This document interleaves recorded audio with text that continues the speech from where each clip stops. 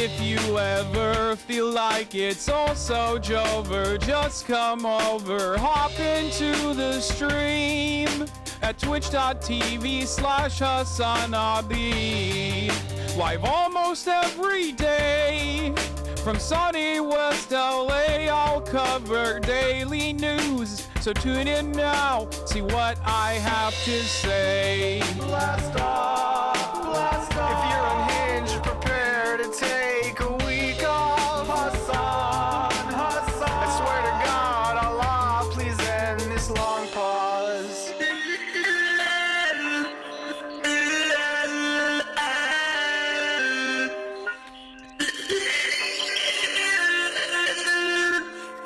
Boss makes $1 and I only make a dime. That's why I watch the stream when I'm on company time. Boss makes $1 and I only make a dime. That's why I watch the stream when I'm on company time, like now. Hasan, Hasan. I'm probably in the chat right now.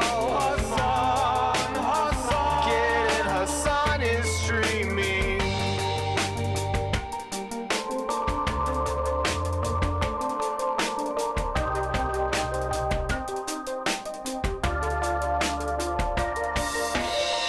I'm just a gamer frog, of course I hate myself. If there's just one stun lock more, my hopes will go up on the shelf.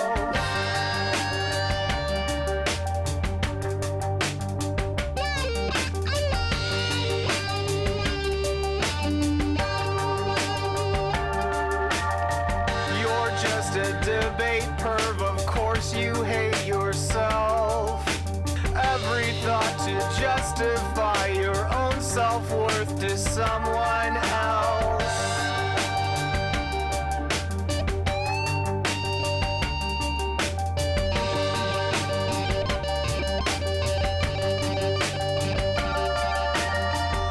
Again, what do I always say? Lost in the sauce, you can't escape. How unhinged can one chatter get? Don't ban him, mods, they're our new pet. Show me the light and set me free from this black pill reality. Can I find hope? Can I debate for this top of the hour break? Boss makes $1 and I only make a dime. That's why I watch the stream when I'm on company time. Boss makes $1 and I only make a dime. That's why I watch the stream when I'm on company time, like now.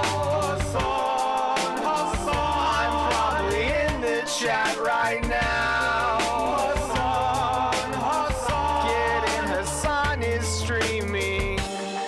Hasan, Hasan. I'm probably in the chat right now. Hasan, Hasan. Get in, Hasan is streaming. What's going on, ladies and gentlemen, boys, girls, and MBs? I hope everyone's having a fantastic evening, afternoon, pre-noon, no matter where you are in the world. I'm Hasan Piker, and this is the HasanAbi broadcast coming to you live from mostly sunny 66 degrees California, Los Angeles. Folks, we're live and alive, and I hope all the boys, girls, and MBs are having a fantastic one, because today's a beautiful day. Today's a wonderful day. Today is Saturday, ladies and gentlemen. It is Saturday, December 14th, 2024. We are so close to Christmas. Holy shit. You already know what it is. That means it's Socialismus. Machine Gun Kitte, thank you for the 5 gifted subs. I'm alive, and I hope everyone is having a fantastic Saturday, no matter where you are in the world. Now, this is the part of the broadcast where I tell you about my personal news, about what's going on in the world of HasanAbi Piker in between the time period where I press the stop streaming button and press the start streaming button. Camera so crispy clear. Yeah, it's been that way. Where have you been? But folks, as far as personal news goes, Not much has happened, unsurprisingly, in the world of HasanAbi Piker. Ended the broadcast last night. And what did I do? I watched Dungeon Meshi. That's right, Delicious in Dungeon. I had a decent amount of time to myself to be able to watch Delicious in Dungeon. Hung out with the family a little bit. This man is late again. Watch out, Mr. Bazor is gonna give him a write-up. Well, my Mr. Bazor is 30,000 of you. Let's be real. So, but there's a good reason for why I'm late, of course, and that is because we had to shoot the podcast this morning, Fear End Podcast. It's going to come out in a timely manner, and it's also going to be relevant stuff. Okay? But, ladies and gentlemen, boys, girls, and MBs, after the Dungeon Meshi experience, I went to sleep. I woke up early, and I got a warning. Cutie is on. Yes, Cutie is on the episode. Don't worry. For all the cutie heads out there, do not worry. Yeah, what did I do? I went on. It's Saturday morning. Immediately, I got the itch where I was like, I got to do less politics, which is of course something that we never actually end up doing. But other than that, I got a warning on my phone. It said, "Hey, Hasan, you've actually slept 8 hours for once. Are you okay? Congratulations." And honestly, I feel pretty good. I was trying to also, for the gaming enjoyers out there, rejoice. There is an opportunity out there. I don't know if it'll come through, but I was trying to put together with a couple friends a lobby for Marvel Rivals. That's right, and it's not like sponsored or anything, but everyone keeps saying it's fucking sick. So yeah, there might be a little bit of Marvel Rivals gaming as well, because I'm really I really want to touch on it, because I heard it's like really fucking exciting and fun. I don't care either way, but go off, King. Yeah. Again, a reminder that you have 3 unused collabs from the Rainforest Charity that you still haven't gotten done. Goat Yoga with Will, Ice Skating with Blau, random collab with Lud, free content. True. Yeah.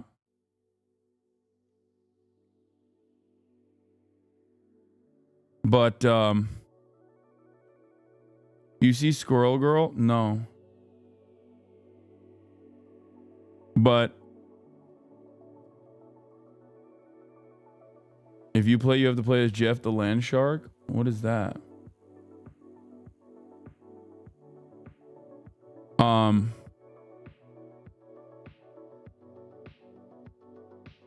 I got engaged this week, says Yehuda. Shouts out to you, my friend. Congratulations. Mazel tov. Do you say Mazel tov after an engagement?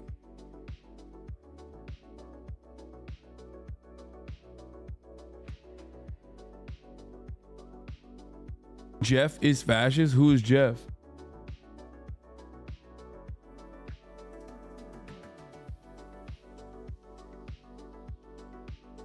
You say it after anything good. It's the same as congrats. Yeah.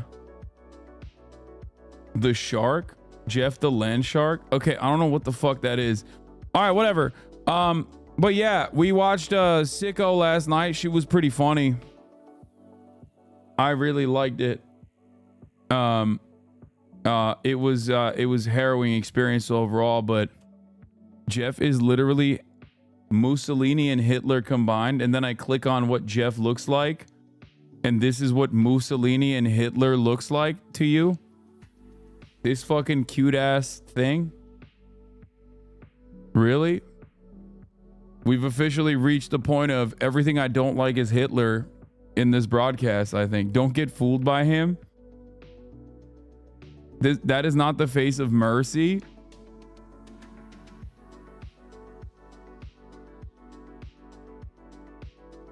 Don't fall for it. You don't know? Okay, well, Regardless, folks. Other than that, personal news wise, what has happened in the world? I woke up early. I did my honorary Discord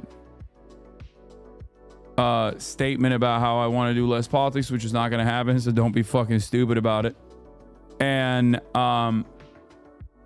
also after that, I went and I worked out. It was a light workout day, and I found out that I've gained like 8 pounds. I've gained 8 pounds after 1 week of like eating poorly in Londonistan. And I gotta nip that shit in the bud, you know? I gotta fucking fix that instantly. So there is that. Mostly water weight, but still. Yeah. But the one impact of it has been that like I'm putting up more weight than ever before, so that's good. Stavi's cookies played a role in this as well. God damn it, Stavi. I ate the entire tank of cookies.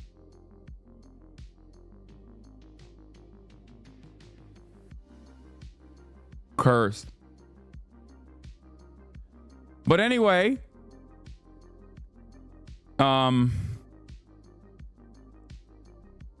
it's all good though. I'm back on my fitness shit. I'm back on my good diet shit as well. You already know, baby. Don't you worry about a goddamn thing. So, what else?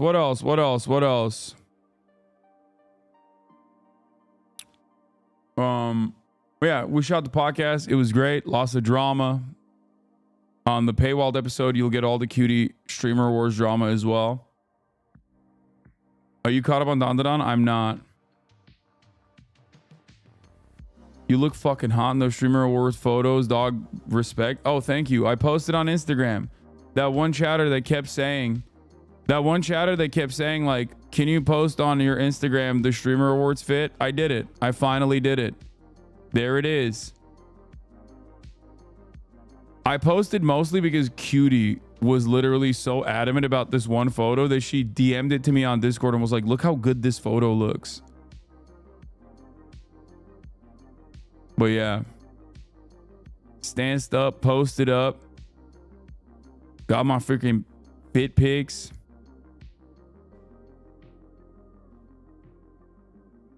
Hasan, can I look like you want a HasanAbi head girly? Good luck.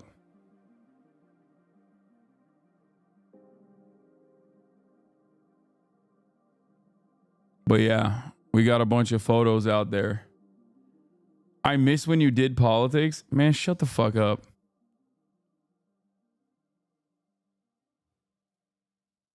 You didn't tag Speed in the pics on Twitter? I didn't because Speed is untaggable on Twitter. Even though we're moots. Like I follow him, he follows me back. It doesn't matter. I am not allowed to tag him on Twitter for some reason. I don't think he has his. Don't worry about doing less politics. I'll be fine watching you game. Thank you.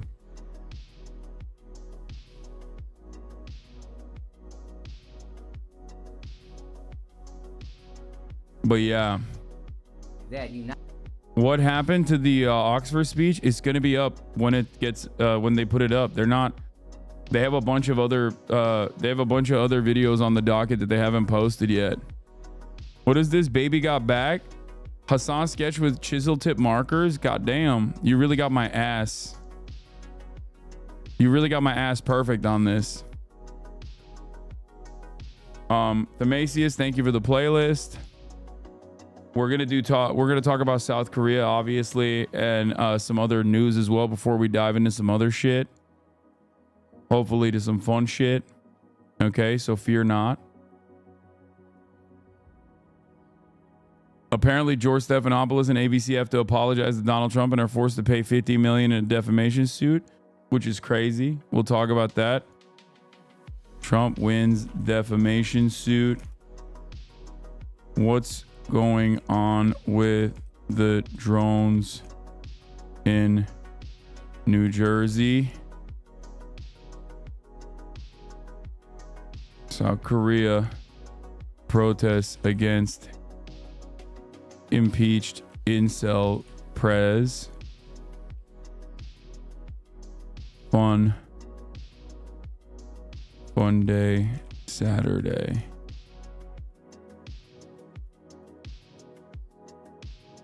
Commences. We got watch parties. We got it all. Get in now. What is this Reddit? Yeah, the sovereign citizens on the docket.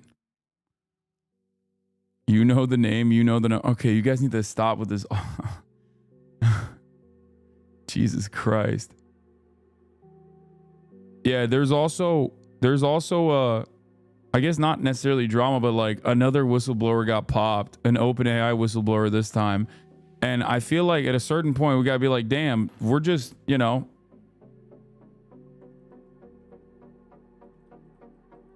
like what's happening there? What's going on? Just if you're a whistleblower, you just get killed now. That's what it is.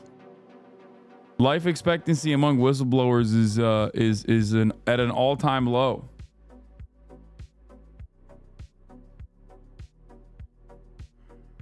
Jay Mershon, thank you for the 5 gifted. Here it is.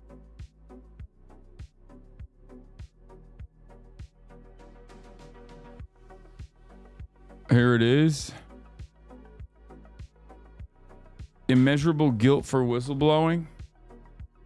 Yeah, that's what it is. They feel so much guilt after blowing the whistle against these massive corporations that are so good.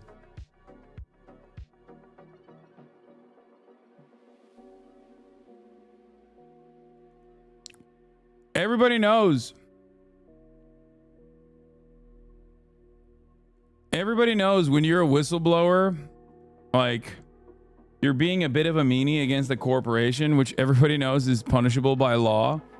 And I think you just have this tremendous guilt for blowing the whistle against the corporation, which should not be allowed, which should not be free speech. Free speech obviously has limitations, such as when it hurts corporations' feelings. And I think that's the reason why they dome themselves so regularly.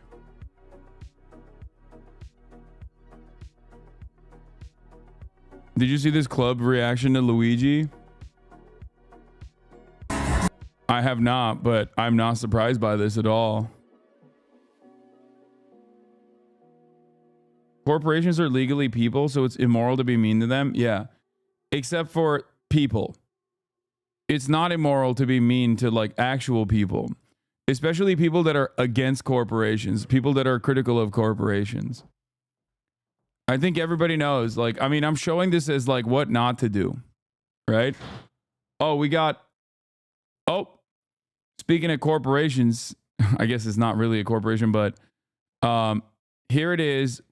People are entering right now in the chat for an opportunity to get gifted some ideology merch.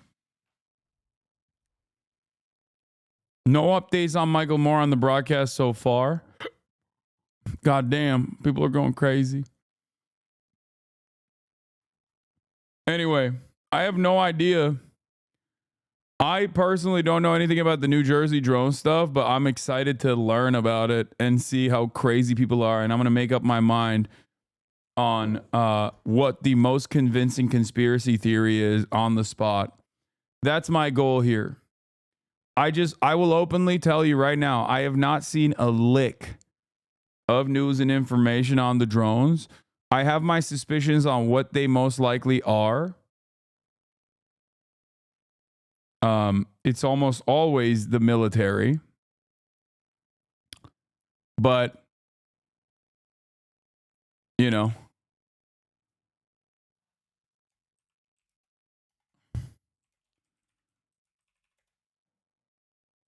but we'll see. Okay, stop spamming. The winner is Tie Guy 2022. Congratulations, Tie Guy 2022.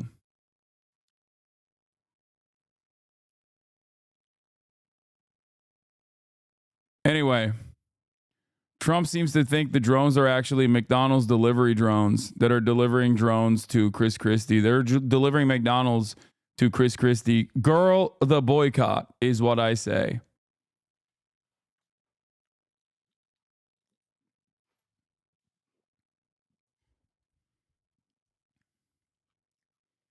People are saying, is Iranian drones coming from the mothership off the coast? Yeah.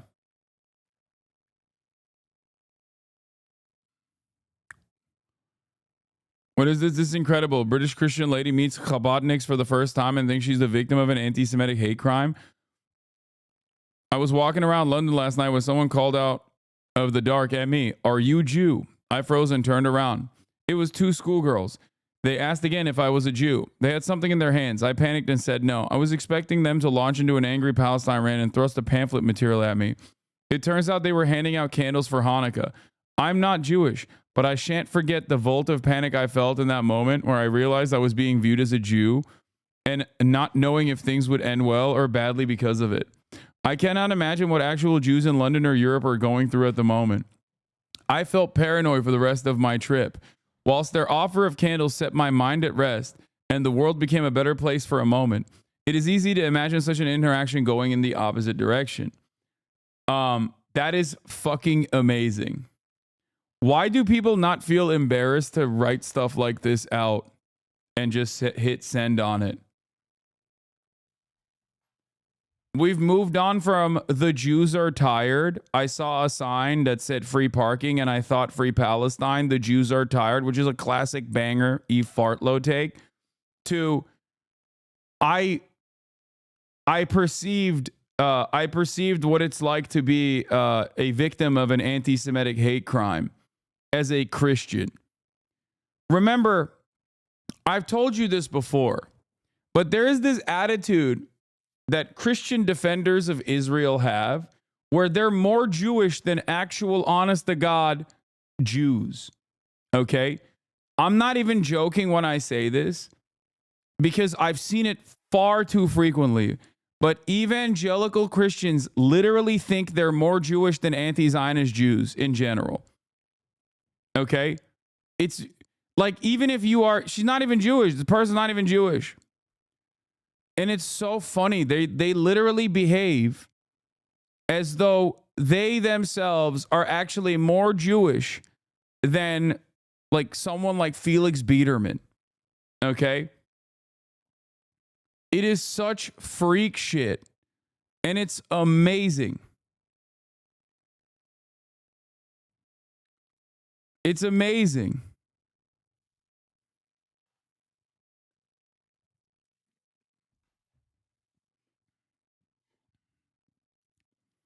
It's like they perceive personal victimhood by proxy.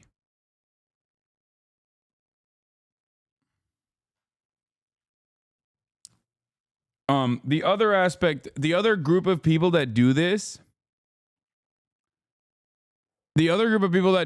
are Germans across the board, regardless of their like religious background. Germany as a nation is comprised of people with this exact mentality for some weird, inexplicable reason. I guess it's not inexplicable. It is very explicable.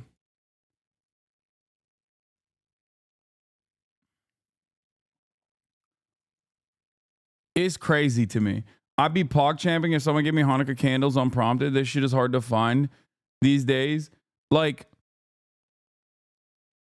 it's funny because like this could have gone in either direction. It could have been a Hanukkah candle, or it could have been the other classic, which is Chabadniks trying to convert you, like a Jewish man, into their version of Judaism, which is something that I have also encountered because I guess I live in areas where there are a lot of Orthodox Jews, and I guess I look Jewish because this has happened to me as well. Little do they know. Little do they know. But that's it.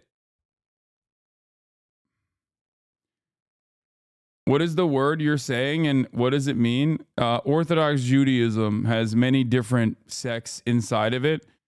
And one branch of it is one branch of it. There's no proselytizing in Judaism. There's no like Mormon missionary style.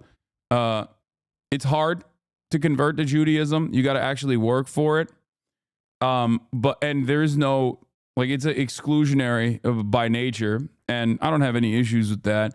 But there is one group within different branches that want other Jews who are like Reform Jews to be more Jewish,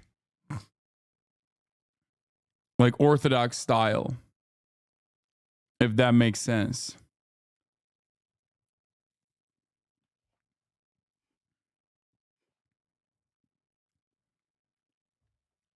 Where if you have been in any neighborhoods where there's like a lot of Orthodox Jews, and if you look Jewish,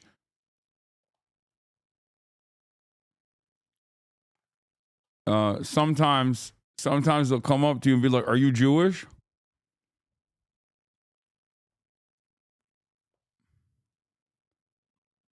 And the reason why they're asking is because they want to convert you into Orthodox Judaism. Like, they want to convert you into believing that the Messiah is alive, I think. That's what it is, right? In New York, at least, it's like the Messiah, the Jews that believe that the Messiah is still alive. He didn't actually die. Not all Jews want to convert you, law. That's a pretty dangerous kind of take. Wait, what? Guy who literally did not hear anything I said. Like, not only did I... Oh, what are you saying? I said the exact opposite thing that you... Like, I said this, okay? I said this first part. It's not even like a majority. And it's not a conversion from a Christian or a Muslim into Judaism. It's a conversion from Reform Judaism to Orthodox, a very specific type of Orthodox Judaism. That's why they ask if you are Jewish or not. The Lubavitcher Rebbe died, and some Chabadniks believe he's still alive, and some think he is not the Messiah. Yeah, exactly.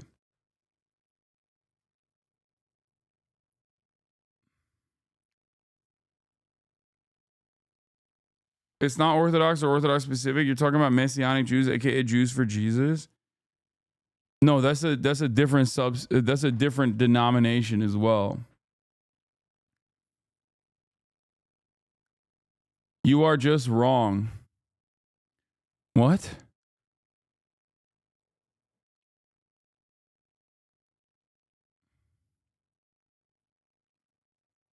Overwatch is better than Rivals. Please don't play Rivals. Oh my God. I thought this guy was talking about something that I was actually talking about, but it turns out he's not.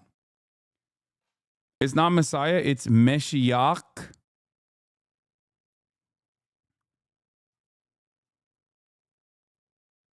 Wait, I thought they knew who the Messiah was. No, there's like there are different groupings where some people think it's that Rebbe that they were talking about, and other people think that he hasn't come back yet. And when he does come back, then Jews will have a nation state. So like the Neterai Karta don't believe that the Messiah has come back yet, and that Jews are supposed to be stateless according to their interpretation of the Torah until the Messiah comes back. There are different sects even between the drippier coalitions of orthodoxy. Like even within Orthodox Judaism, there are different groupings that have a different interpretation of the Torah. So like even if you see dudes with the fucking hat, the hat that says like they've had sex, which I think is the coolest thing, and every religion should have that, in my opinion. Like the furry hat. Like I personally love that. It's like a video game. You get to put on more armor. You know what I mean? Like you get to put on armor to show your class position, and instead of your class position, you get to show that you've had sex. Wait, that's what it means? Okay, maybe I'm interpreting it a little bit different than what it's actually supposed to imply. It just means that you're married.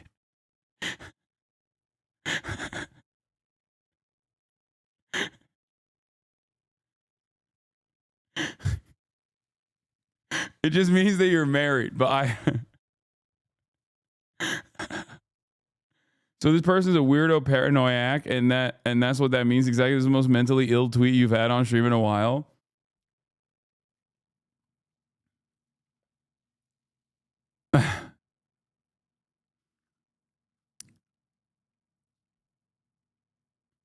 That person is a detransitioner? Wait, what? Oh my God, what's wrong with England, man? What the hell's going on?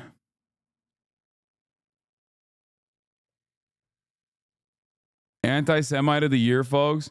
I'm willing to bet I know more about the ins and outs of Judaism and the different sects than like the average Jewish American does. Like, but that's because I need to know my enemy better. Ooh, that's right. I've studied the blade so I could figure out how to be more anti-Semitic secretly. Is Anti-Semite of the Year going to be announced tomorrow? That's what a professional anti-Semite would say. It's true.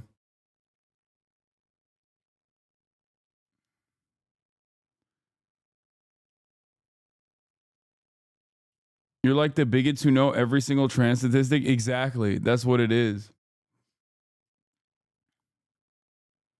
You only know more because Felix gives you the fix. Felix has taught me some stuff. I mean, I've learned some stuff. I didn't know about the tent, or not the tent necessarily, but the leaves that you get fluffed in the face with. That shit's cool too. The very expensive citrus. Sukkot.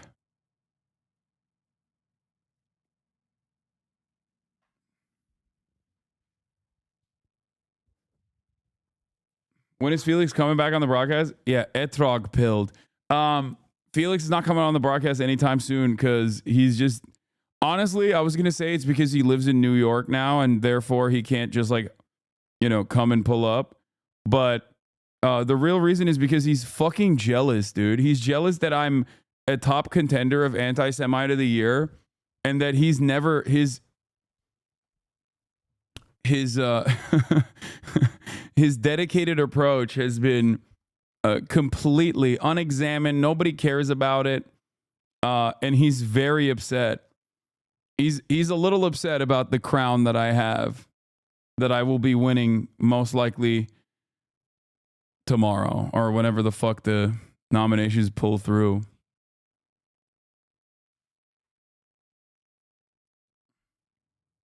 They don't know ball.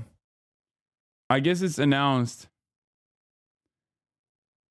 After an unprecedented 20,000 votes, 3 finals have emerged for 2024's Anti-Semite of the Year. Candace Owens, Hasan Piker, Greta Thunberg. Voting is open until December 13th. Oh shit, the voting ended yesterday. And the winner will be announced on December 15th.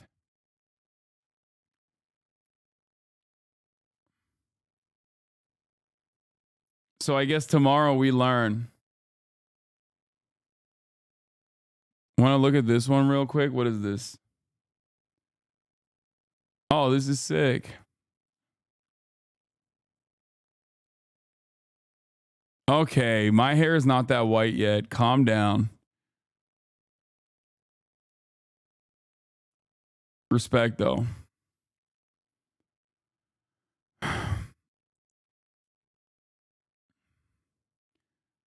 I'm willing to bet it's still going to be Candace Owens. Well, not because she's like actually... This is a unique one because Candace Owens is legitimately anti-Semitic and also anti-Zionist, which is why she's on this list. Not because she's actually anti-Semitic. She's the only person who's actually anti-Semitic out of the top 3 contenders. But I don't think any of that is the reason why she's going to win this.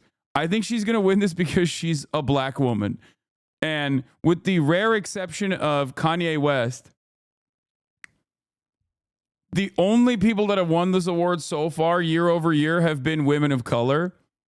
And once again, with the exception of Kanye West, every single other person was not actually anti-Semitic, but simply anti-Israel. So I still think it probably will be Candace Owens. So we'll see. But I think I might win it. You know, I might win it all. Who knows? And it will be the first time a white man has finally won the goddamn award, you know? Do you get a trophy? I don't know.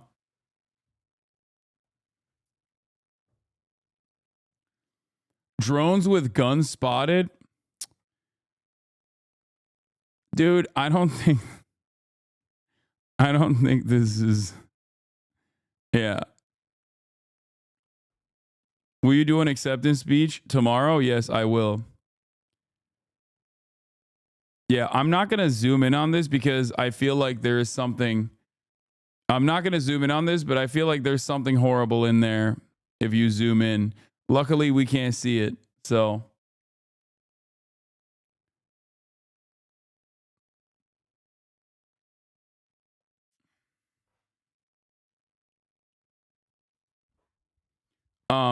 I have seen a lot of stuff about the drone stuff that I think is really funny. Like I don't know a single damn like real article on the drone shit, but the drone shit is seemingly yet another instance where like like people are not being normal about this at all. Like people are like I've seen a couple posts of people just straight up posting planes that are flying above their house or whatever, and they're like, this is a drone, and it's like, no, it's definitely not. That's just a plane. Like, you're just describing a plane. You are looking at a plane. We are so medieval peasant brain, dude. It is amazing. It is fucking spectacular. But people think it's an Iranian mothership, and I love that.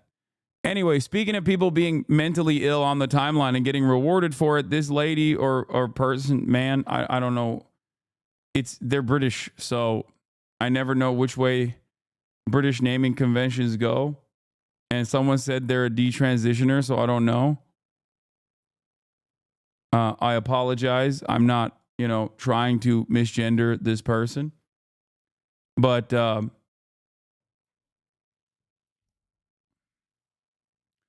anyway, they said Jews are being targeted in the streets of Europe. This has made newspaper headlines all year. I'm not saying anything happened to me. I'm not saying I'm a victim of anything.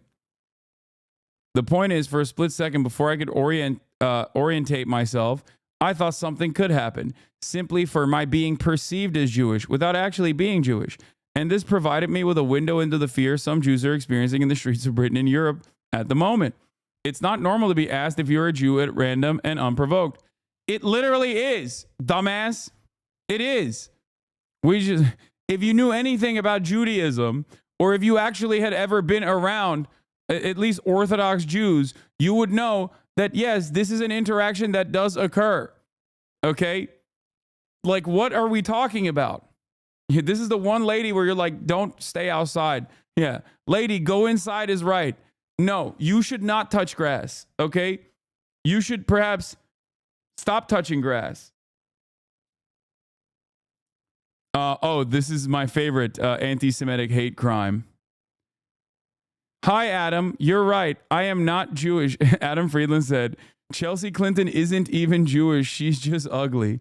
Chelsea Clinton responds, hi, Adam. You're right. I am not Jewish. Since you find me ugly, feel free to never look at me. The ugly Jew is a vile, centuries-old anti-Semitic trope. So next time, please just go straight to ugly and leave out the rest. Thank you.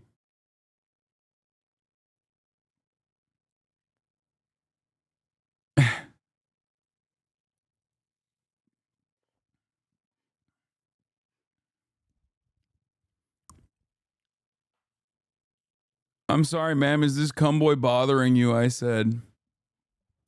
I was there to defend the honor. Excuse me, Chelsea. My friend Adam actually happens to be ugly as shit and looks exactly like anti-Jewish propaganda. So please check your just regular ugly privilege.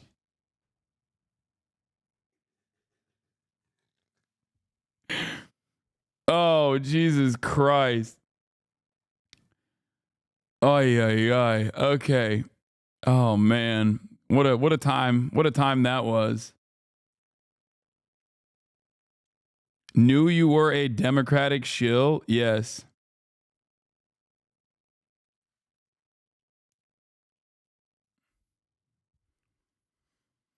Huh.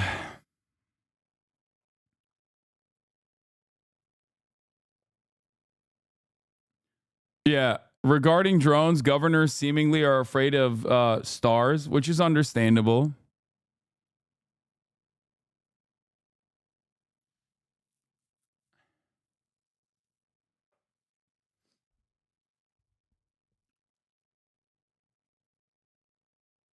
Andy Kim, after going out with police to observe reports of possible drones, I loved the photo op.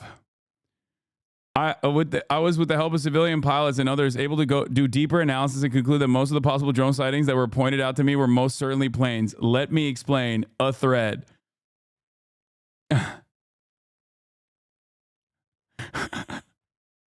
Dude, we are on the verge of something nefarious, okay?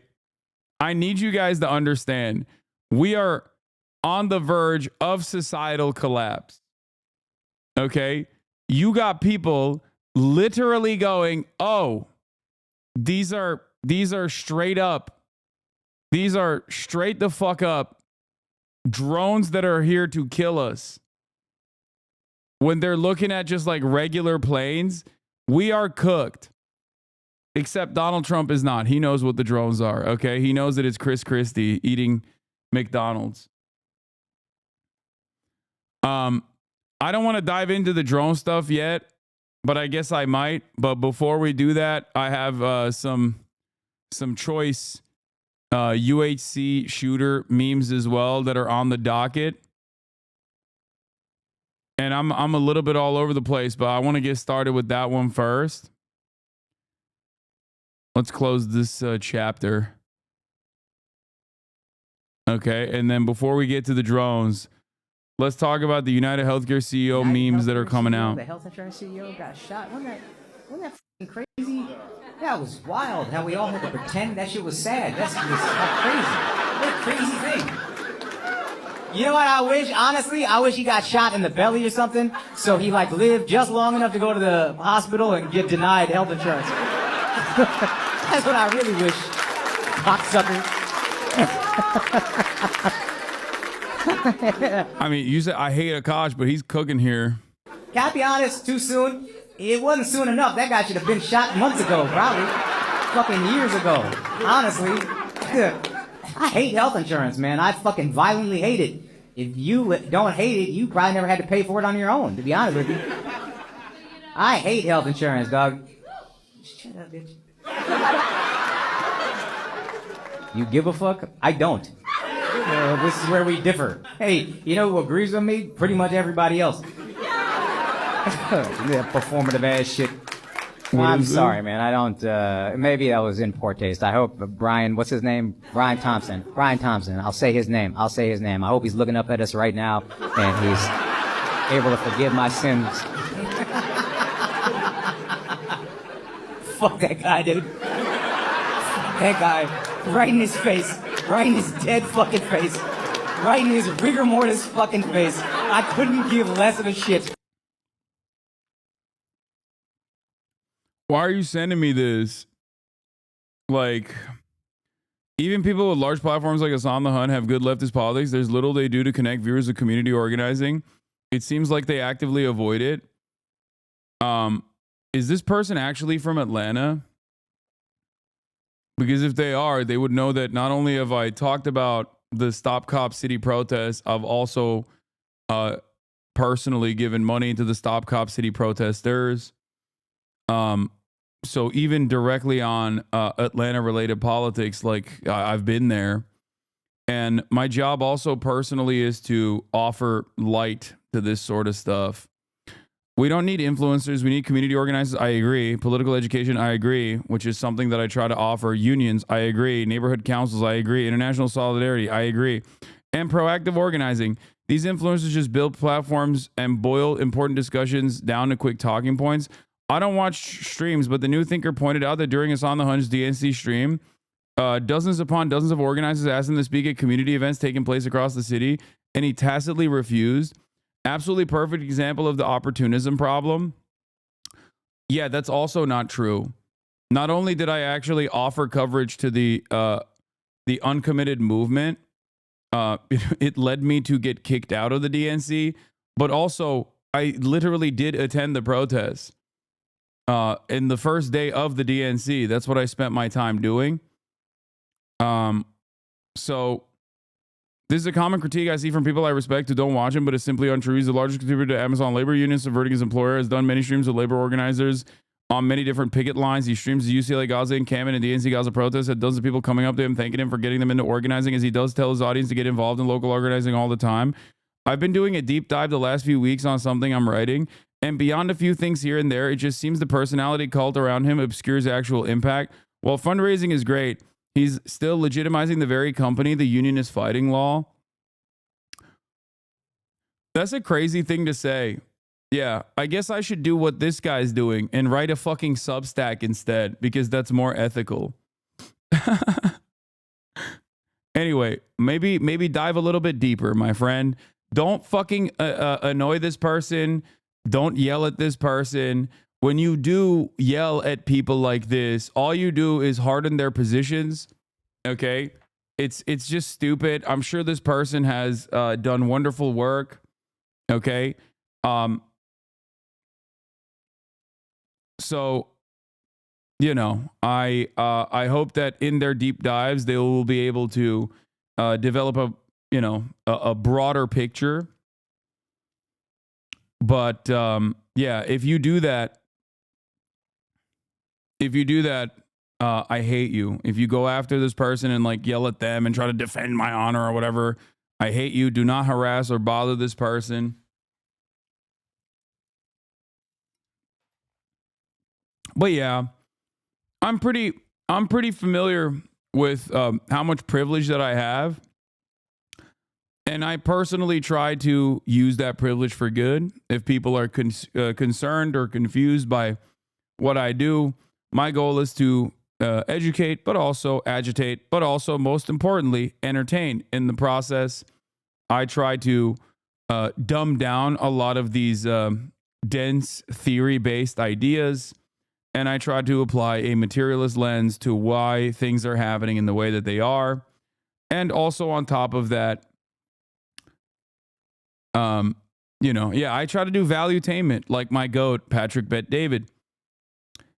And yeah, that's it. And I think that it is false to say that, I mean, it's not my impact. My impact in and of itself is nothing. But this community is comprised of many community organizers, and many people that have been able to successfully and sometimes unsuccessfully unionize their labor, unionize their workplaces. So, maybe this person is a little confused, but you can shit on me all day, every day. That's fine. But don't assume that this is a community comprised of dullards who don't know their ass from their elbow. These are people who are very impactful.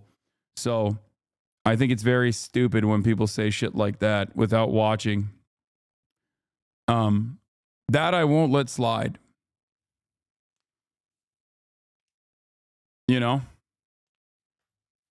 Because it's objectively untrue. And I hate when people say stuff like that, when they're like, oh, these are just teenagers, they're dumb teenagers. It's wrong.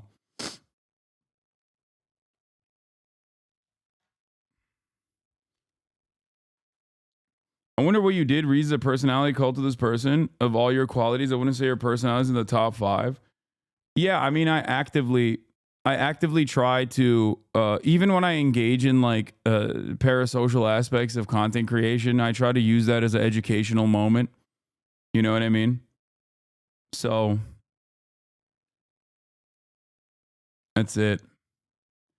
But most of this argument basically reduces to he should do everything but the one thing that he's successful at. And I always find that very funny when people are just like, hey, I recognize your place in this space as a successful content creator whose worldview is almost identical to mine, most likely. But I think you should stop the one thing that you're incredibly successful at, that it's so successful that like I recognize it, and do something else. It almost always gets reduced to that by both my haters who want me to shut the fuck up and go away, and even people who would normally be fans that also ironically advocate for the same thing. The unfortunate reality for you guys that want me to shut the fuck up and go away is that I'm not going to do that. And I also don't know why you think you have any say in this process. You can try to write a convincing argument on your Substack or whatever. I have yet to see it. But, overall, stay in your lane. I'm going to stay in mine. And I'm going to keep doing what I'm doing. Many people have come and gone. Some who have said Hasan is secretly a reactionary, maybe even, dare I say, a fascist. Hasan is this, Hasan is that. And it seems like my opinions on, or my commentary has not changed.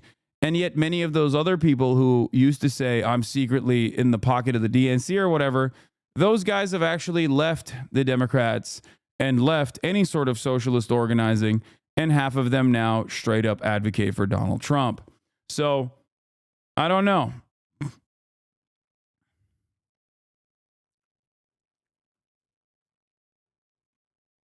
You could call me anything, but you can't call me inconsistent. Okay?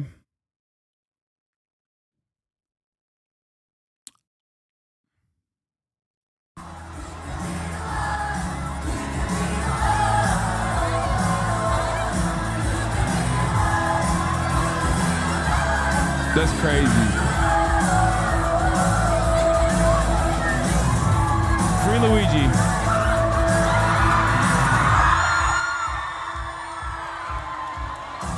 gotta give the people what they want, right? Long live Luigi, free Luigi. That's right.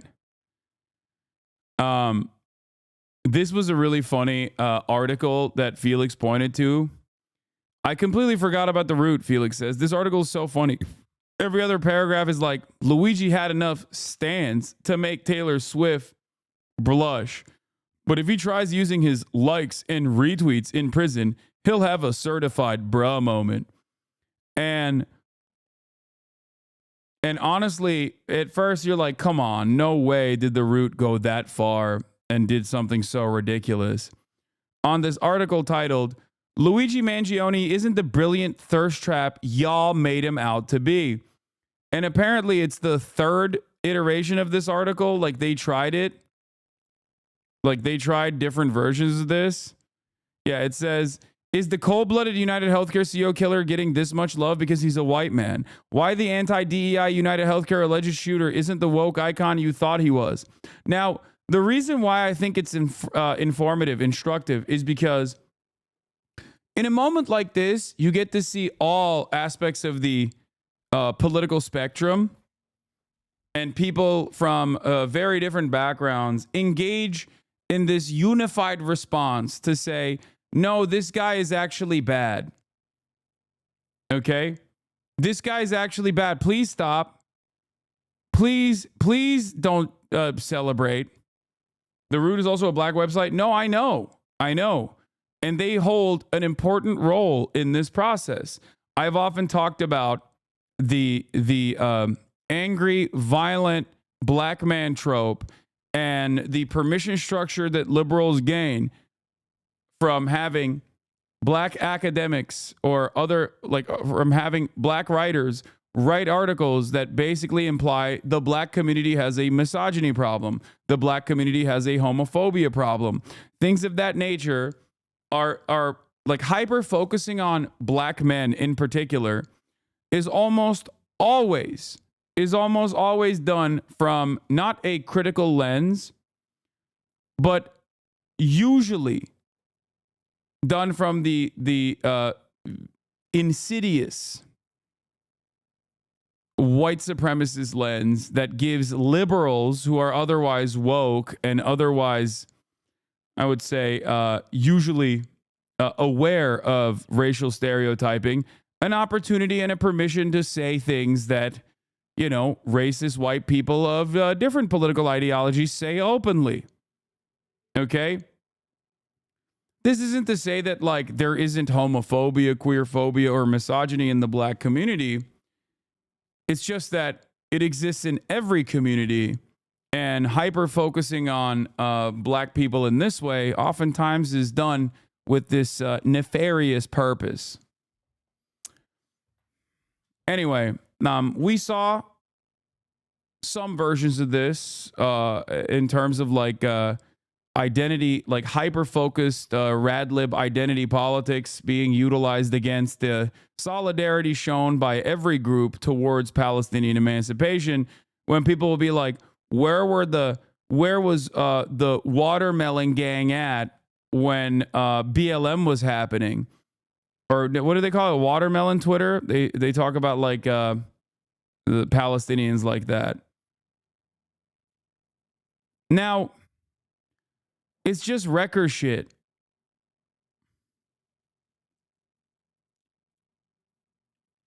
Yeah, it's just wrecker shit for the most part. Just so you understand, it is not done with honest intentions, in my opinion. It is not done with honest intentions, but rather with a nefarious purpose. To say, yeah, no, the real victim here are not the millions of people that have been fucked over by their private healthcare providers, but instead it's actually the healthcare CEOs that contribute to this problem. Please. That's it. And there is no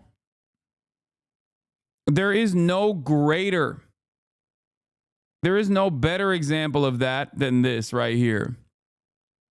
Oh, yeah, don't make no mistake. It's because he's a white man. That's why people love him. And oftentimes, what's really interesting about this is that it does come from like a valid assessment, because white supremacy is real.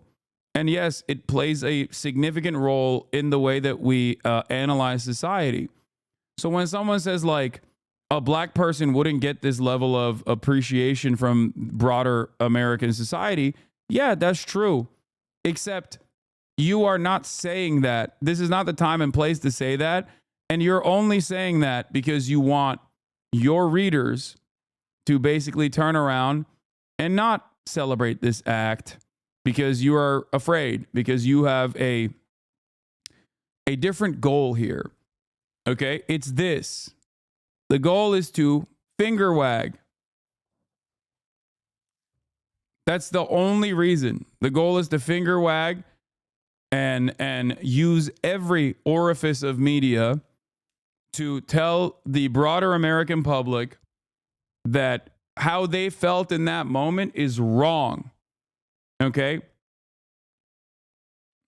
That's it. This is a perfect example of identity politics used for the explicit purpose of obfuscating class instead of combating existing injustice. Yes. Thank you, chatter. You pointed it out perfectly. But without further ado, let's read what this Root article was about by Madison J. Gray. Luigi Manzioni isn't the brilliant thirst trap y'all made him out to be. This cat is being heralded as some type of brilliant rogue vigilante because of his looks. Nah, son.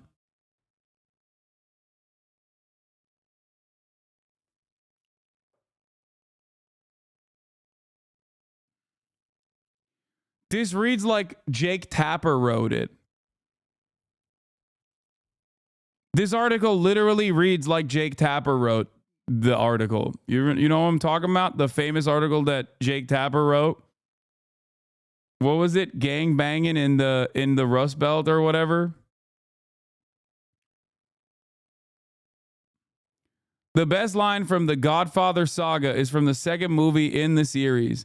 Michael Corleone says, "If anything in this life is certain, if history has taught us anything, it is that you can kill anyone." Maybe Luigi Mangione took this really seriously when he decided to allegedly bust a cap in the back.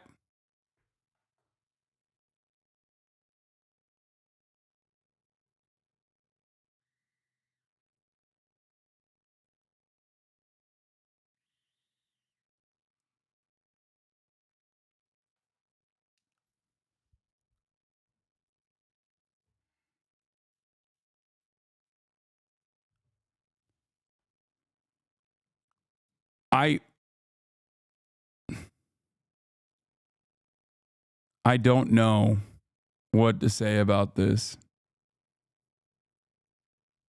Okay, I that is.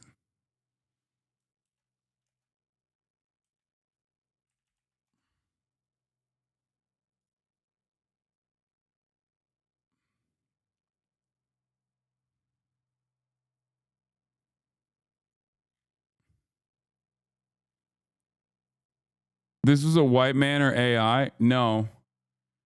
I think it's an incredibly corny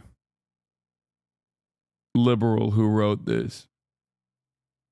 I know it reads as though. I know it reads as like an out of touch white dude, like Jake Tapper. Like as though Jake Tapper wrote it personally.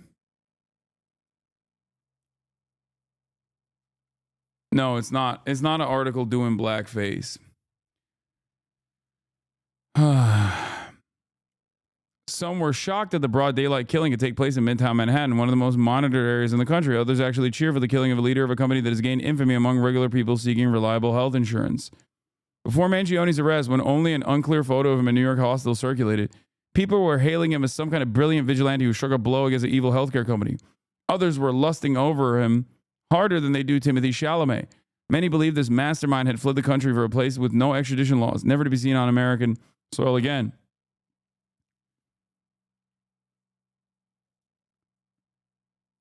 Now we know that Mangione actually came from privilege with his Ivy League engineering and tech intern background. Again, yeah, Jake Tapper, gang banging in the media land, where he...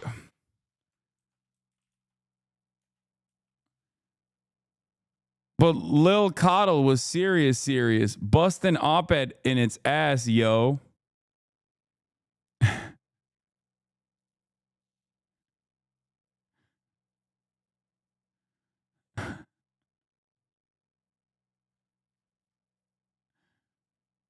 This is a real article, man.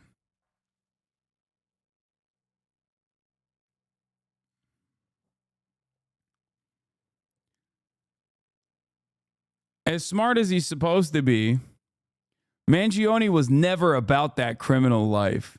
He did dumb shit like remove his face mask in a heavily surveilled area, apparently left the trail of evidence. And even in his perp walk, he wouldn't shut up. A violation of rule number 1 when you get cuffed. Folks, especially white women, are standing Mangione because he's young and handsome. And I guess pretty privilege also applies when you take a mugshot.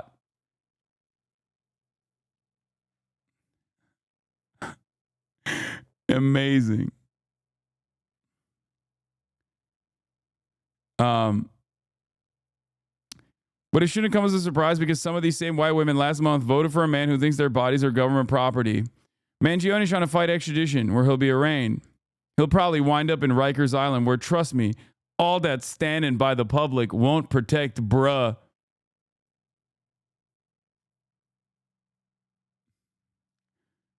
This whole episode created a new and probably needed discussion on the healthcare system, but unfortunately the focus has shifted to a man who really doesn't deserve the flowers he's getting.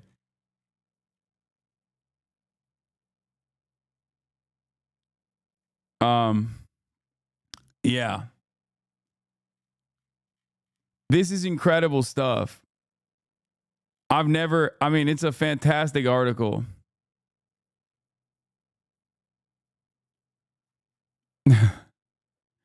Congratulations to The Root for yet another banger, okay?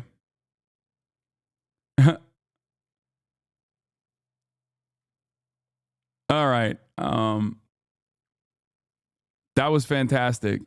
Congratulations. Like, there's a million articles you could write from the racial angle, okay, where, like, Americans' broad reception to Daniel Penny, okay, a person who dished out quote-unquote vigilante justice against a black unhoused person experiencing a mental health episode in a system that failed Jordan Neely time and time again. And the broad reception and celebration of Daniel Penny is gross, okay? Especially when the very same media outlets on the right that personally hail Daniel Penny as a champion are also simultaneously in the same breath criticizing this other person who is seen as a vigilante that has broader reception, that has even more broader and more popular reception. But of course, that kind of takes the argument away from, you know, shunning people and yelling at them for even daring to say, I don't personally care about this story at all. So, you know, just bad writing in general, but I'm glad it exists. Because I like reading shit like that. I love reading bad articles like that. It's fantastic. Anyway, there was a couple other things I wanted to talk about with respect to protecting healthcare CEOs. I'm glad that Connor O'Malley is doing the right thing and is working tirelessly in defending healthcare CEOs, walking medical executives from their offices to their car. Walking medical executives from their offices to their car. I had no weapon. I was going to disarm attackers with original song.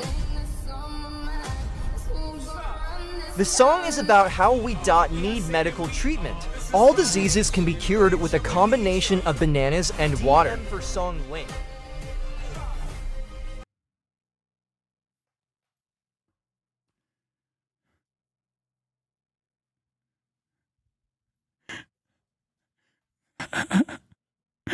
But this is Connor O'Malley. He's fucking hilarious. He's a comedian who does stuff like this all the time. He's great. Before you say this is not like a crazy person, chat. He's a comedian. He is presenting himself as a crazy person. I know, 127. Okay, I guess I'm not the most autistic in this fucking community. All right, Jesus Christ. He is a comic. This is a joke.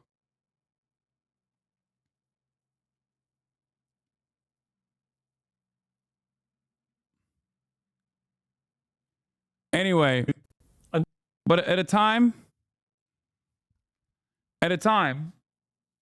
when we have many CEOs that are terrified, I wanted to speak about this one CEO who was asked on Piers Morgan's broadcast what he would say to people who celebrated Luigi Mangione. Now, the reason why I think this is really funny is because Peter Thiel is a real-life supervillain. Peter Thiel also partially is responsible for the Root, or at least the larger company that owned the Root and many others, Gawker Media, being destroyed. Okay? Peter Thiel, who actually, you know, has real blood boys, is once again showcasing his charisma and defending the honor of CEOs. And to those who think this shooter is a hero because he did it because he said this healthcare executive was presiding over a healthcare system which kills thousands of Americans by denying them cover, what would you say to them?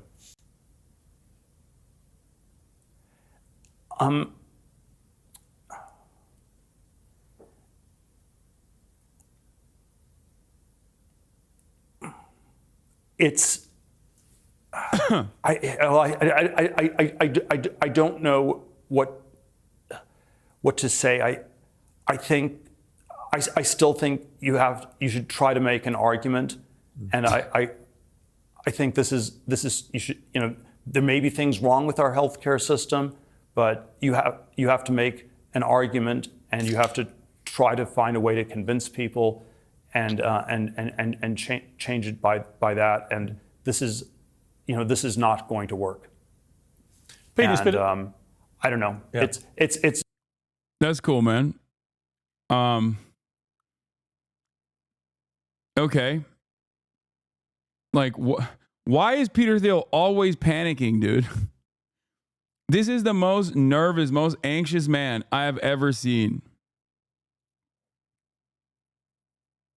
He's trying to make public appearances thinking that people will like him like Elon. It ain't working. Yeah. I mean, it's yeah. I mean, there are all sorts of things one could say about it, but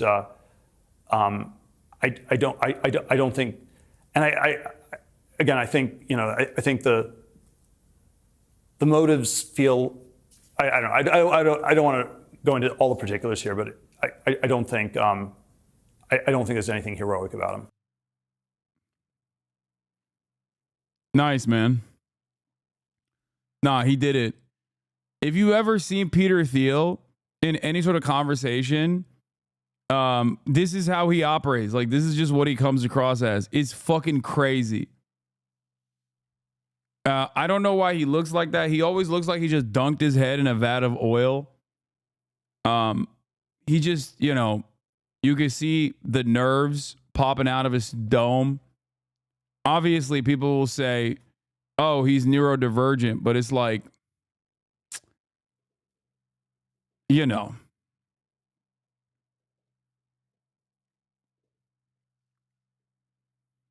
This is also an incredible time for Peter Thiel as well, considering all the play that surveillance technology is getting, especially artificial intelligence-backed surveillance technology, which is what he does. That's his job. That's what he does for a living. So congratulations to Peter Thiel. He will be the one that wins the most from this process. Hold on. Jesus Christ. Second.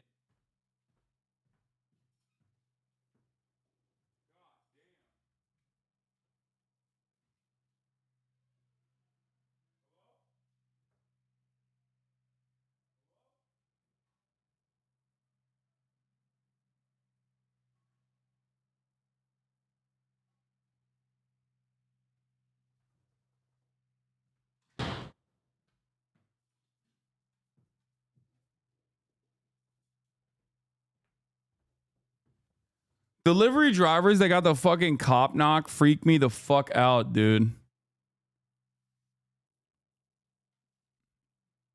Delivery drivers sometimes come in and they just like, I mean, they don't come into the house, but like when they're delivering and they just like knock on the door for me to see that there's a package, it is straight up fucking terrifying.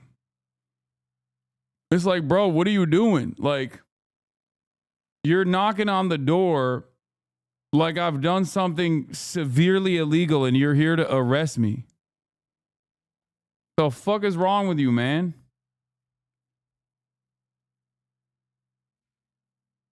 It's madness. Kapıya birisi delivery. Kapıya vurdu da korkuttu.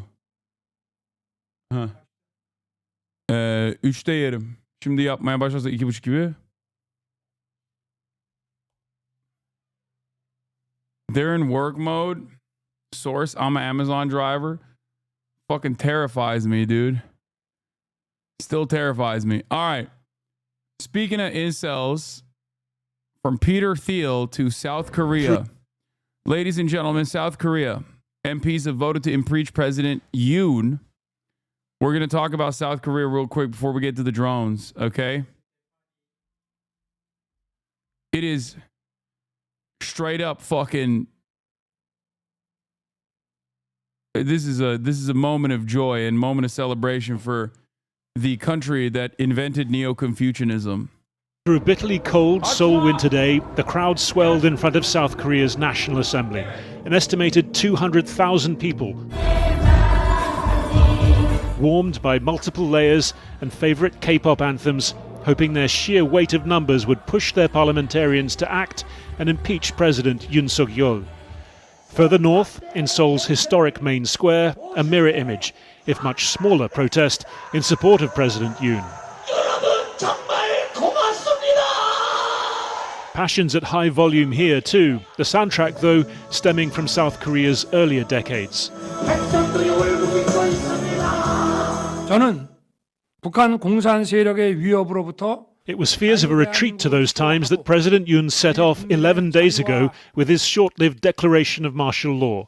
He'd blamed an obstructive parliament, an opposition infiltrated by North Korean influence, claiming he was defending liberal democracy. National Assembly members left defending the chamber from special forces long enough to vote down the order. Today, the Assembly a place of sober political ritual. After a first attempt aborted last week when the president's ruling party boycotted the vote, today ballots were cast. The minimum required for impeachment, 200, or 2/3 of the Assembly's members. In favour, 204 votes.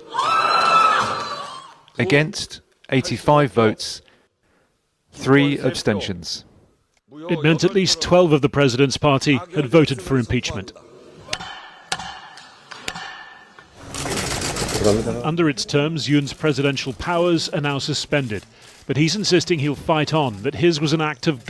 It's really interesting because South Korea's history with like military dictatorship and authoritarianism that is not so far away, that is in the not so distant past, that like a lot of people understandably have anger and resentment towards that sort of thing.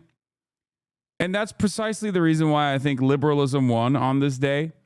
Like this is what American liberals think, what their hashtag resistance liberalism looks like. And this is actually hashtag liberalism in action. Like they did literally vote for a guy who failed to facilitate a military coup.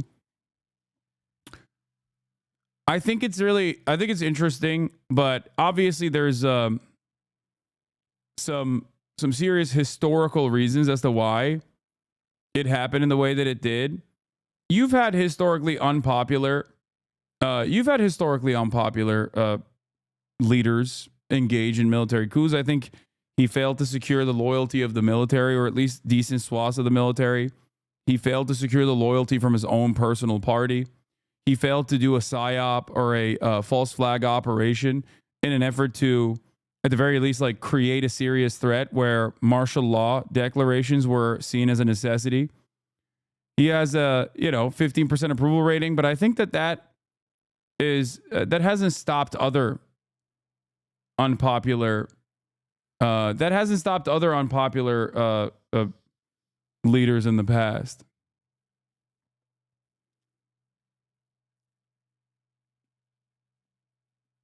Their liberal W's did require sitting members of Congress to stare down riot police / National Guard types in the protests, something our Dems wouldn't do.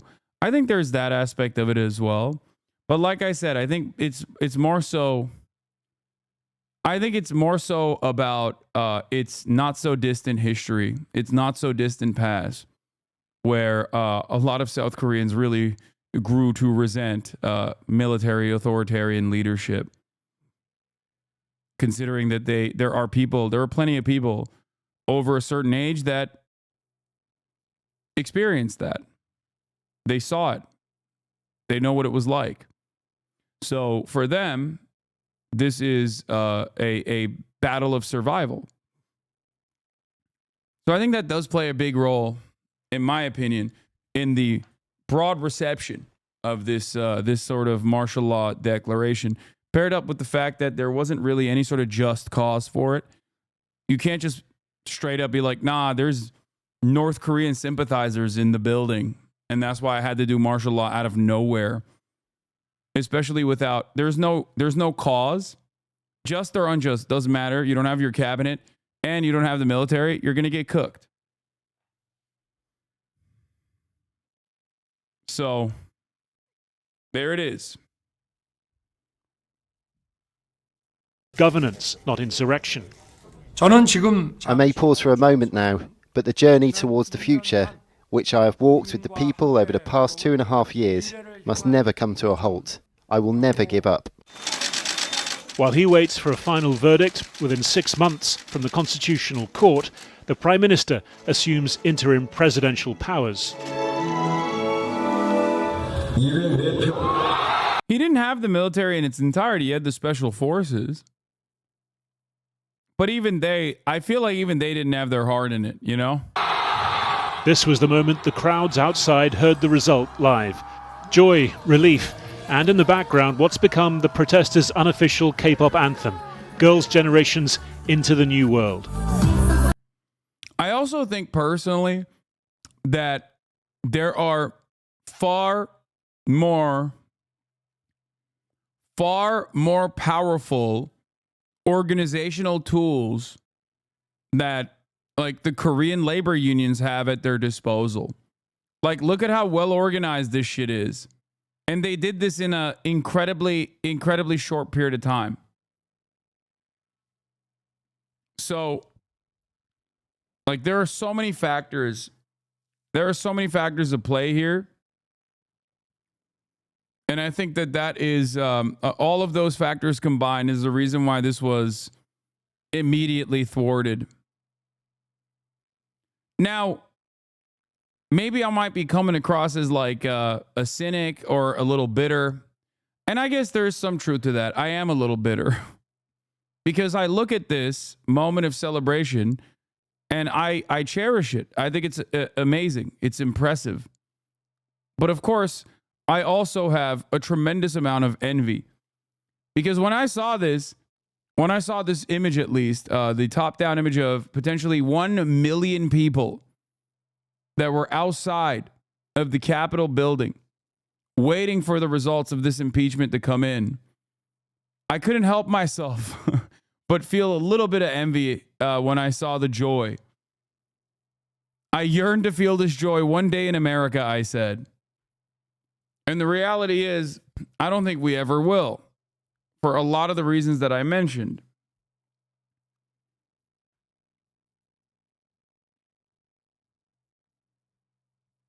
I think that's another materialist perspective. Koreans do not get paid for their labor, so this ability to put on a general strike within hours, they have seemingly less to lose and more reason to create solidarity and organize. Yeah, their labor unions are interesting. They have a lot of organizational power, but they're ultimately powerless in the face of like chaeballs in general. Even though they do end up doing like work stoppages and stuff. But the unions had a general strike ready to go in like less than 12 hours.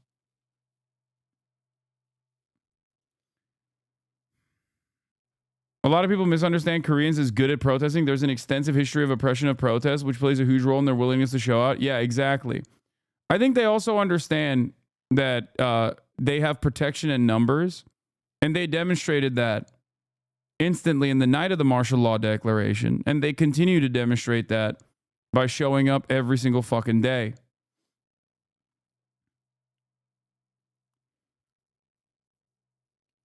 I feel like we should do a deeper dive into many of the uprisings that took place that the American-backed authoritarian government actually very violently squashed, both in the lead up to the Korean War, but also in the aftermath of the Korean War as well.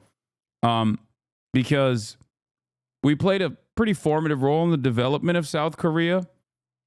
And not only that, but also, we played a pretty formative role in the maintenance of the authoritarian military rule in South Korea because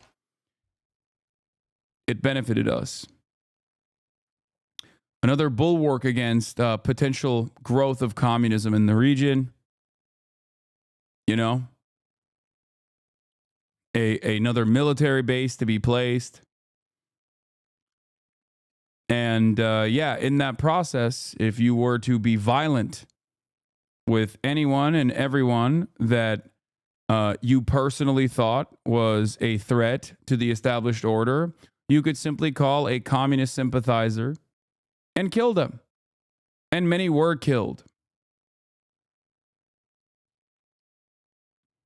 I think this plays a pretty big role in the current material conditions of South Korean existence.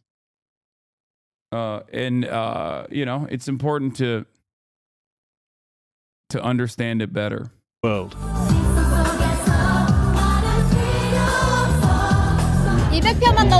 We needed 200 votes, and I was astonished when the motion passed by only 4. I felt South Korea's democracy was still alive. Lawmakers should never ignore our voices in the future. It was an honor to be here with all these people. I expected this result today, but now that it's happening, I feel so happy and moved that I burst into tears. Our people are great, and we did it. We will keep on this in the future as well. But how new is this world? The opposition leader Lee Jae-myung, a potential next president, was himself convicted of breaking election law last month and has 3 other trials outstanding. It may be enough for the crowds here that they prevented a journey back to an old world of military dictatorships past. South Korea's parliament voting to impeach President Yoon Suk-yeol this morning. The news was met with cheers by opponents of Yoon's. I'm jealous, dude. I'm jealous. I'm jealous. I'm jealous. I'm jealous. I see this level of organizing. I see this level of action, and I see the reaction from the government, and I can't help but feel a little jealous, man. I can't help. Now, of course, having said that, will this actually improve the day-to-day existence of South Koreans? Of course not. But it doesn't matter. Like, this is a brief moment where they actually took to the streets and it worked. You know what I mean? This is what it feels like when I see people in other countries get free healthcare, and I'm like, why can't it be us? It's crazy. Maybe if you taught us, maybe if you spent 2 weeks out of the year not reacting to the zeitgeist and just directing the rest of us, many of us don't have time to figure this shit out on our own. What are you talking about? Everything that I do is literally hand-holding you through this fucking process. The fuck? Yeah, it's my fault that America is the heart of Red Scare propaganda. It is the heart of empire, and it very successfully destroyed any kind of labor militancy that it used to have. And one fucking Twitch streamer on an Amazon subsidiary corporation is going to lead the revolution.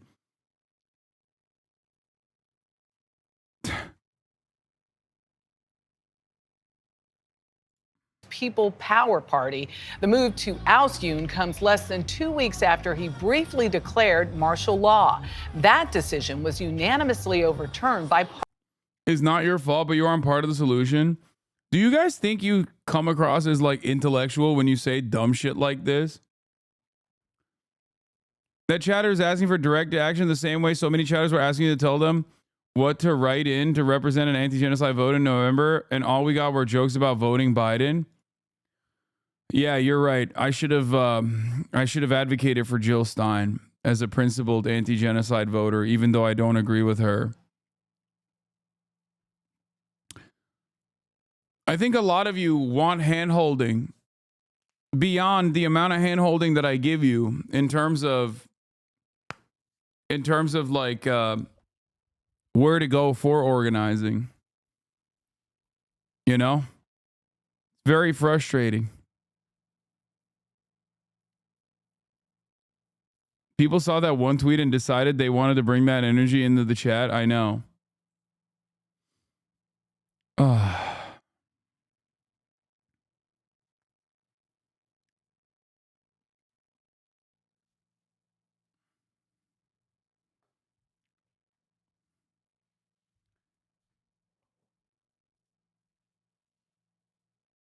I was saying dumbass shit adjacent to these chatters as recently as last June. Please understand that this is just lashing out at allies as a part of the pipeline. You are doing a great thing. This anger is arguably a good sign. Yeah, not really. I think everyone has a little wrecker tendency in their brains, and they just kind of sometimes feed into it.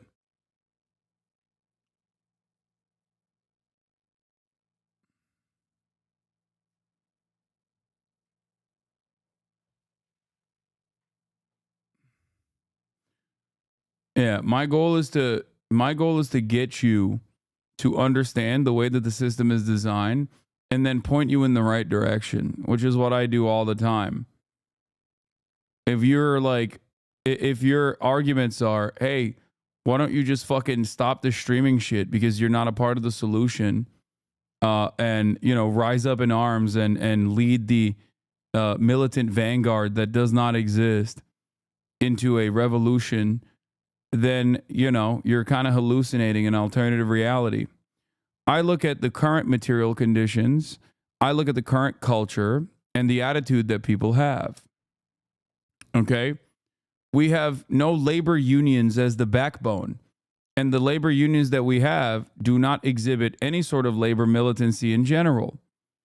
So if you currently think that, this is why I'm anti-accelerationism as well. If you currently think that like some kind of accelerationism is going to magically bring about a socialist revolution and instill class consciousness in the minds of many Americans, you simply have not gone outside and talked to your fellow neighbors. Okay? That's it.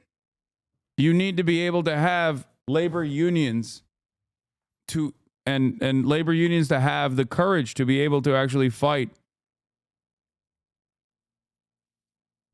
to be able to get to that point to begin with.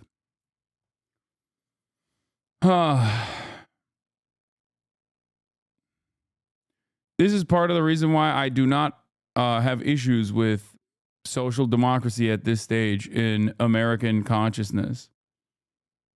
I don't think that American social democrats are outside of the sphere of anti-capitalist sentiment in this country because of how hyper-capitalist and hyper-individualist and American chauvinist Americans are. Okay?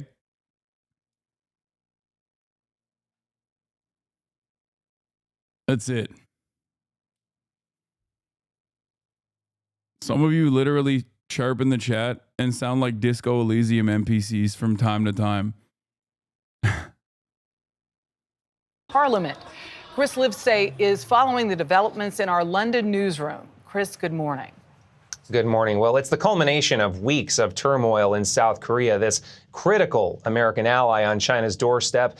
This morning, tensions are boiling. The moment the impeachment bill was passed, a mix of loud gasps and cheers when the... It's like when people obsess over AOC rather than the 150 pro-Israel congresspeople in the Democratic caucus, you're focusing on one person that feels like you that has power rather than face the daunting reality that we have a lot of work to do. Thank you. Michael from Pennsylvania once again. Michael from Pennsylvania once again with another banger. Exactly. You have to understand that you have to rate people on a curve. You have to grade people on a curve. It comes with the recognition of what the broader space looks like, what the societal attitudes look like. It's always funny whenever motherfuckers come in here and they're like, why aren't you reading Lenin right now?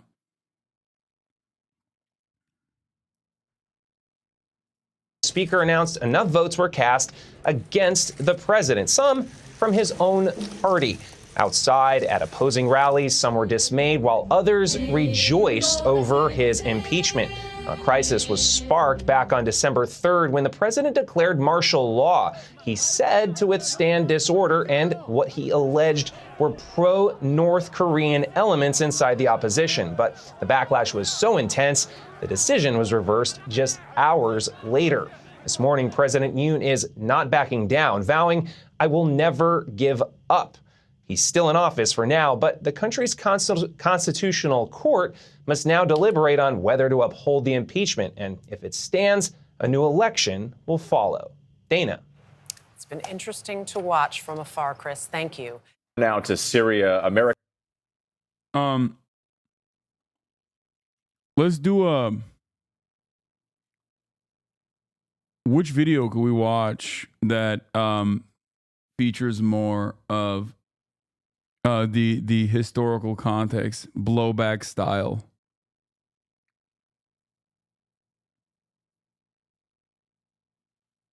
Of South Korean politics that isn't like unimaginably reactionary.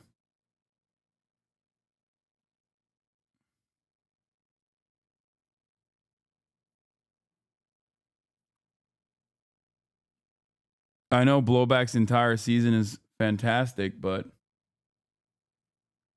I want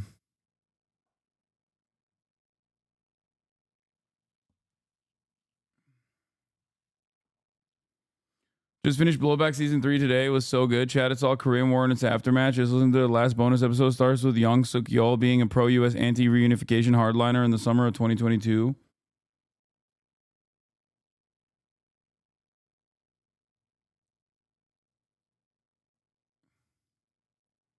What is this, Mr. Beat? This video is sponsored by Brilliant. North Korea and South Korea compared. I don't know if this is good or not. I am always worried about YouTube historians. Dude, if you ask one more time to fucking do a David Harvey capital. Okay. All right. I'm going to start banning people. Mods, you can ban people too that ask questions like, can you do a theory stream? No, the answer is no.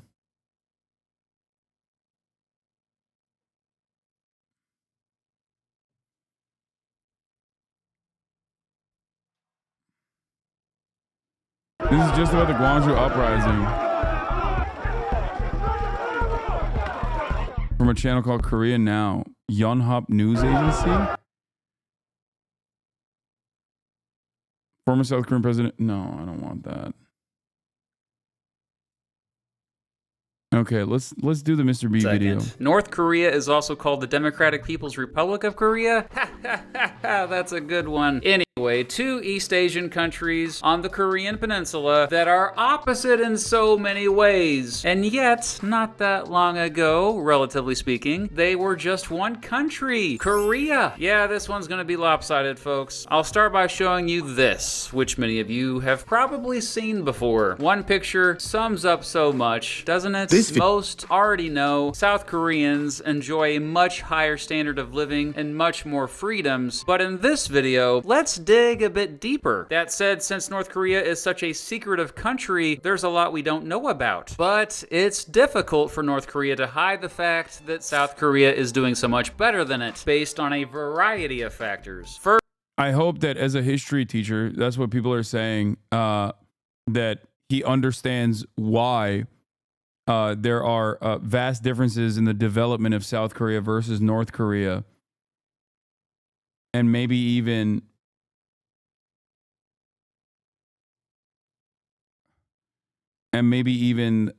the... Okay, chat. This isn't your opportunity to send me whatever, like, you Googled and the first thing you found out from Google on YouTube. I appreciate the many chatters that are trying to help, but like, you're just sending me some crazy shit.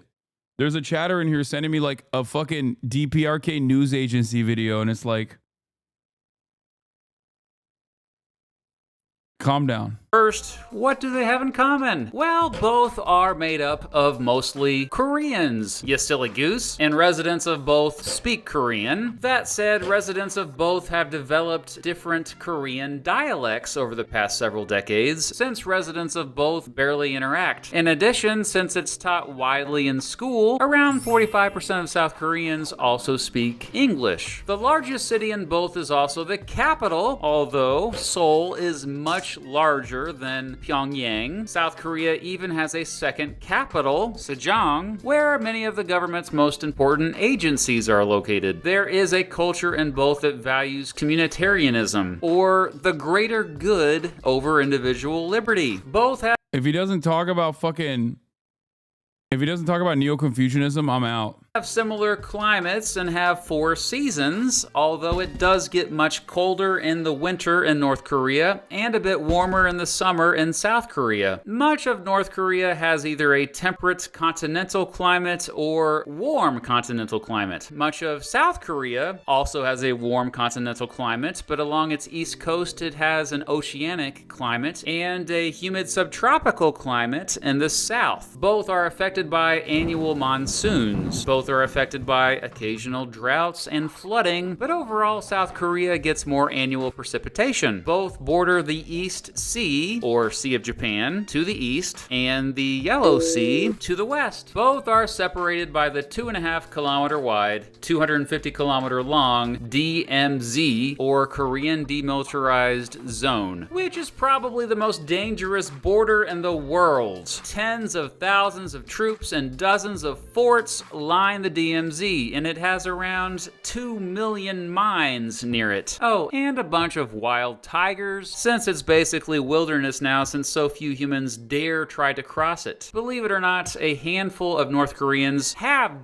tried in recent years. One North Korean man tried and got shot at by his own troops 40 times. That all said, there is a meeting point at the DMZ where South Korean and North Korean officials can meet and negotiate stuff. It's called the Joint Security Area, and it's actually a place where tourists can visit too. It's the only place where North Korean and South Korean soldiers can stand side by side. So anyway, why the heck is the DMZ such a heavily guarded border? Well, I suppose we ought to get into some history here. Okay, a very brief history. Humans have lived on the Korean Peninsula for at least 10,000 years. Around 4,500 years ago, these humans developed kingdoms in the area. There was the Proto Three Kingdoms period. He went back too far.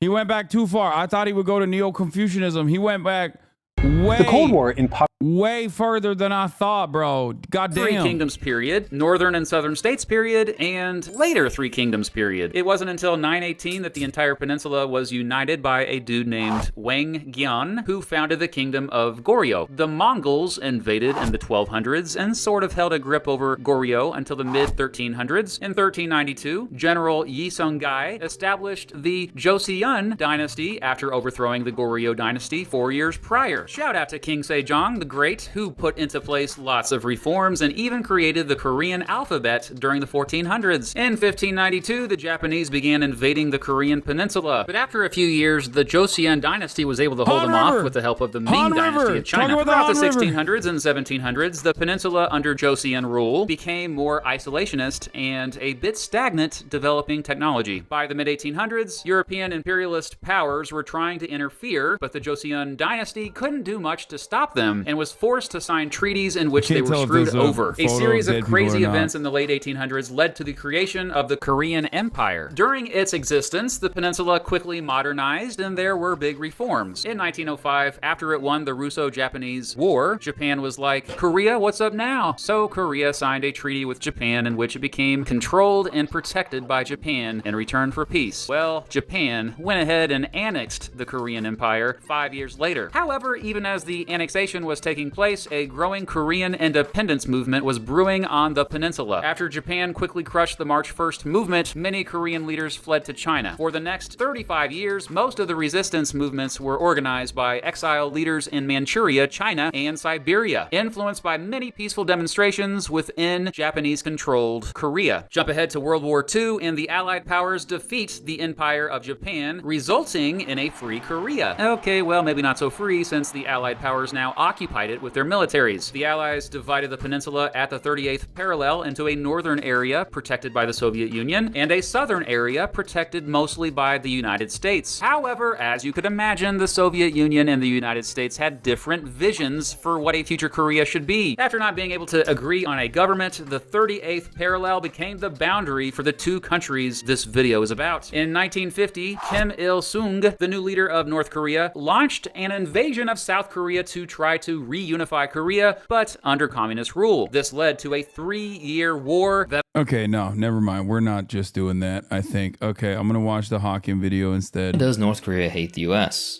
An irrational hatred for American freedoms? A crazy leader? Jealousy? Sadly, no. The answer lies in what they perceive to be decades of unprovoked US aggression that has left deep and lasting scars on the Korean Peninsula. The arbitrary division of Korea in 1945 and the devastating US bombing campaigns that followed during the Korean War are not distant memories. The mass death at American hands shaped a collective memory and a strong spirit of resistance against foreign domination, especially the US. For North Korea, the hostility against the US and its allies is easily seen as a reasonable defensive posture, a refusal to submit to the US-dominated hegemonic world order that denies independence to nations unwilling to bend to foreign policy interests of the US. Back to the video in just a second. Let's hear from today's sponsor, Conflict of Nations. History has shown us how strategy, alliances, and bold decisions... So switch to the video that agrees with you. No, this understanding of the Korean War is super basic, and it doesn't serve the purpose of what I am trying to offer to the chatters, which is that it's Kim Il-sung's a bad guy. He invades South Korea, and then Americans valiantly defend the interests of South Korea. When it's good. It's not like, it's not necessarily bad. It just doesn't serve the purpose of what I want to examine, which is what the South Korean leadership looked like, the actions that they took against their own population, claiming that they were fucking communist sympathizers. It's oversimplified. That's it.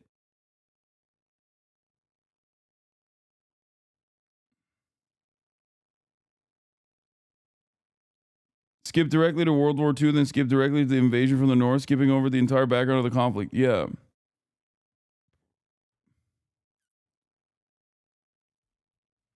I mean, it also has, I don't even think that this is like hyper biased or anything. I'm not even going to say that.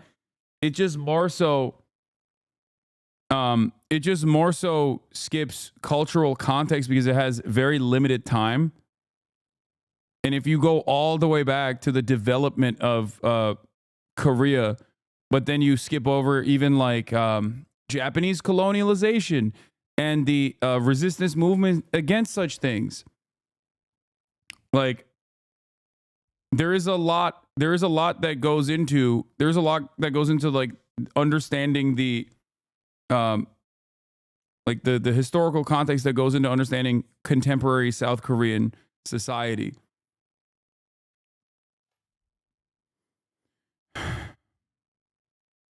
Like, if you look at this and you think, oh, well, it's the big bad North backed by the USSR that like simply invaded South Korea without and assume that like every single person was like violently against allegiances to even socialism, you fail to understand why the South Korean leadership executed so many people, specifically because they did not want to have any sort of any sort of unification. They did not want any sort of resistance against their dictatorship, and how beneficial this was for America's interests in creating a bulwark against growing communism in the region.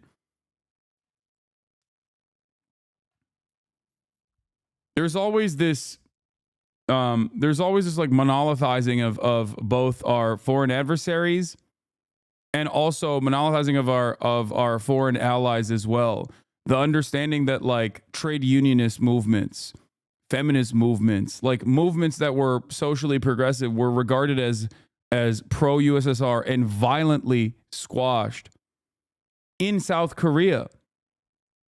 And I think that plays a big role in how you arrive at the current Korean political system that is basically also another version of the duopoly that we see in the United States of America, with a relatively right-wing liberal party and also a somewhat more right-wing, further right-wing liberal party. This is the reason why when you see labor militancy, you don't actually have even if there is labor militancy, you don't actually personally have some kind of result or any sort of like political group that you can lean on to demonstrate your interests. And I think that it's important to understand how the ownership of the South Korean economy virtually exchanged hands and went from authoritarian rule to a neoliberal rule that dictated that 6 families virtually own the entirety of the Korean economy. These very wealthy families. So all of that, I think, plays a role in any sort of protest movement, in the examination of any sort of protest movement and where it goes, and how it plays a very formative role in the way that South Koreans, especially young South Koreans, view the existence of South Korea as a living hell.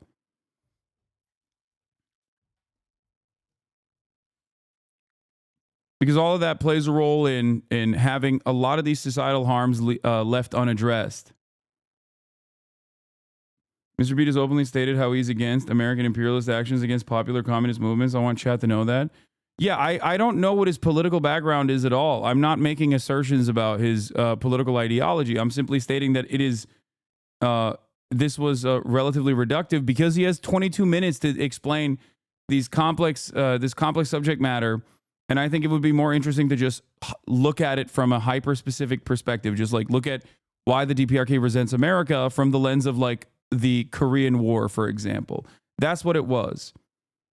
That's the reason why I was going to click away from it. Not because I have any issues with Mr. Beat whatsoever. That ultimately resulted in the deaths of around 5 million people, including a larger proportional civilian death toll than World War II. The war was indeed devastating and displaced millions of Koreans. The Soviet Union and China aided North Korea, and the United States and several other United Nations countries aided South Korea. It ended basically in a stalemate with an armistice and that DMZ I was talking about earlier. Technically speaking, the Korean War never ended, and I can tell you, even though the armistice was signed 68 years ago, the war is still fresh in the minds of both North Koreans and South Koreans. For the first few decades after the war ended, both countries had authoritarian regimes. However, in South Korea, the people ultimately didn't put up with it. Until the 1980s, South Korea had much political turmoil and instability. However, since 1987, I know it's the wrong video. I went back to it. I want to show you this. June democracy movement, South Korea has had a competitive electoral system and a fairly stable government. North Korea has had a stable government since the war, but has successfully kept the authoritarianism. Meanwhile, economically, both countries did fairly well in the decades following the war. South Korea liberalized its economy, becoming more market-based, and for 40 years saw huge economic growth. In fact, some even called it the miracle on the Han River. Both were admitted into the United Nations in 1991, but it was around that time that things went to crap for North Korea. After the Soviet Union collapsed, they lost a bunch of aid, and their economy sharply declined. And a massive fucking embargo that continuously starved the North Korean population.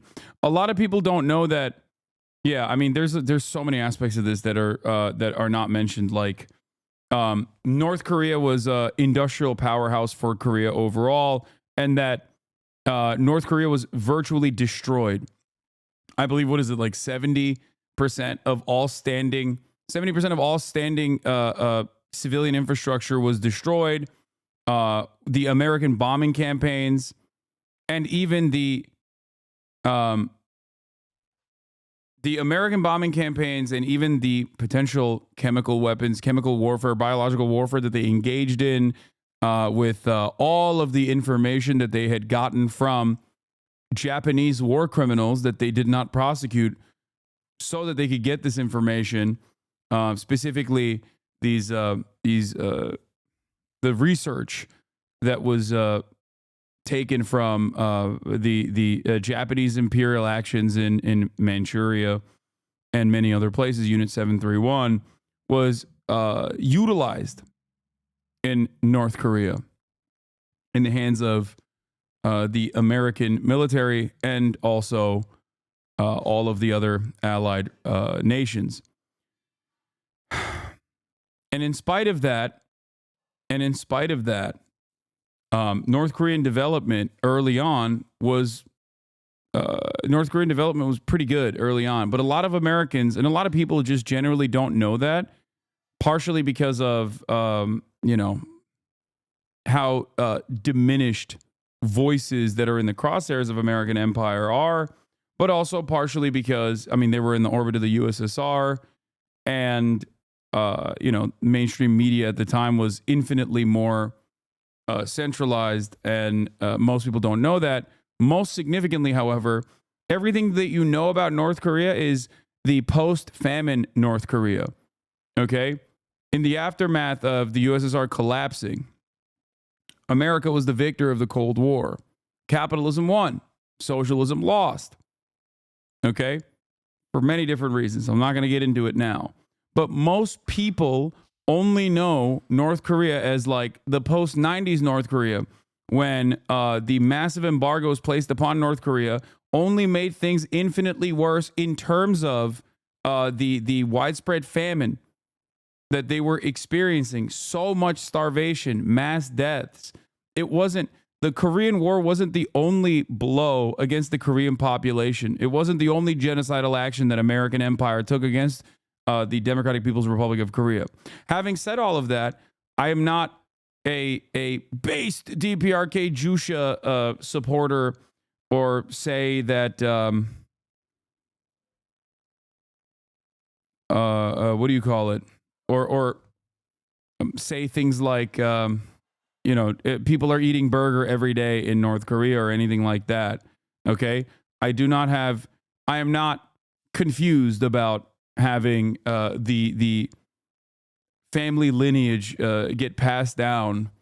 Like, I know what that is. That's not democracy. Okay, that is not the Democratic People's Republic. You can't. The people are not. The people are not going, oh my God, this benevolent dictator and his next of kin are so fucking good. That's why we keep voting for them over and over again. That's not how this works. Okay. Yeah, it is not a democracy. Anyway, let's continue. Just as South Korea's economy dramatically improved. In the 1990s, North Korea experienced floods and droughts. This, combined with no longer importing food from the Soviet Union, ultimately led to what became known as the North Korean famine. Some estimate up to 600,000 North Koreans died. North Korea has since somewhat recovered, but yeah, I'm hoping you realize already why these two countries are so... No, their recovery has been pretty solid over all things considered. If you're rating it on a curve, just like Cuba, you have to look at like what their starting position is and what they have arrived at this point. Having said that, there's still a tremendous amount of political repression as well. For the record, I'm not discounting that at all. Like, I would never do that. And then the same that goes for even like, Chinese civil liberties. When we talk about China, many people say, Hasan, you're refusing to recognize, like, many of the countries that find themselves outside of the sphere of American influence engage in certain levels of social and political repression. Part of that is defensive posture that even the likes of America has exhibited time and time again in times of war. America has also done that when it's not directly in hot war, but during the Cold War.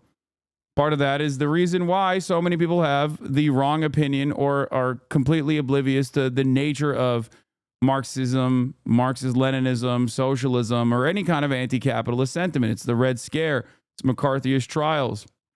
It's blackballing and sometimes even imprisoning socialists and communists alike. Okay, that is social and political repression utilized by the American state. Social and political repression utilized by the American state during World War II was infinitely worse.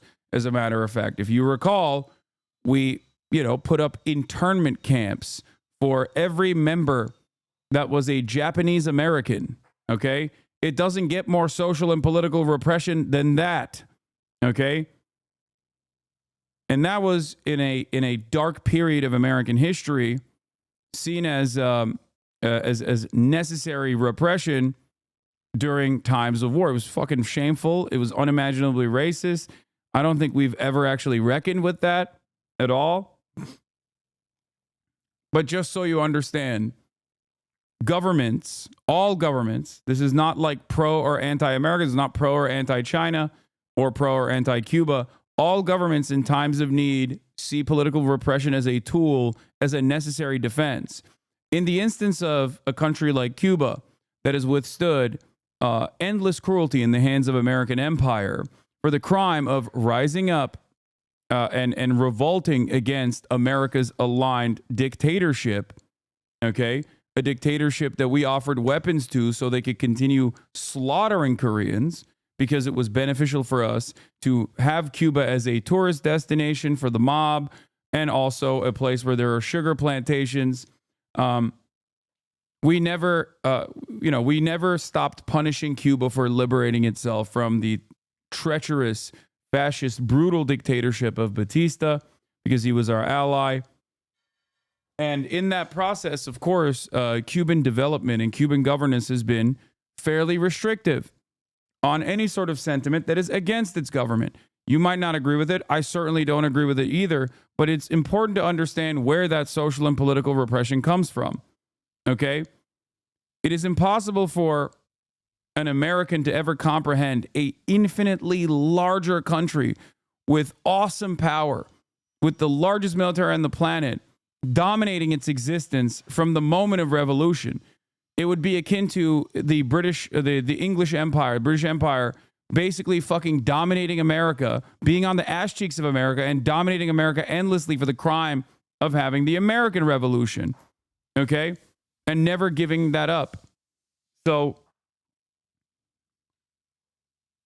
there is a reason for Cuban social and political repression. I would go so far as to say that the Chinese social and political repression is less necessary, even though they still maintain it. Anyway. Addendum. This video isn't a commentary on whether North Korea is a good or bad country, quote unquote, whatever those labels mean. It's an exploration of why their perspective is the way it is, and any intellectually honest person would be interested in hearing the other side to see if it has merit. Let's continue. North Korea, officially called the Democratic People's Republic of Korea, occupies the northern half of the Korean peninsula. It's bordered by China, the Korean Bay, the Sea of Japan, and of course, South Korea. At 120,000 square kilometers in total area, the DPRK houses around 26 million people, with a significant portion residing in urban centers like the capital, Pyongyang. I'll ping this 22-minute Cold War, this one? Oh, the Cold War video? Okay, a lot of people have suggested this Cold War video saying, South Korea, brutal dictatorship of the post-war period. But I think it's good to understand first how the partitioning happened and what the impact on North Korea was, and then we'll move on to South Korean political development as well. The DPRK was officially founded in 1948 under the leadership of Kim Il-sung, establishing a central ideology called Juche, or self-reliance, which has served as a guiding philosophy of sorts for the nation. North Korea's anti-imperial stance is deeply rooted in its early 20th century history, when it was just known as Korea. Long before the US was the imperialist enemy of North Korea, Japan brutally occupied the entire peninsula from 1910 to 1945, a period marked by severe repression, forced assimilation, and sex slavery, an issue of contention with Japan to this day. Policies of forced labor, limited political freedoms for Koreans, and Japan refused to acknowledge the comfort women. It's a big point of contention in Japanese politics. Mandatory participation in Shinto rituals were calculated to erase the native spiritual practices and... This is what I was going to say, that was left out of the original video of like the practice of erasing Korean identity and Korean culture, which plays a pretty formative role. Culture of Korea. Yet Koreans resisted, reclaiming traditional practices, and ultimately refused to bow down to Japanese imperial demands. After World War II, Korea was arbitrarily divided by the US after realizing that a free and open democratic election would result in an overwhelming Communist Party victory, much like in Germany following World War II. That definitely didn't suit the US, so they instead created a puppet state in what became South Korea, now the Republic of Korea. And while doing this under the guise of defending democracy and freedom, they would install a brutal dictator named Syngman Rhee, an anti-communist exile who barely spent any time in Korea. This is juxtaposed by Kim Il-sung, the man who would go on to lead the DPRK, who had spent his life in the anti-Japanese struggle and for Korean independence. The problem is with the likes of Kim Il-sung, and this is a thing that you see in many other countries in much more personal ways, but you know, sometimes you have fail sons, and then those fail sons have other fail sons, and you inevitably end up, especially if you have like direct next of kin lineage in terms of like who gets to govern, you end up kind of fucking up the bag a little bit. Independence. The conflict widened in scope when the Soviet Union and China intervened on the side of their ally, with the US doing the same for South Korea. This division set the stage for the Korean War, the first proxy war of the Cold War. Syngman Rhee, a dependable pro-Western puppet, was ruling half the Korean peninsula. Despite his total lack of local support, the first thing he did was suppress the incredibly popular left, much like Suharto would go on to do in Indonesia, always with American support, of course. Check out the Jakarta method. Jakarta method is... Rhee did so enthusiastically and systematically. Under Rhee and the US's occupation of South Korea, only those deemed... Listen, we just gave them the coordinates and who we suspected of being communists. We didn't tell them that they should use the guns that sometimes they got from us on their unsuspecting civilian population. How could we have known that they would slaughter millions of people? How could we have known that? We simply gave them lists of names of suspected communists. Who could have thought that they would end up slaughtering every single person, of suspected communist allegiances? And this doesn't mean that they were slaughtering card-carrying communists that were trying to engage in militancy, okay? They were slaughtering motherfuckers who were like, yeah, I think women and men should be equal. They were slaughtering people. Many of them were involved in student protests and student organizing. They were slaughtering people who wanted to engage in any sort of like pro-democracy initiative, for example. So a lot of this stuff doesn't stop with, and I obviously personally would consider it ridiculous and inhumane to just go and be like, oh yeah, you're suspected as a communist or you're a card-carrying communist, so you deserved execution. Okay, I don't think that that is appropriate either. But it didn't even go, it went far beyond that. They would just kill intellectuals. They would kill people for the crime of saying like, yeah, I don't know if we should do this. It never stops with just the communists. So even if you are some doughy-eyed social democrat who's like, well, I don't know, maybe some of these communists deserve it. Just remember that like they killed the social democrats as well. This is how it usually works. They do not want any sort of fucking opposition whatsoever. Yeah, teachers in unions with no official political ideology were sexually harassed by guards and brutalized. Some were minors. Reliable or loyal, by American standards, had any place in Korean politics. By 1946, the US military dictatorship in South Korea had filled all of its government positions with right-wing elites to the exclusion of popular worker and peasant movements. And by exclusion, I mean by imprisoning their leaders, pushing them underground, or just outright killing them. This violent suppression led to the isolation of all opposition, and left a single party to rule the South. But any democracy was just for show, since liberals love political theater, and the US wanted to play dress-up with political legitimacy. Despite this, many South Koreans continued to support socialist ideals and continued to be imprisoned for it. Meanwhile, in the North, reforms that were begun prior to American intervention were happening fast. Within months, North Korea abolished landlords, redistributed land, and nationalized industries, exactly the kind of necessary overhaul that had long been called for by Koreans for a liberated Korea. It is and was a formula that actually works to end poverty for the widest base of society. Unlike the violent repression in the South, the North's transformation was quick and efficient, creating a government aligned with local aspirations rooted in Korean culture. And like clockwork, anytime the US sees a project not aligned with its interests take root and begin to bear fruit, it tries to cut it down and turn it into wood chips. Here enters the Korean War, where over the next few years, American forces dropped an estimated 635,000 tons of bombs across Korea, with the majority of that hitting the North, including 32,000 tons of napalm. More bombs hit Korea than Japan in World War II, which is quite a feat. The core history of the conflict is complicated, and who begun the war with what actions depends on which action you consider critical for sparking the conflict. Watch the following video for further detail, or check out the fantastic work Patriots, Traitors, and Empires, The Story of Korea's Struggle for Freedom by Goans for a deeper dive. Anyway, the goal was obvious: to destroy North Korea's industrial capacity and to break the will of its people. Cities like Pyongyang were leveled to the point that civilians had to take refuge in caves to survive the onslaught. In fact, the total amount of destruction rendered practically every city of the North completely flattened. I made a video that covered this in further detail here. By 1952, North Korea was left in ruins. Bombings destroyed crucial infrastructure, creating massive shortages in food, housing, and basic supplies. Entire communities survived in caves, shanties, or improvised shelters. The destruction of hydroelectric dams led to widespread flooding, crippling agriculture even further. Fertilizer factories were among the many targeted, contributing to an agricultural crisis that left North Korea on the brink of famine.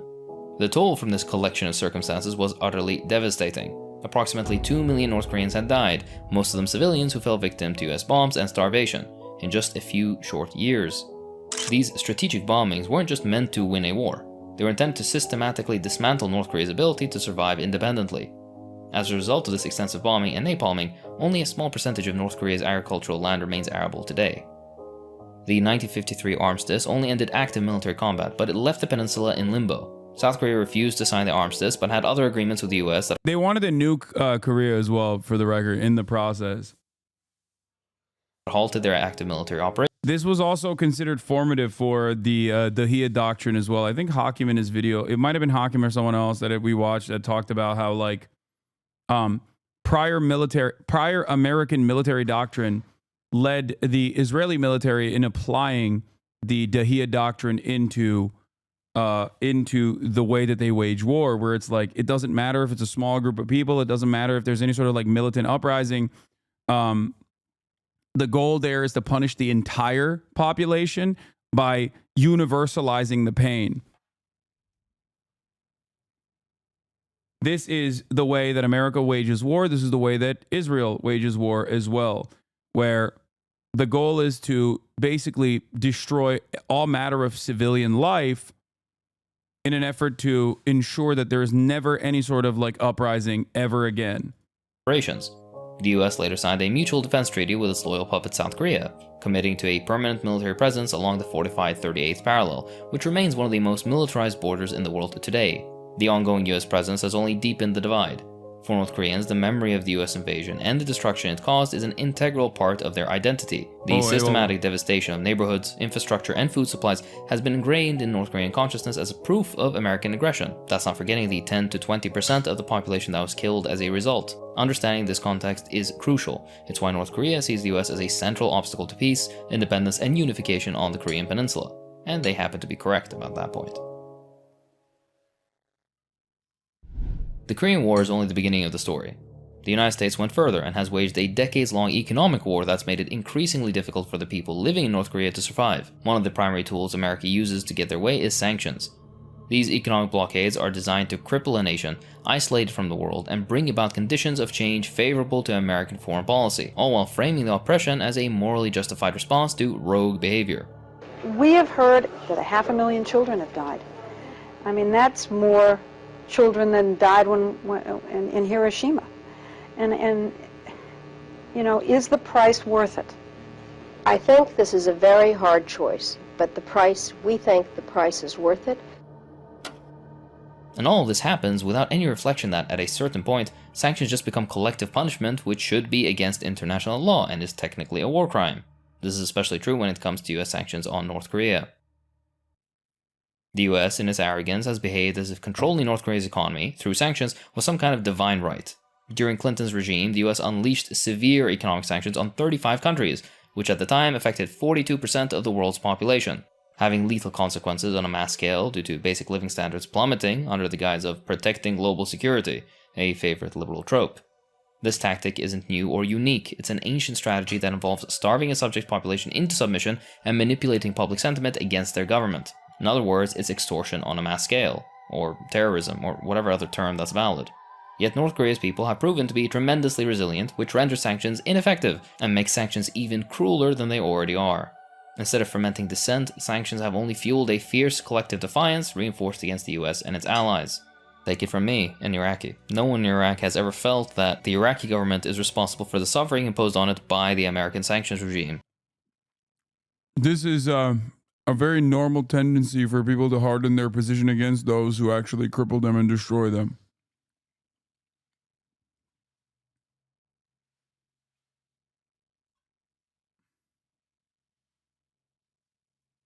The severe... I always say sanctions can only work on your allies, and the mere threat of sanctions is enough for your ally to stop their bad behavior. Sanctions end up never really working on your enemies. At least if the goal is to, overthrowing a regime. And deep and enduring anti-Americanism in Iraq is a direct result of American policies in the region and particularly in my country. It's no different in Syria, in Libya, in Afghanistan, or in the DPRK. One of the most destructive aspects of US sanctions for North Korea is the carefully calculated restriction of essential medical and humanitarian supplies. For example, under the 2017 sanctions, any metal products were broadly prohibited, which meant that medical shipments that included essential sterilization tools, like aluminum steam sterilizers used in reproductive health kits and surgical instruments, were effectively not allowed entry into the DPRK. By blocking something as basic as this, any and all public health efforts are made harder or even impossible, since hospitals have a harder time keeping conditions hygienic enough to perform safe procedures. Worse still, North Korean hospitals cannot obtain spare parts for essential devices like CT scanners, ventilators, and X-ray machines without applying for some special export license, and even these are often denied or face long delays. And of course, the US has sanctions on fuel, like refined petroleum and diesel fuel. Those fuels power hospital generators, heating facilities, and running medical equipment. Again, rural hospitals have been hit harder and are forced to reduce operations during the winter months, which leaves pregnant women, young children, and elderly patients at risk. Without vital medical equipment, such as respirators running, many completely avoidable deaths occur, which they wouldn't were it not for US sanctions. Despite Someone said, why couldn't they get this from the USSR? Dog. What do they have, time machines? It fell at this point. America won.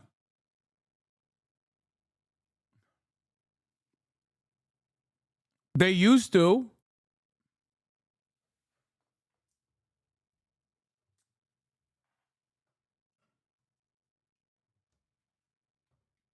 It's kind of a big part of this conversation.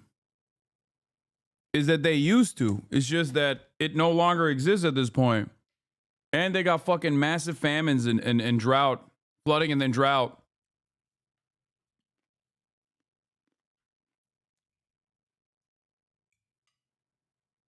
Despite these sanctions, however, the DPRK has against all odds formed a model healthcare system for low-income countries, in comparison to that of the wealthiest country on Earth, which guarantees basically nothing in terms of healthcare for its citizens, despite profiting handsomely from spreading misery around the globe. Moving on. For all the criticism leveled at the DPRK for censorship and not letting people contact the outside world, much of it is warranted, they conveniently leave out the fact that even telecommunications infrastructure is sanctioned by the US. Until recently, even something as simple as making a phone call across the border was hampered by sanctions because a direct connection wasn't allowed. In this case, a South Korean company operating in the Kaesong industrial complex had to reroute calls through China at an exorbitant rate of $3.60 per minute due to US restrictions. I don't think most Americans would pay $3.60 per minute for a phone call, let alone citizens of impoverished third world countries. You don't need to take my word for it. The United Nations says economic sanctions exacerbate poverty, disproportionately impact vulnerable populations, and generate unethical business practices that exploit scarcity.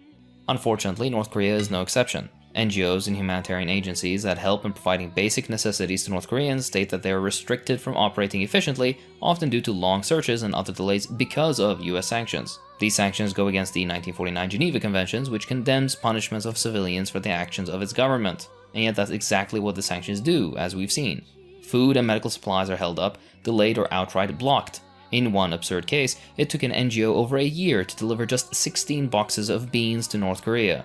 This blatant disregard for humanitarian concerns proves the US is more interested in the systematic punishment of an entire people for the so-called crime of having the wrong government or for being born in the wrong country. Take your pick.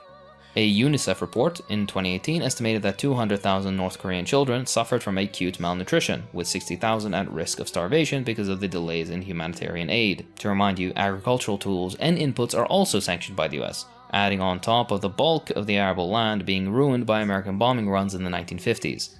This is the definition of shooting someone in the leg and then blaming them when they can't walk. The fact that this suffering is largely ignored by— There's also a limited amount of arable land in every country to begin with, okay? Like,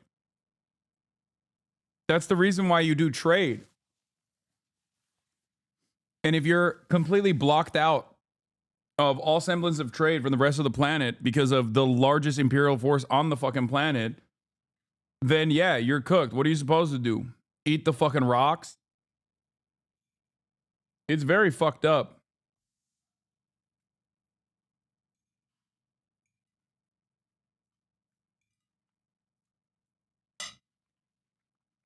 By the international community, never called out for being the crime that it is, only strengthens the DPRK's case and perspective against the US, as they witness firsthand the human cost of these cruel and pointless sanctions. If anyone truly cared about human rights in the DPRK, they'd immediately call for the lifting of economic sanctions. Sanctions on North Korea don't just target the government, I think that's clear. They seep into every layer of society and erode the living standards of ordinary citizens. In fact, that is the stated goal of many of the sanctions. For example, the textile industry is one of North Korea's main sources of employment and has been hit very hard by sanctions. Exports are blocked, which means thousands of textile workers, many of whom are women, find themselves unemployed or with reduced income. As a result, many are forced into black market activities to afford everyday necessities like food and clothing. Fishing is another critical industry and food resource nearly severed by sanctions, wiping out a sector that once provided a stable income for many coastal communities for centuries. No access to export markets means a cap on just how much they can catch and viably benefit from. This destabilizes local economies along the coast, along with all downstream industries such as fish processors, transporters, and vendors who rely on fishing industry for their livelihood. Other fuels and metals like coal and iron ore, North Korea's primary exports, have also felt the wrath of sanctions. In 2018, China's imports of North Korean coal dropped by 88% due to international sanctions, which stripped North Korea of a major and badly needed source of income. By now, you should know the pattern. The US sanctions a commodity, the decline in business forces closures of production facilities, and all downstream production is similarly affected. It's the same story with coal mines and associated facilities, which resulted in more unemployment and further impoverished communities. These are not luxury industries or military projects. They are, or were, the backbone of North Korea's civilian economy. Without access to global markets, North Koreans are forced to use black markets, where prices for things even as basic as food can be prohibitively expensive. And to wrap up, let's stay on the employment issue. The labor market is severely restricted as a result of what was said previously, but also because of sanctions that take away access to joint employment opportunities. In essence, you can't invest in North Korea. An example of this trend is the shutdown of the Kaesong Industrial Complex. It was a large joint North-South facility that employed over 50,000 North Koreans and a symbol of friendship between the South and the North. The shutdown, because of sanctions, resulted in these 50,000 North Koreans being under or unemployed. These are nefarious policies aimed at maximizing misery for the interests of American capital. The United States has likewise kept a military stranglehold on the Korean Peninsula for decades, with roughly 28,000 troops stationed at a few large bases across South Korea meant to counter any potential aggression from the north. This isn't a temporary deployment, and it's extremely expensive, for South Korea of course. The US isn't altruistic even to its allies. In a recent deal, South Korea agreed to pay over $1.1 billion, with further increases capped at 5% per year, to host the US military presence, a price pushed by the Biden administration to solidify a deal before any possible disruption from the second Trump administration. This new agreement lasts until 2030 to make absolutely sure that it survives past Trump into whatever administration follows him. For North Korea, these forces are there as a threat, obviously. It's the most technically sophisticated military on Earth and its local ally, stationed across the border against your sanctioned and small country. It can be nothing else. Anyway, each year, the US and South Korea carry out joint military so-called exercises, training in everything from missile defense to simulated invasion drills. One of the most extensive, Ulchi Freedom Shield, involved a combination of computer-simulated and live-fire exercises, with some 19,000 South Korean soldiers participating in drills against North Korean attack scenarios, essentially joint US-South Korean invasion exercises. This isn't really a war game, it's a display of power backed up by the increased presence of US long-range nuclear-armed bombers, submarines, and strike groups in the region. Who is the aggressor here, again? North Korea has responded predictably, positioning their nuclear program as an essential deterrent against American aggression. If Iraq had done the same, then we would still be an independent country, and without the excess of 1 million deaths caused by the illegal American invasion. Despite official US claims that regime change HasanAbi doctrine, get the nukes, isn't the objective, statements and strategies of several US regimes suggest otherwise. North Korea watched other states like Libya dismantle their defenses only to face regime change at the hands of the US. If the DPRK were to disarm, it would likely face a similar fate, being exposed to an aggressive enemy that has historically favored extreme and unrelenting force over diplomacy. So, we should really view North Korea's nuclear deterrent more as a survival strategy against an American military presence than the unhinged world-ending musings of a psychopath. Likewise, and more importantly, they offer to stop nuclear testing entirely for a pledge that Loki, if Ukraine never gave up its nukes, I think it'd be a dramatically different situation right now. That the US wouldn't attack. The US ignored the memo, of course. This is one of the many extended olive branches from the north that have gone ignored.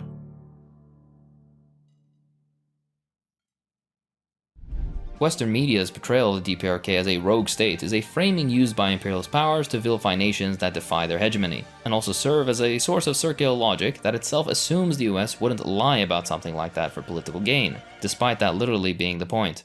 In this narrative, North Korea is depicted as a dangerous, irrational actor, a threat to global and regional stability, and an obstacle to progress. Progress as defined and measured by what is most profitable to Western capital interests, interestingly enough. Let's not forget the trillions of dollars worth of rare earth metals under North Korean soil. We even made a video on that you can check out here. Few analysts or policymakers attempt to actually understand how the DPRK perceives American aggression, preferring to push a simplistic, cartoonish, and unserious one-sided image of the nation as a villain beyond redemption. This framing is used to block or at least slow down any genuine resolution, which makes sure the crisis continues to serve US imperial interests. However, if we strip away the nonsense, North Korea is being punished because it refuses to submit to globalized exploitation by Western powers, which makes it the ultimate enemy. The DPRK is described as reclusive, backward, and isolated, but no mention is made of the sanctions which hold that end as their explicit purpose. Yet the nation persists, defying expectations of collapse, relying on defense and small concessions extracted from an international community too cowardly to defy the US. Even when the US outwardly recognizes the need for negotiation, as in the Perry report, its approach and actions still treat North Korea as inherently irrational and dangerous. This ideological project is not limited to the DPRK. Cuba, another country falsely labeled as a rogue state, and I've covered in this series here, has been resisting similar imperialist domination. Cuba is also painted as an unrepentant regime led by an irrational and dangerous group. I would say Cuba and Korea have been presented in the same vein, but I think Cuba's a little bit better. I don't know. Like, Cuba has historically been able to withstand and develop in far better ways. Partially because they didn't have fucking, I guess, the mass famine.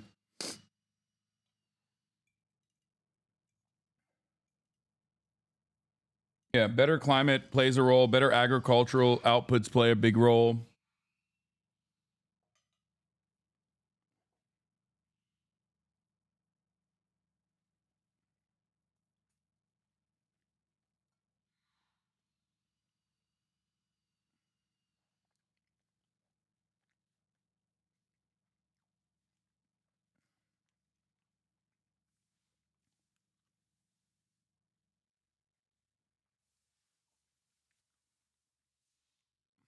They didn't get bombed into oblivion. But I'm saying, but this is post-90s, chat. Because North Korea was able to recover. North Korea was able to recover after the Korean War with the help of the USSR.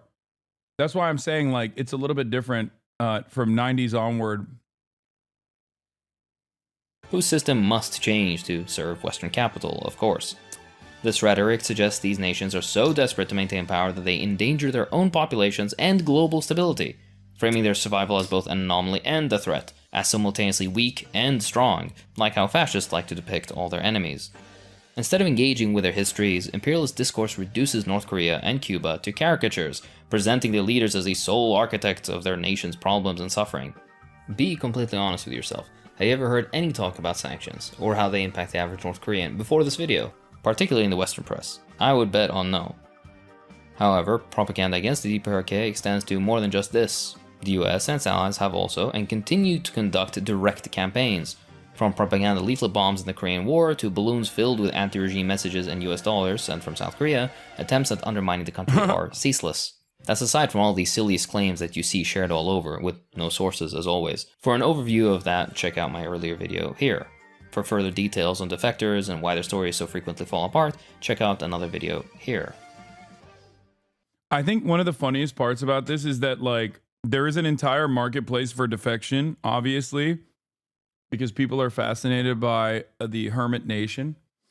But having said that, even all of the other people that have made a name for themselves in the defector orbit, some of which who literally are like, yo, this shit sucks, and then they sometimes want to go back because they don't have job opportunities in South Korea due to the same exact job market that, like, South Koreans have to withstand, but also because they additionally get profiled because they're North Korean and then sometimes leave and go back to North Korea.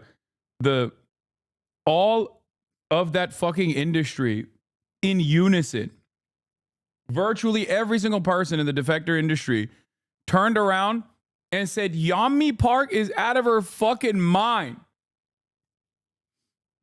Like, virtually every single person was like, yo, Yeonmi Park, that lady is crazy. What the fuck are you guys talking about?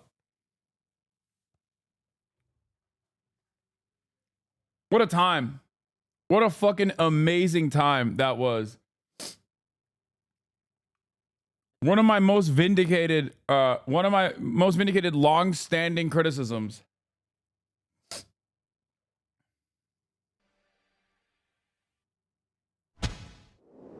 Ever victorious worker. Okay, well, I don't care about the rest of this, but now let's talk about the South Korean development as a parallel in the same time frame. Popular perception is often portrayed as the good of Western democracy versus the evil of totalitarianism. And I get why. It's an easy binary for people to understand, even if they don't agree with the labels. But like anything in history, it's never that simple. What if we told you that evil wasn't always evil and good wasn't always good? Today, we are going to look at an example of when the good was far more problematic than many people realize. I'm your host, David, and today we are going to look at the situation in South Korea in the period after the Korean War. This is the Cold War. How could you not believe that Yeonmi Park was brought into slavery by a mentally disabled man? No, you don't remember that story correctly. It wasn't just a mentally disabled man. It was the entire family. Everyone in the Chinese family was mentally disabled, according to Yeonmi Park's story. Like, literally, the whole family. Yeah. Not a single one that was not mentally disabled in the Chinese family that bought Yeonmi Park from North Korea.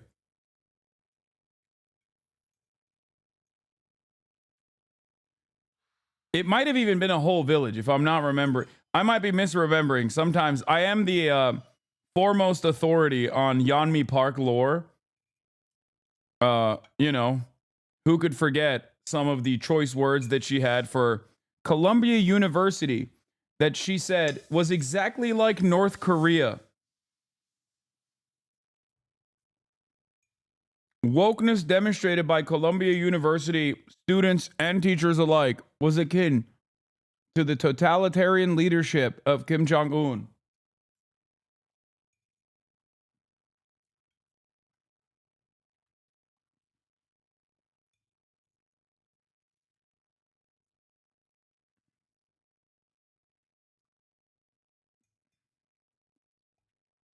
Yeah.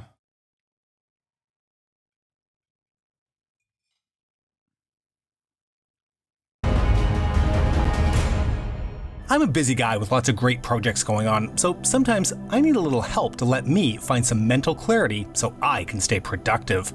I am so glad to be using the sponsor of this video, Endel, a uniquely useful application that creates personalized creative tutorials. August 16, 1940, first 100 people to download Endel using the link in the description. Too late, you're not going to be one of the first. This is a 2-year-old video. Get a free week of audio experiences. This will also support our channel. On August 16, 1945, a day after Emperor Hirohito proclaimed the unconditional surrender of Japan, thousands of Koreans spilled into the streets, joining together in joyous celebrations. People danced, partied, and marched up and down the boulevards, waving Korean flags. After 4 decades of Japanese occupation, the peninsula would finally be independent. Unbeknownst to them, however, the newly emerged superpowers had already divided their land into 2 occupation zones with the border marked along the 38th parallel. And how did that come about? Well, only a few days prior to the Japanese surrender, the Soviet Union had entered the Pacific War and had begun offensive operations into Manchuria and the northern parts of Korea. Facing the prospect of a complete Soviet occupation of the entire peninsula, the United States urgently came up with a plan to split Korea in 2, using the 38th parallel as the line simply because it would put Seoul into the American sphere. Okay. Respect to this analysis so far. Our good friend and supporter of this channel, General Douglas MacArthur, proclaimed this decision on August 15th in the General Order No. 1. To be honest, the Soviets could have easily rejected this and pushed for total control of all of Korea, as American and Allied troops were not in any position to challenge the Soviets. But to everyone's surprise, they raised no objections. Well, they did demand possession of Japan's northern island of Hokkaido, but MacArthur of course refused. The Koreans, for their part, were quick to establish people's committees throughout the provinces, as well as the People's Republic of Korea, which served as the central governing institution connecting them. Don't be fooled by the name though. Despite being called peoples, and the association we have with them now as representing socialist or communist governments, these committees encompass the entire political spectrum, since the task at hand was the decolonization of the peninsula. The PRK leaders chose as president a right-wing nationalist, Syngman Rhee, who, with the blessings of the American government, arrived in Seoul in mid-October. In one of those weird moments of history, Rhee wasn't initially asked if he wanted to be elected, so when he became aware of it, he actually refused the position. Just a few days before, the USSR had revealed their own champion in Pyongyang, Kim Il-sung, presented before a cheering crowd. With spheres of influence now determined, and the major political players in place, the two superpowers began reshaping the political landscape of their respective sides of the line, dividing the peninsula. The Soviets faced opposition from the right-leaning nationalist and Christian tendencies of the population, and while they did recognize the PRK and the committees, they did everything they could to make sure Kim Il-sung would gain the upper hand. For the Americans, however, the situation was a bit more complex. Seoul was the heart of the Korean political world, and disagreements between the Korean right wing and the United States Army military government in Korea, or USAMGIP, were not out of the ordinary. Discontent among the populace was also growing, fueled by rampant inflation, unemployment, poverty, and opposition to occupation policies. Many of the disenchanted turned to leftist-led labor movements, resulting in a general strike and the Daegu Uprising in the fall of 1946, which quickly spread across the southern provinces. The government crackdown that followed. What will happen? Popular leftist uprising in American-controlled Korea? Surely the Americans go, wow, the people of Korea, the working class of Korea, seemingly are resentful against our guy. As a nation that is tasked with defending the principle of liberal democracy, we will certainly ensure that the people's wishes will be, the people's actions will be rewarded with swift justice in the direction of the demands being made by this popular uprising. Certainly, right? I wonder what will happen in South Korea next. Followed resulted in the deaths of 92 policemen, 163 civil workers, 116 civilians, 240 rioters, and the arrest of around 2,600 people. Wait, what? No! In the South, No! No, what? That's not what? Americans were mostly concerned with rooting out communist influence, naturally, yet the Korean far right didn't limit itself in dealing with just the leftists. They were determined to exterminate any political opposition that appeared to be a threat, including the prominent politicians Yeo Un-hyung and Kim Gu, who were assassinated in July of 1947. What the fuck? Whoa, yo, chill. What? I mean, certainly American intervention is about to kick in any moment now, right? Because they fucking hate. They hate this sort of thing. They hate this sort of thing. They hate it when a foreign country is behaving this way.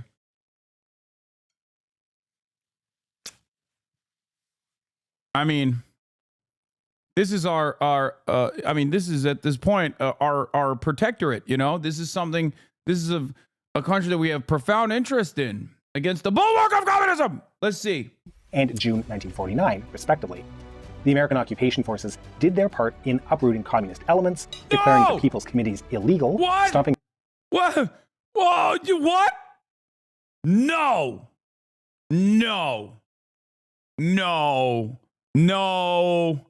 What do you mean? No, but what about... But liberal democracy? What do you mean? What? You mean to tell me that the American military occupation helped? Stop. Oh, you joke. You must joke. Out every activity that was deemed. Hasan, I'm as shocked as you are. It's okay. I am shocked. I'm confused. I fear that I thought that this would be the opposite. America always does colonial occupation with good intentions in mind. Guys,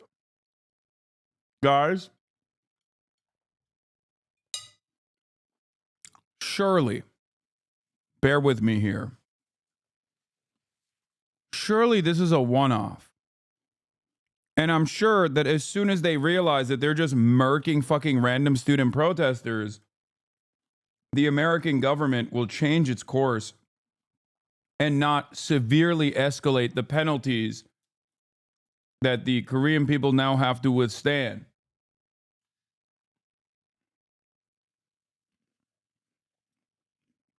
No. I think this is just a one-off. It was an accident. They didn't understand that this wasn't like about rooting out communism, which, by the way, in and of itself is not an honorable goal. Let's see. Deemed red and arresting or killing hundreds of communist activists. Now, while each side was purging their political adversaries, several gatherings between US and Soviet authorities took place with the intent of uniting Korea, though it quickly became evident these discussions were fruitless as neither side was willing to back down. Yeah, I wonder why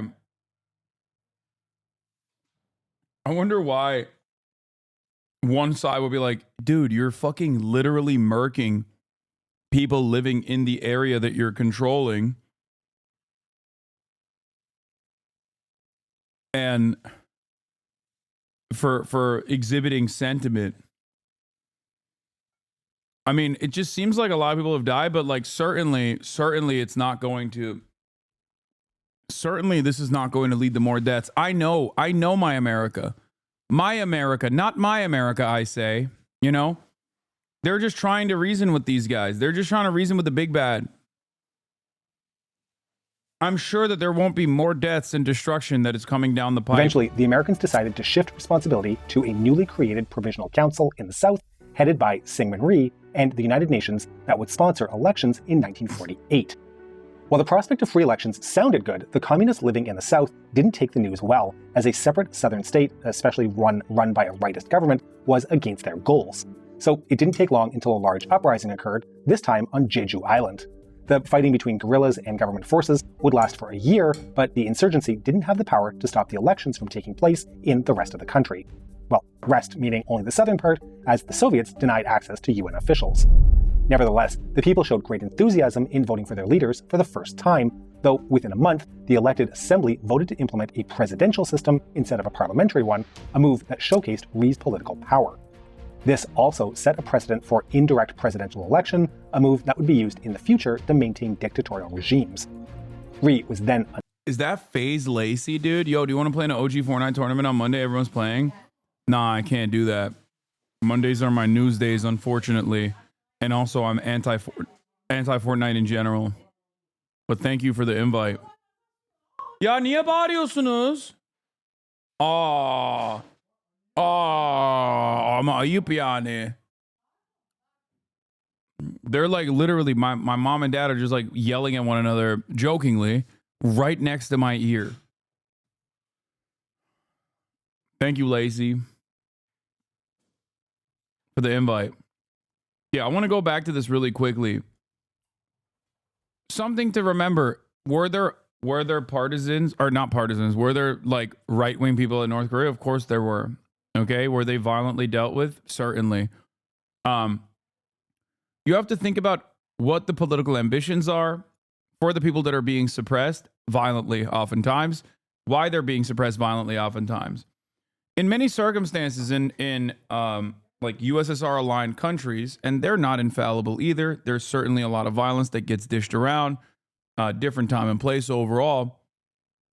The targets of ire, or the targets of violent action, or any sort of serious political or criminal repercussions in USSR aligned countries was almost always those in positions of power, those who own capital, those who want to maintain allegiances to, so oftentimes right-wing fascists, specifically because they wanted to disrupt and maintain a capitalist mode of production. Now, in that process, I need you to understand, in that process, were there a lot of unjustifiable penalties that regular ass people incurred? Abso-fucking-lutely. Okay? The difference, however, is that like the uprisings that they're talking about are not even entirely communist. The uprisings they're talking about that the South Korean government squashed violently were literally just a collection of no right-wing uprisings in North Korea at the time, no massive popular discontent at the time, at least. Yes. And also on top of that, the uprisings are happening completely outside of the scope of like North Korea. It's not like they're, egging it on or something. These are just like people who think, well, my fucking family members live in the North, and I also have sympathies to not living under American occupation. These were students. These were fucking students who were slaughtered ruthlessly. Tuesday marks the 70th anniversary of the Jeju Massacre of 1948. This is a South Korean broadcaster that is, many years later talking about the Jeju Massacre. I need you to understand, this is the most conservative way to approach the subject matter. Significant tragedy in modern Korean history. The incident refers to the killing of some 30,000 Jeju-do Island residents at the hands of the police and military. And since a government fact-finding report came out in 2003, activists have called for a deeper investigation to shed more light on what happened, but the search for truth has been slow in coming. Cheongbang Waterfall is a famed tourist destination on Jeju-do Island, known for its scenic landscape. But 70 years ago, the sea below the waterfall was the site of a tragic bloodshed. At the time of the incident on April 3, 1948, the area was crowded with police stations and detention camps where mass slaughters were perpetrated. 247 people are so far known to have died in this area. However, based on testimonies that killings were conducted every day, the number of victims appears to be much higher. By the way, as the chatter also correctly pointed out, if you're shocked by 30,000, Google Indonesia, Jakarta method. Because goddamn, that fucking slaughter puts this to shame. That slaughter also led by American-backed freaks.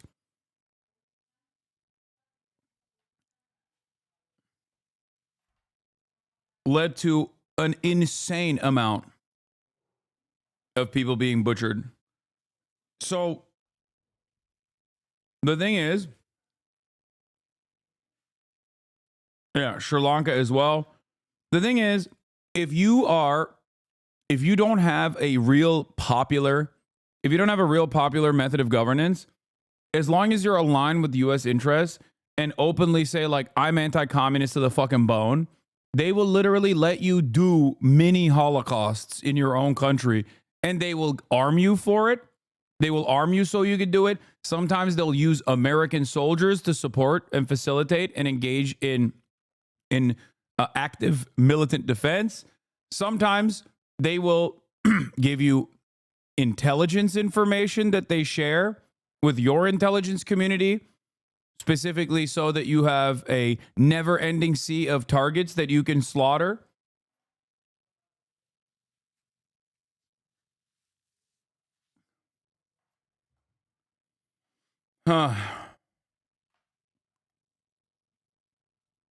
This is how it goes in the name of liberalization and liberation. 시체도 찾지 못한 분들도 많이 있는데 앞으로 우리 It says many haven't even found the remains of their loved ones, so I hope this can be addressed as well as other areas that must come to light. 좀 더 노력하고 또 그 확실하게 우리가 규명을 낼 수 있는 그런 것들이 더 노력해 주기를 바랍니다. Identifying the whereabouts of those who are unaccounted for is also a pressing task. Some 5,000 people on the island are believed to have gone missing at the time, but how and why remains unknown. Government support is urgently necessary for a state-level investigation into the Jeju massacre, whose many facts remain in the dark even after 70 years. Yeah, I mean, this is like the brutal South Korean dictatorship fucking absolutely slaughtering people who led a popular uprising against the brutal South Korean government. At the time, America fucking 100% was like, oh, they're killing communists. It's great.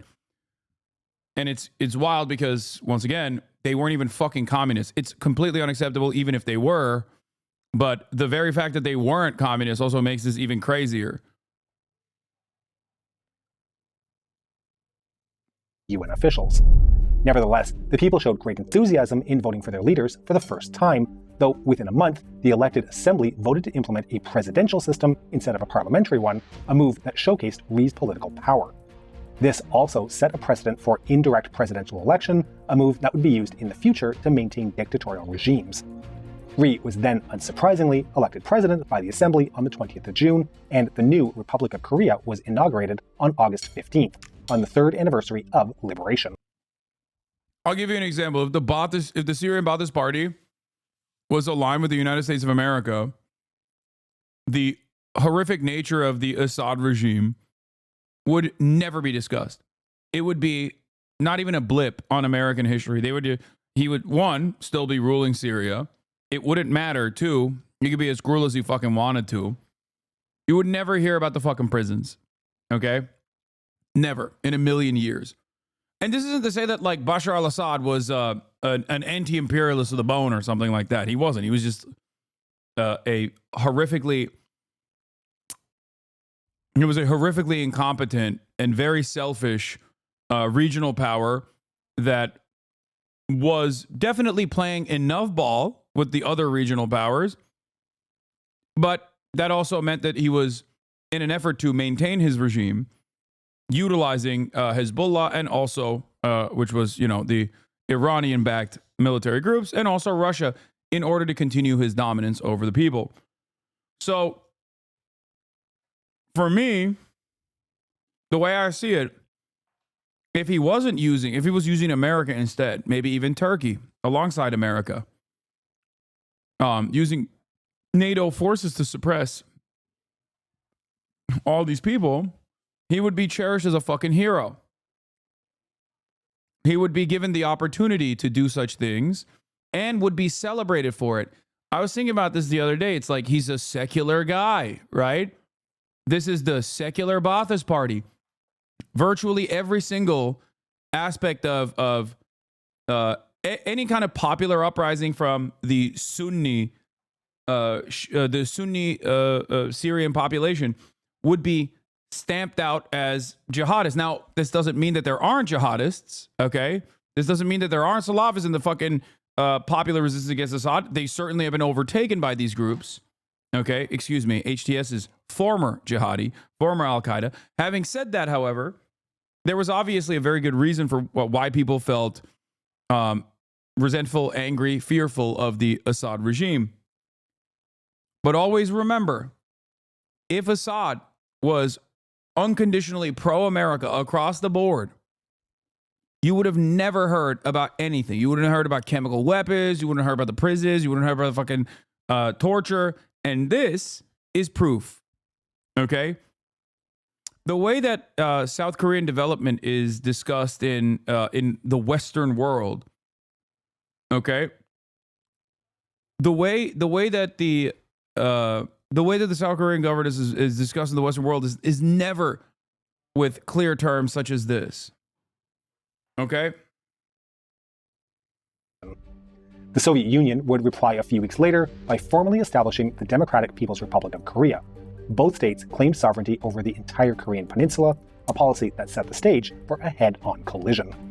So life wasn't easy for the newborn southern state. For starters, the rebellion on Jeju Island was still going on, and another uprising would be added to that in mid-autumn. Known as the Yeosu Suncheon Rebellion, it began on October 19th in the port city of Yeosu after disgruntled soldiers of the 6th and 14th Regiments refused to fight against the Jeju guerrillas. Within a day, the 2,000 rebels had total control of the city. It's so weird. Why is this objectively popular American-backed government breeding so much hostility by the population it's supposed to be democratically governing? And soon seized Suncheon as well as other nearby towns. They were joined by leftists waving red flags and calling for a Korean People's Republic, the old PRK, though some raised North Korean flags and pledged their loyalty to Kim Il-sung. They even went so far as to establish people's courts and then tried and executed several police officers, government officials, landlords, and rightists. A newspaper controlled by the rebels made their goals known to the public. First, all Americans would have to leave Korea and all government authority should be transferred to the People's Committee of Yeosu. It also called for land redistribution, a purge of officials who had cooperated in the past with the Japanese, and finally a union of the land under the Northern regime.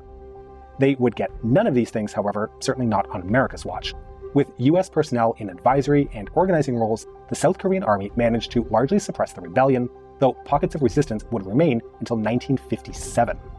But the violence didn't stop there, as reprisals from loyalists began, who went on to shoot people who they had the slightest suspicion of supporting communist uprising. In total, around 3,000 people were killed in the uprising that ultimately had only one winner, Syngman Rhee, who used the opportunity to further strengthen his power and wipe out all resistance to his rule. In May of the following year, the larger rebellion on Jeju Island was put down as well. It was an unprecedented massacre as both— Still you sit here and listen to this from a Western world country? What?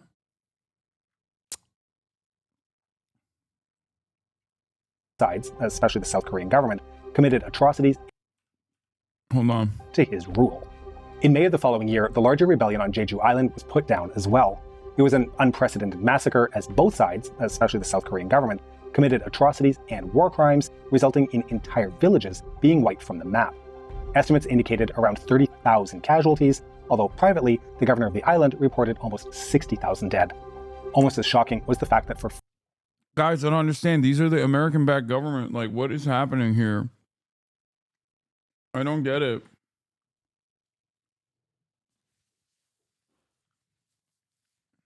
What the fuck is going on, man?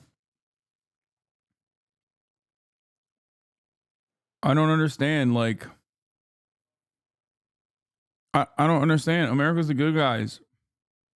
Why are they doing a complete fucking... Why are they ethnically cleansing entire villages for their political mobilization? Why is America not stepping in and seemingly working in lockstep every step of the way? I don't understand. Why is America not using its own pre-existing laws against a foreign ally that's currently also committing a genocide in Gaza? Why is America not stopping Israel? They are the good guys. Why are they not doing that? Perhaps it's not America stopping these countries, but instead not only allowing them to do this, but also urging them to do so.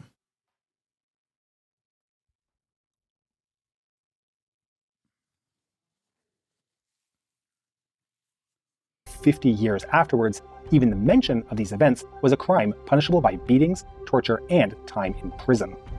But while Syngman Rhee was putting out one fire, another one was being lit, this time on the opposite side of the country, when on the 4th of May, border battles began at Kaesong, an incident initiated by the South. Skirmishes and raids along the 38th parallel would continue until December, and the only reason all-out war didn't break out that year was that both superpowers wanted to avoid war and made clear they wouldn't help if an unprovoked general attack was launched. So, going into 1950, the strategy for both sides was to hope for a provocation from the other side. Yeah, for the record, I need you to understand something. The Korean War has yet to start. Like, in the way that it's taught in history books, understand that this hasn't started yet. Just like Deir Yassin is not featured in the Israeli War of Independence, okay, as a pivotal point, or the Nakba is a important aspect of like Israeli nation state development in its inception, this kind of stuff is not even considered to be to play a motivational role in the actions of the DPRK. Just so you understand. Like, all jokes aside, the big bad, America's like direct and active involvement has yet to begin.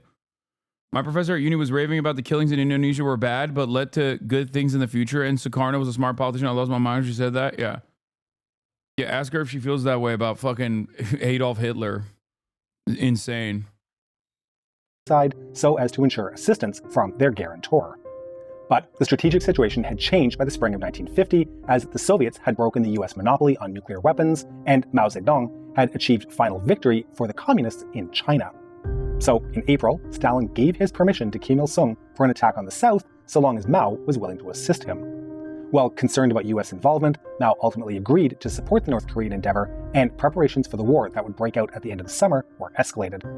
Now, we've covered the events of the war in detail in other episodes, so we're going to fast forward a bit to 1953 and South Korea in the aftermath of the war. If you haven't watched our episodes on the Korean War, we'll link them in the show notes. Although devastating, the Korean War actually gave South Korea the chance to start again with a clean slate. Let me explain. The old aristocracy that once controlled people, markets, and enterprises had lost its political powers through land redistribution. It's good that we watched the other video because it I think, covered the war already. And I think this hyper focuses on South Korean politics in the lead up to the Korean War and in the aftermath of the Korean War.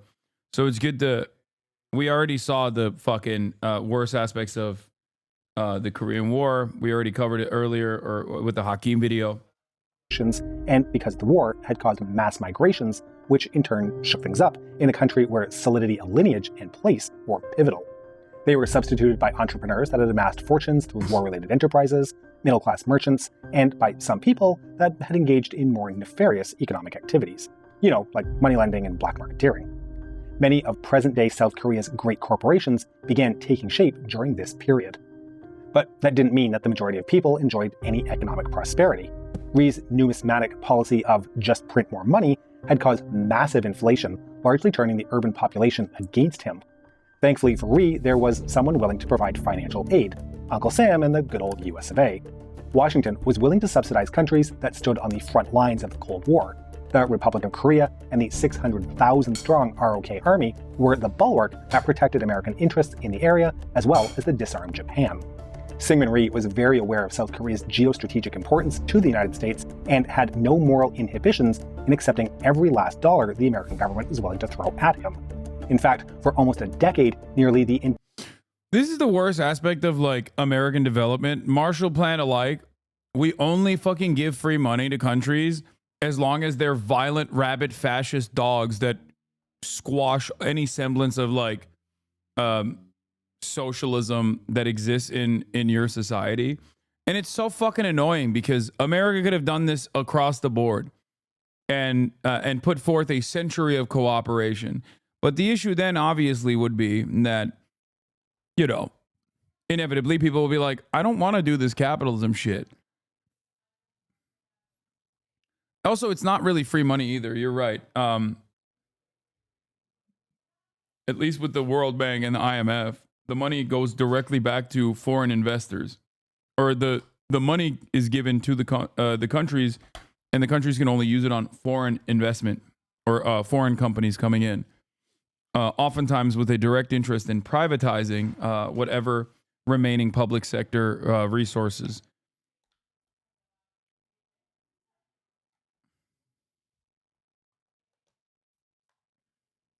The entire government budget came from American funding. With corruption being widespread, it's of little wonder that large amounts of these dollars ended up in the pockets of people working under Rhee, like cabinet officials and his political friends. Rhee's maladministration didn't go unnoticed, and his years from 1953 to 1960 can be summarized as an increasingly desperate attempt to cling to power.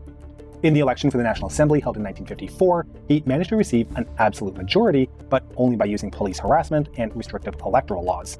And he didn't stop there. Through the clever use of good old bribery, he managed to get many independent members of the assembly onto his side, a move he needed to get the necessary 2/3 majority for a constitutional amendment that would allow for a third presidential term in 1956, which, of course, he got. However, the political mindset of the people had begun to change. People had had enough of the economic hardships, the out-of-control inflation, the corruption, and Rhee's authoritarian rule. His popularity declined rapidly in urban areas, and especially among the younger generations that tended to be better educated and thus had greater political understanding and stronger beliefs in democratic values and ideals. Facing the prospect of getting voted out of power, Rhee's administration resorted again to repression. A notable victim was Cho Bong-am, a former minister of Rhee's who made the simple mistake of founding his own party and obtaining an impressive 30% of the vote for the presidency in the 1956 elections. So, in February 1958, just a couple of months before the next assembly elections, he was charged with spying for North Korea and, after 2 trials, was executed in the summer of the following year. But even with the extensive repressions and electoral fraud, Rhee's Liberal Party managed to only get 38.7% of the votes, compared to the Democratic Party, which won 29.5%. Rhee responded to this stronger opposition the only way he knew how, with even stronger repressions.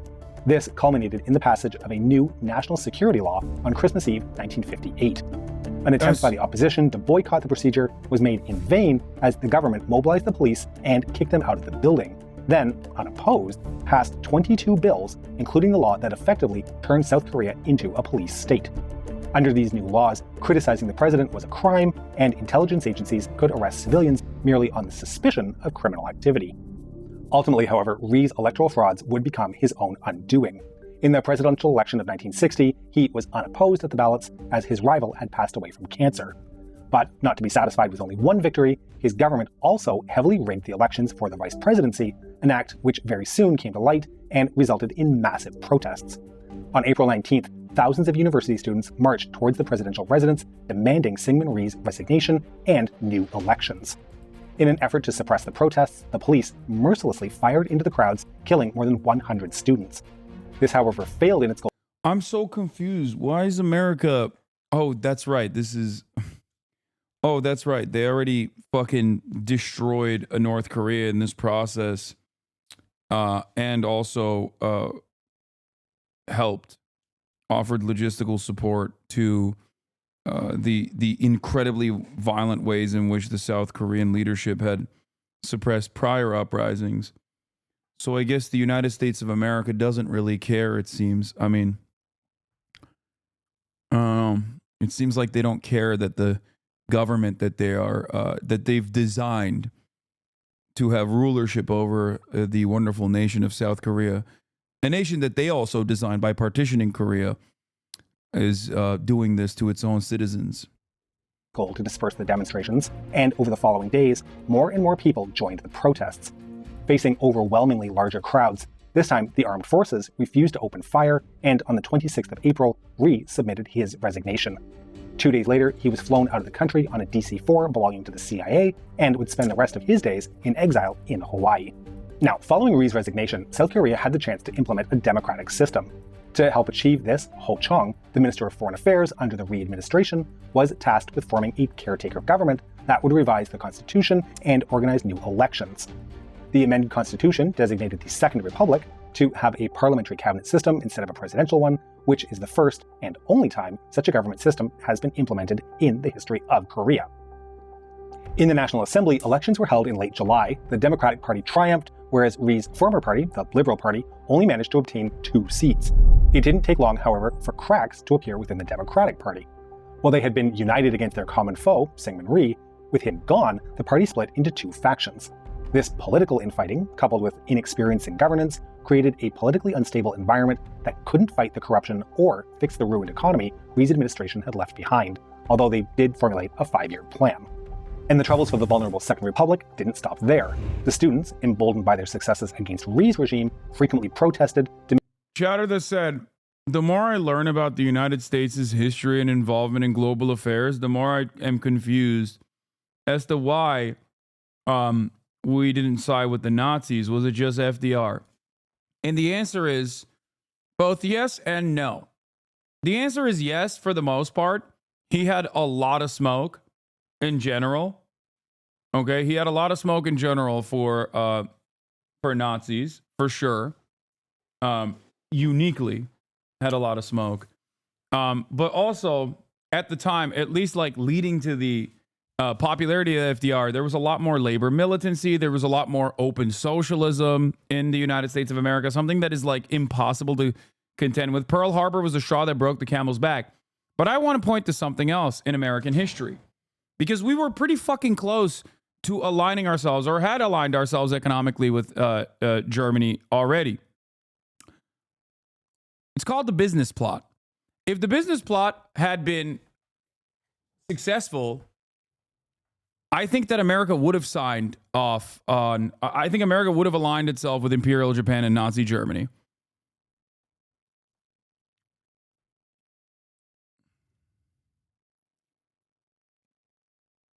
So yeah. He didn't have the smoke because of the Holocaust, though. Yeah, but to be fair to the to be fair to FDR, many people did not understand the true severity of the Holocaust until after they had successfully fought against Nazi Germany. Like, you have to remember,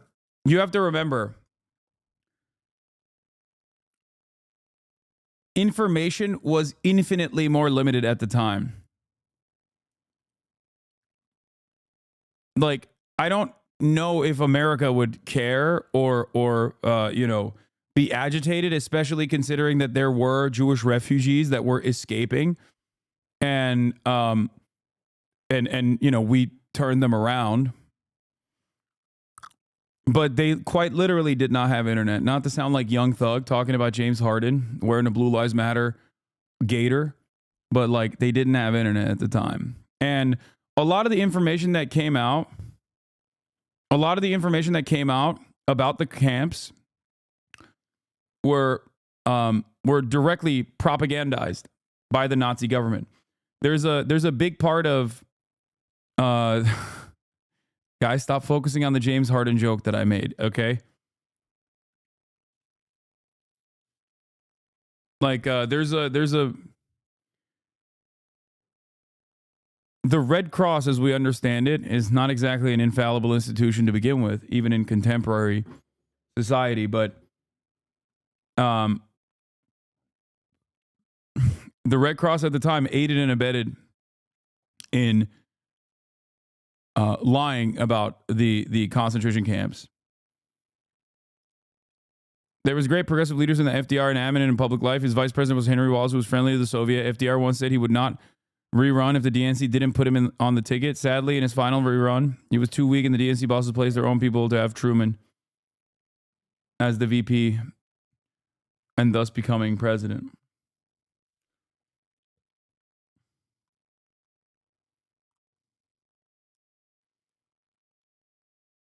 Yeah. The Reisenstadt ghetto and the Red Cross. It was used as a model ghetto for deceiving International Committee of the Red Cross representatives about the ongoing Holocaust and the Nazi plan to murder all Jews. The Nazified German Red Cross visited the ghetto in 1943 and filed the only accurate report on the ghetto describing overcrowding and undernourishment.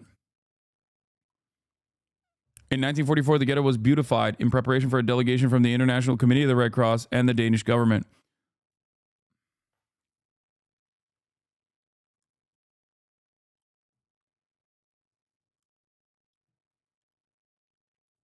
Well, during the war in 1942, there was a Polish captain who snuck into the concentration camp and was there for 2 years, I think. He leaked info to the British, and the UK military dismissed the reports as outlandish because they didn't want to believe the reports were accurate.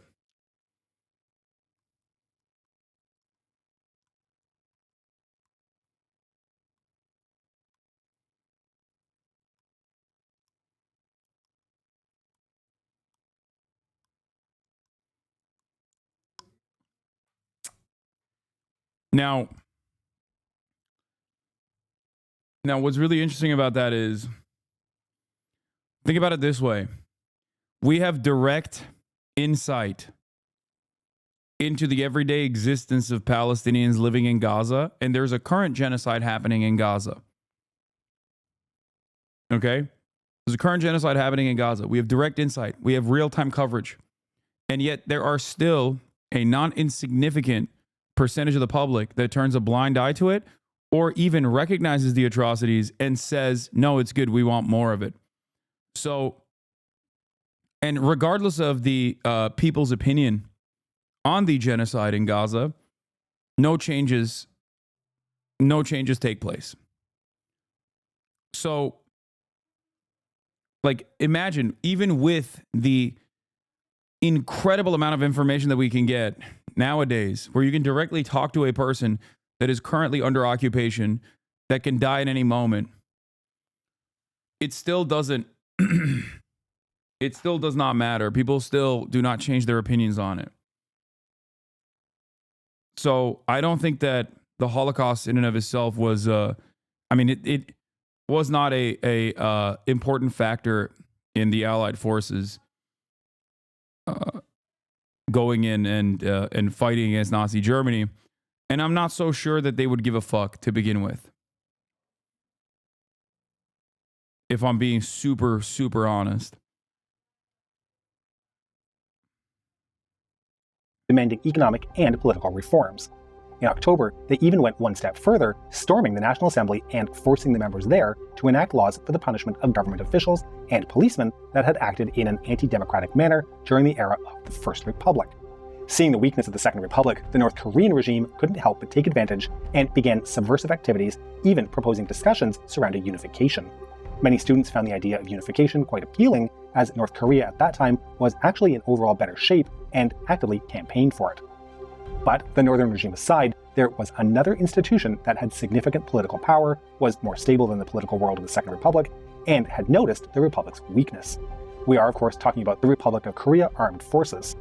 They had in the past actually planned a coup against Syngman Rhee, but were only stopped by the success of the students in the April Revolution. They were, however, displeased with the progress of the new regime, and a group of officers concluded that the time for a military takeover had come. In the early hours of May 16, 1961, Major General Park Chung-hee, with 250 officers and 3,500 soldiers, announced the Army's intervention to save the country. Park dissolved the National Assembly, instituted martial law, and declared the formation of the Supreme Council for National Reconstruction, a fancy title for the military junta he had just established. A series of dictatorial regimes in South Korea would remain in place until the establishment of the Liberal Democratic Sixth Republic in 1987. The history of South Korea stands as an excellent example of the Cold War, a country which stood firmly in the anti-communist alliance, but did so at the expense of human rights and civil liberties, which its financial and diplomatic sponsor state, the United States, proclaimed to be the reason for fighting the Cold War in the first place. South Korea is only one example during the Cold War of Washington providing support for dictatorial and repressive regimes in order to keep the world safe from communism. As we said at the beginning, the side of good is not always good. We hope you've enjoyed today's episode, and to make sure you don't miss all of our future episodes, please make sure you subscribe to our channel and have rigged the pressing of the YouTube bell button so that no matter which bell button you press, it supports only.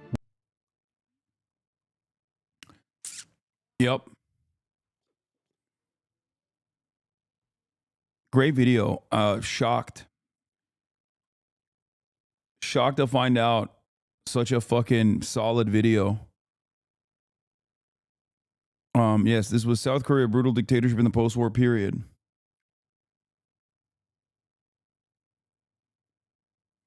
I think I missed a part of your thoughts about the Allied forces' awareness of the concentration camps. From what I understand, there was little awareness till after at least 1945 and after. No, that's what I said. And I'm saying that even if there was awareness, judging by, even if there was awareness, judging by our reaction to Israel, I don't think that like people would give a shit. Like that wasn't the reason. I think the way that people portray it, they talk about it like Americans went to Nazi Germany and fought them specifically to liberate the concentration camps. But many people were oblivious to that reality. There were certainly people who wanted to join forces, who wanted to fight, push back against Nazi Germany's actions. Okay, that is real. That is a real thing. FDR was one of those people. But it took Pearl Harbor for Americans to even be convinced to join the Allied forces. So think about that. Like, there needed to be a pivotal moment that there needed to be a pivotal moment that like would cause enough popular support to even join. FDR used Pearl Harbor as a... FDR basically used Pearl Harbor effectively to say, like, no, this has to happen. This is completely unacceptable. Prior to that, the policy was isolationist. I wouldn't necessarily say isolationist because obviously Pearl Harbor also happened because, you know, we were not excited about Imperial Japan's actions in the region. Like we were taking action against, the Japanese Empire, which is what led to Pearl Harbor. And then Pearl Harbor is what led to U.S. involvement in World War II, like active involvement in World War II.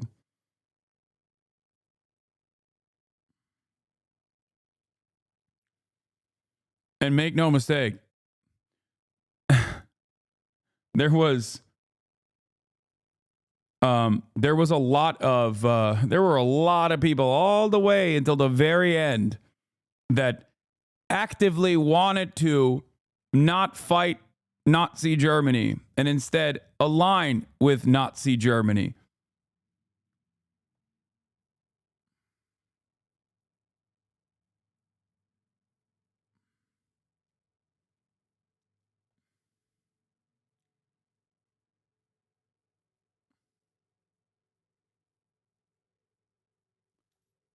Some of them are known as, you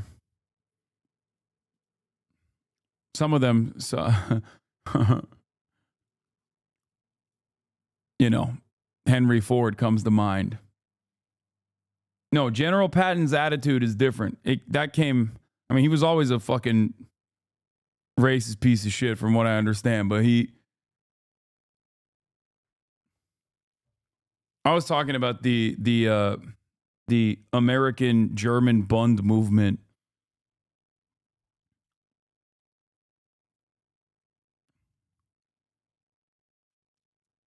Or American capitalists in general that continue to trade. That's why I say if the business plot had gone through and FDR was... the tide of history would be very different.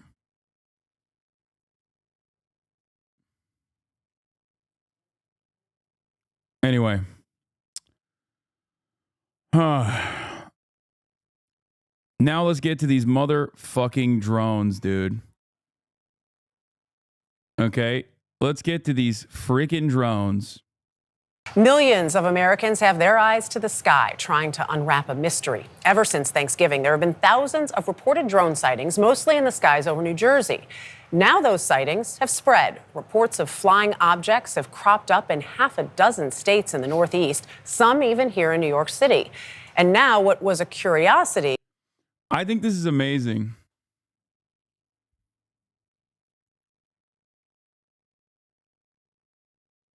I think this is amazing because, like, I feel like there's definitely... I assume that, like, there's probably some, like, I don't know, military defense contractors, like, testing out drones or whatever.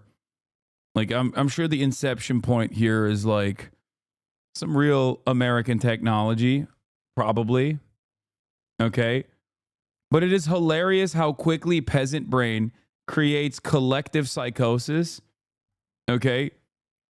And now you have so much momentum on the story from people who personally think that every plane in the sky is actually a drone. And not just any drone, but drones that are coming from an Iranian mothership. This is a fantastic example of this. Woman on Facebook proudly reports how her husband shone a laser at a drone, which was actually FedEx Flight 3926 at 4,000 feet. This is complete madness. My husband and I saw one in West Milford about 11:57 p.m. It was very low flying and audible. My husband shined his sniper laser at it, and we watched before our own eyes. It went completely dark, and the sound ended abruptly. I know the time because I texted my best friend immediately after.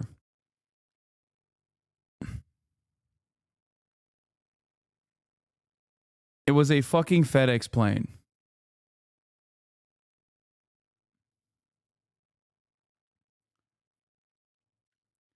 New Jersey Democrat Senator Andy Kim was posting planes flying a Newark flight path. Last night we went out with local police to spot the drone flying over New Jersey. Here's what I saw. We drove to Round Valley Reservoir and the officer pointed lights moving low over the tree line. Sometimes they were solid white light, others flashed of red and green. Now, the red and green light means that it's a FAA sanctioned flight, isn't it? That's just a plane.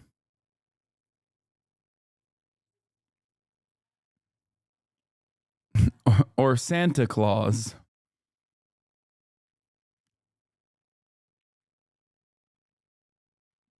We oriented ourselves with a flight tracker app to help us distinguish from airplanes. We often saw about 5 to 7 lights at a time that were low and not associated with aircraft we could see on the tracker app. Some hovered while others moved across the horizon. We saw a few that looked like they were moving in small clusters of 2 to 4. We clearly saw several that would move horizontally, then immediately switch back in the opposite direction and maneuver in ways. The one low looks pretty close, right? So this one's gonna fly over us right now. You think so?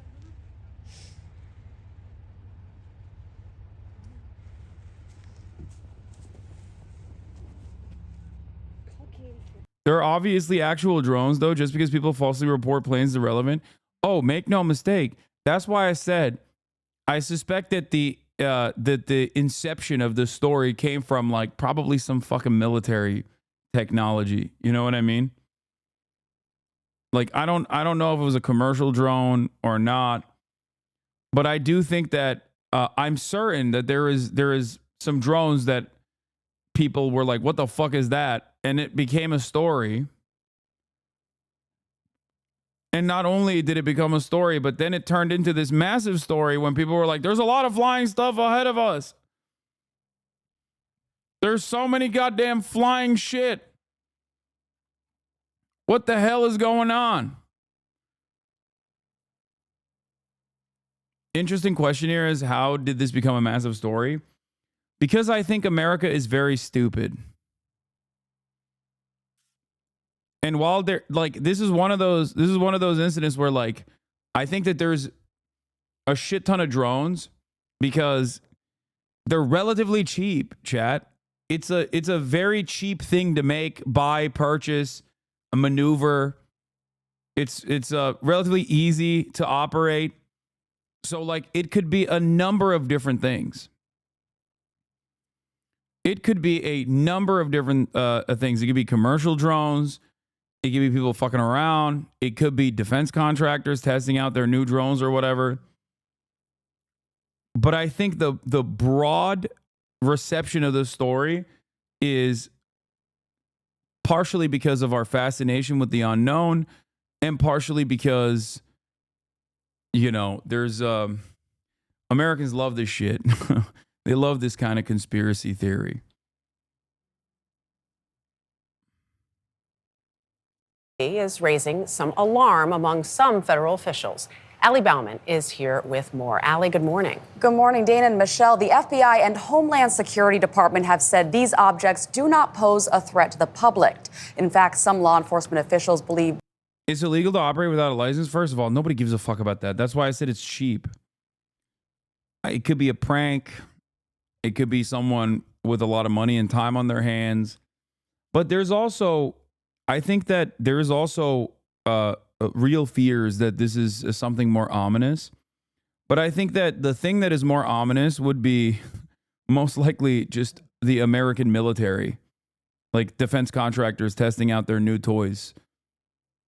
They are the size of cars. It's alien people. Okay. Or maybe that. they aren't drones, but planes or helicopters that are being mistaken for unmanned aircrafts. But despite that, some high-ranking elected leaders are demanding answers to what the objects are and who's controlling them. In the dark of night, the number of reported drone sightings in at least 6 East Coast states is now more than 3,000 and counting. We saw blinking, like lots of blinking things up in the sky to the south, right over the ocean. In New Jersey, unexplained drone activity was reported above a naval weapons station, while farther north, the FAA ordered temporary flight. Hey, cold snack, baby. How much have you looked into this? I was under the impression that this was thousands of industrial-side drones clearly visible as a drone. Everybody has seen them. Yeah, I don't understand it. Everybody says everybody's seen them, and yet all the footage that I have seen from independent sources are either like TIE fighters that they altered, okay, to make it seem like a fucking real TIE fighter was like flying in broad daylight, or planes and shit, planes and helicopters. So I have not seen, like, while I love a good story like this, I love a good conspiracy, I have not seen any real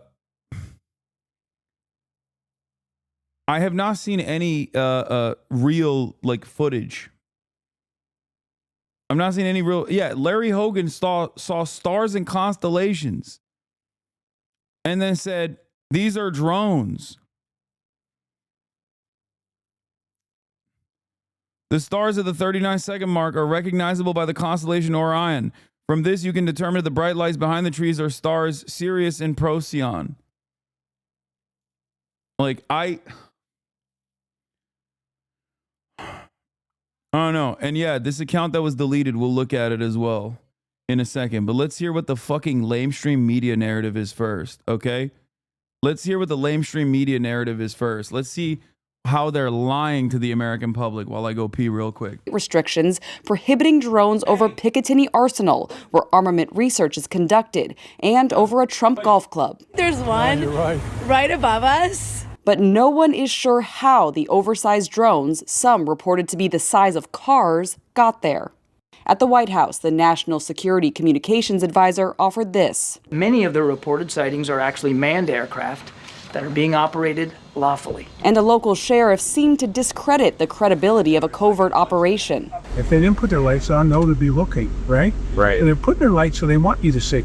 But some politicians want to know more. The fact that the federal agencies responsible for briefing the public have not come forward in a clear way is unacceptable. Yesterday, New Jersey Governor Phil Murphy wrote a letter to President Biden asking for federal resources to figure out what's going on. And senators from New York and New Jersey signed a joint letter to the FBI, FAA, and Department of Homeland Security. If you don't know whose it is and who's flying it, you have to take it down. Well, that sentiment from New York Senator Kirsten Gillibrand echoed by President-elect Donald Trump. He posted on Truth Social that the government should let the public know what the objects are or shoot them down.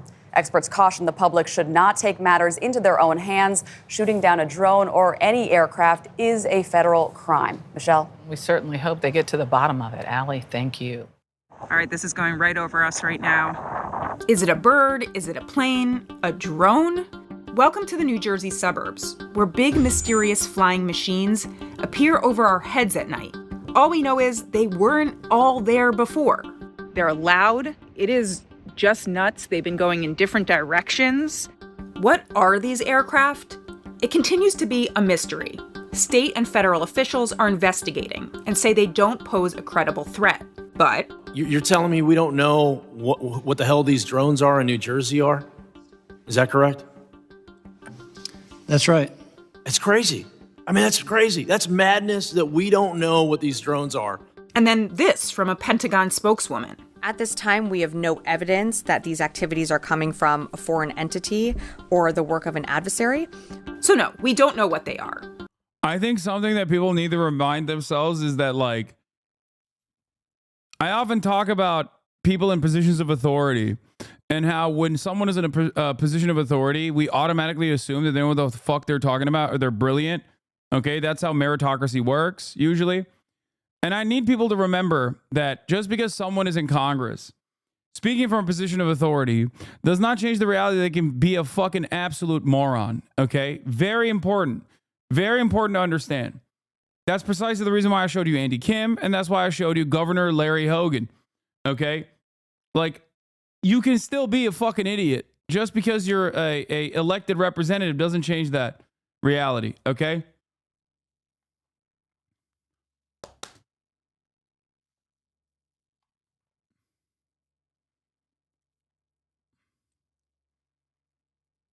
Now, I do want to point to something here.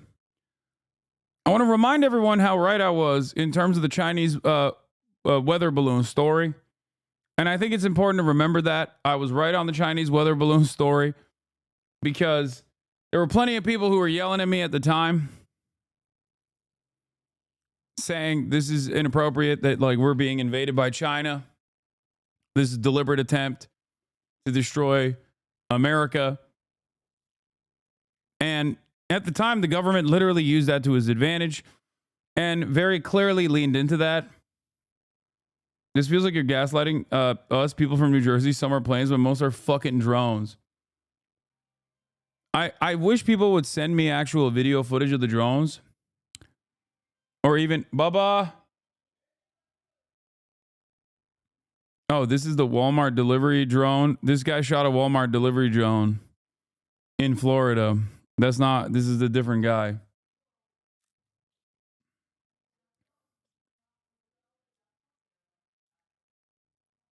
Anyway, this is what people are saying is a convincing argument that this account made, that the account got deleted. I don't know if it's convincing or not. I'm just going to read it. Okay. A whole thread of red and green light planes they're saying aren't planes law. Whoever's behind this, they seem totally unconcerned about being photographed and filmed, which makes it highly unlikely that they're secret military defense industry tech. Yeah, that's a commercial airliner. That's not a drone. There are dozens of SUV-sized drones flying over New Jersey on a nightly basis.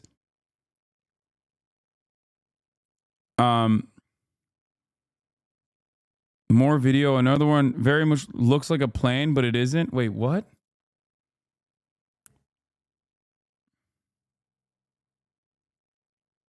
Sent in by a resident of Bergen County. In the video, I thought it was a plane, but after seeing the picture, I'm not so sure. It doesn't look like any passenger plane to me.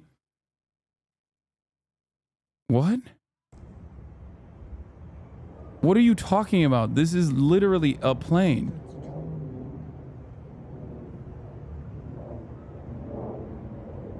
And then not only is it a plane, but it's also like, I suspect it's like digitally altered as well, because there's like certain points where you can kind of tell.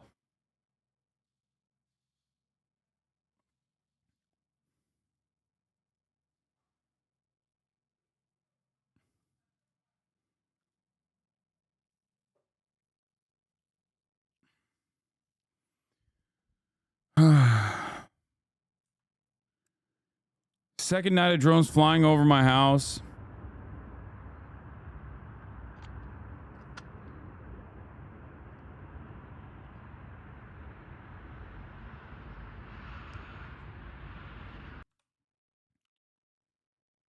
This chat is perfect for the story because half of us have plane autism and we can clearly tell if this is or isn't a plane. Yeah. Planes come in various shapes, sizes, colors. Okay. They have different kinds of wings. Okay. And like a lot of the footage that I've seen are literally just straight up planes. And I've yet to see like, hey. Anne. Kaya, place. Not yet, Kaya. Fat ass. She got so fat, just like her daddy.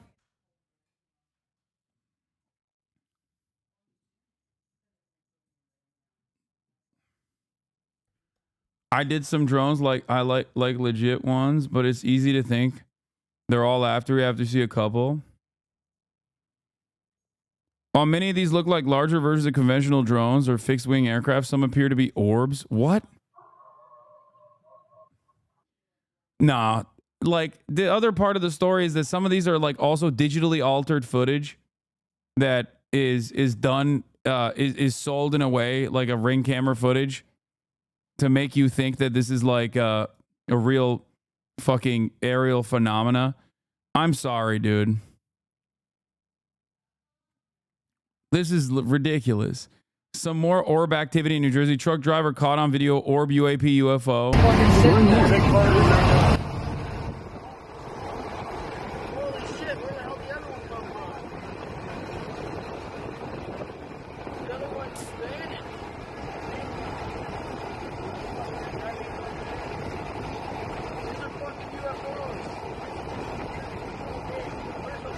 These are your people. These are your people, New Jersey loser.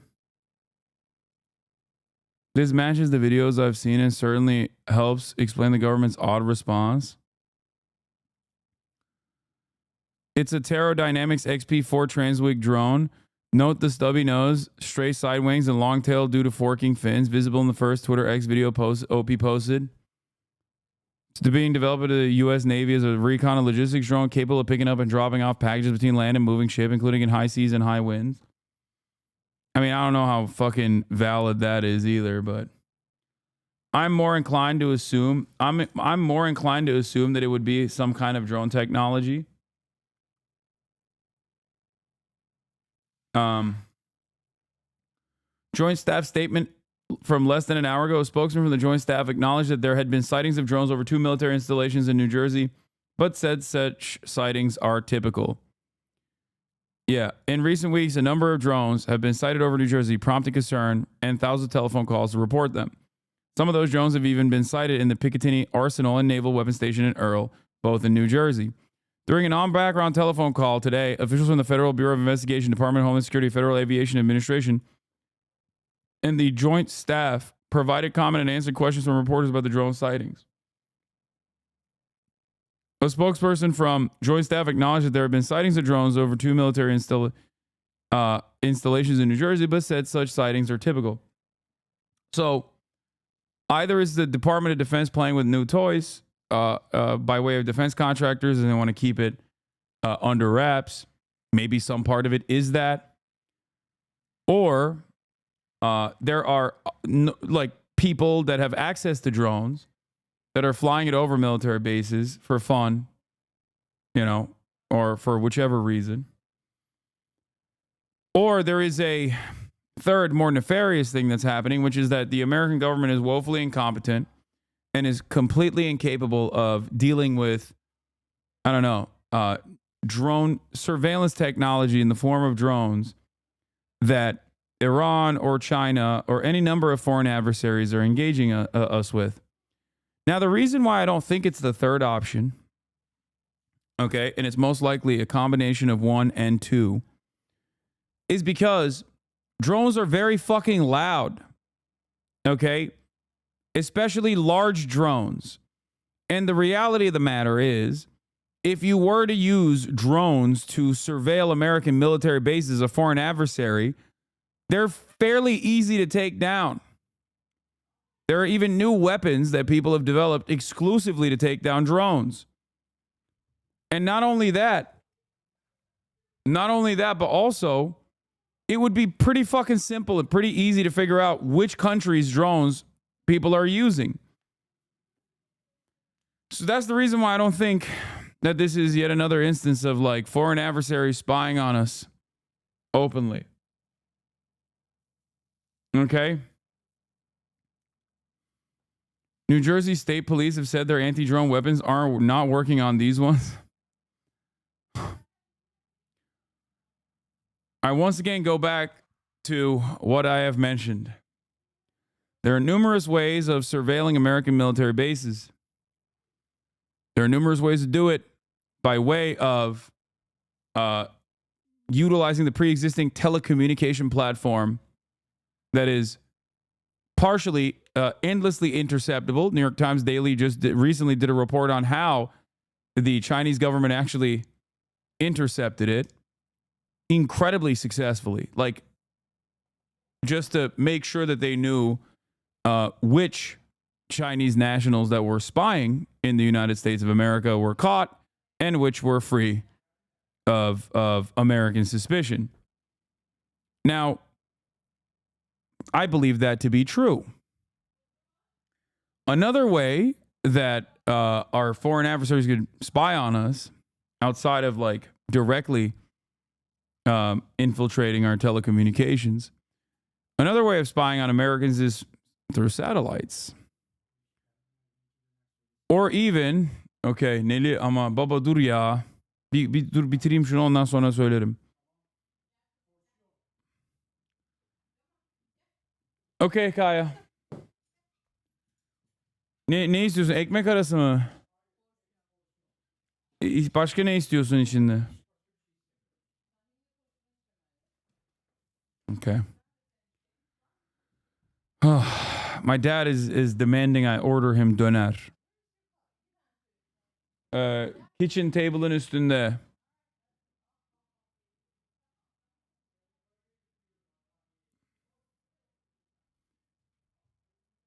Here's a conspiracy story. Fed used drones and information to test methods of inducing mass hysteria in the U.S. I mean, maybe.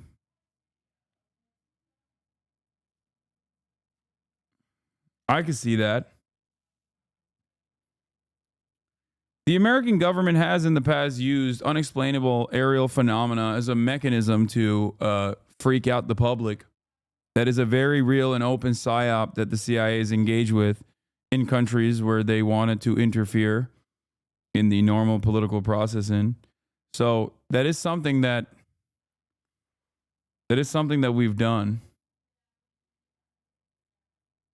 But I'm not so certain. Here, let's finish this video and then I'll But I do know a bit about them after spotting them, talking to residents and experts. What is that? Yes, some of the videos show aircraft that look like planes. And some of them definitely are regular planes. But experts who have seen the reported drone footage categorize it into two buckets: quadcopters and fixed-winged aircraft. I didn't see one of the quadcopters, but Melissa Pedersen in Chatham believes she did. In her footage, this object goes back and forth in the sky. Experts I showed it to said it did look like a drone. I've spoken to residents in a number of towns up and down the state, and many report seeing similar low-flying objects. What I saw did not look like that, but it did appear to be flying lower than a regular plane. There we go. That is low. That's just hovering over something. And there was a lot of activity in the air, far more than usual, and I didn't see a lot of that reported on flight tracking apps with FAA data. At a New Jersey briefing on Wednesday, officials said the drones fly for 6 to 7 hours at night. They believe they're coming in from over the water. These are apparently very, as I understand it, very sophisticated. The minute you get eyes on them, they go dark. With all the attention in the state, many have taken to... How? How would they know? How would the drone operator in the middle of the fucking night know that there are eyes on the drone?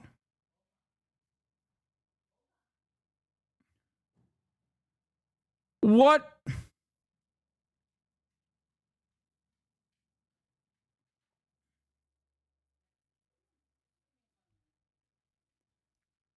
Someone in the chat said optical lasers or some shit. Like, that's not...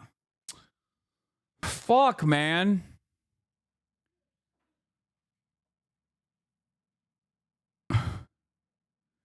If they have IR cameras, they can see camera lenses. Do you know how complicated of an operation that would be? They have infrared cameras that sense camera lenses and shut off their lights. Okay, then why do they have the lights on to begin with? From all angles, dude? What do you think drones are? You think they're like how do you think drones are operated?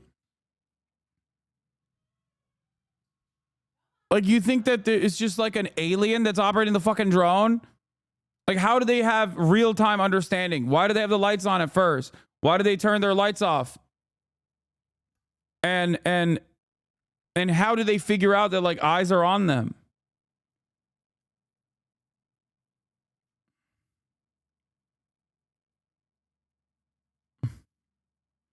It's not possible. Even with basic infrared, you can tell when people are looking at you by the simple fact that they're outside and pointing cameras at you. I agree this is not happening, but that's how it could happen. Oh my God.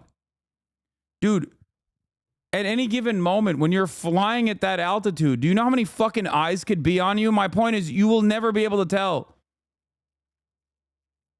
Like what?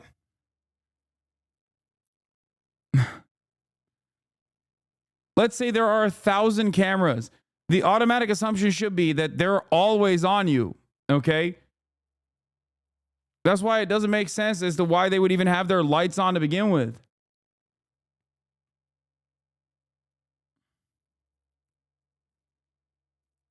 Because the moment that you actually come close enough to the fucking shoreline, there are 1,000 opportunities to be spotted. Why the fuck would they have the lights on only until they recognize that someone caught them? High technology, but apparently Deborah can take a photo on her iPhone 14. Yeah.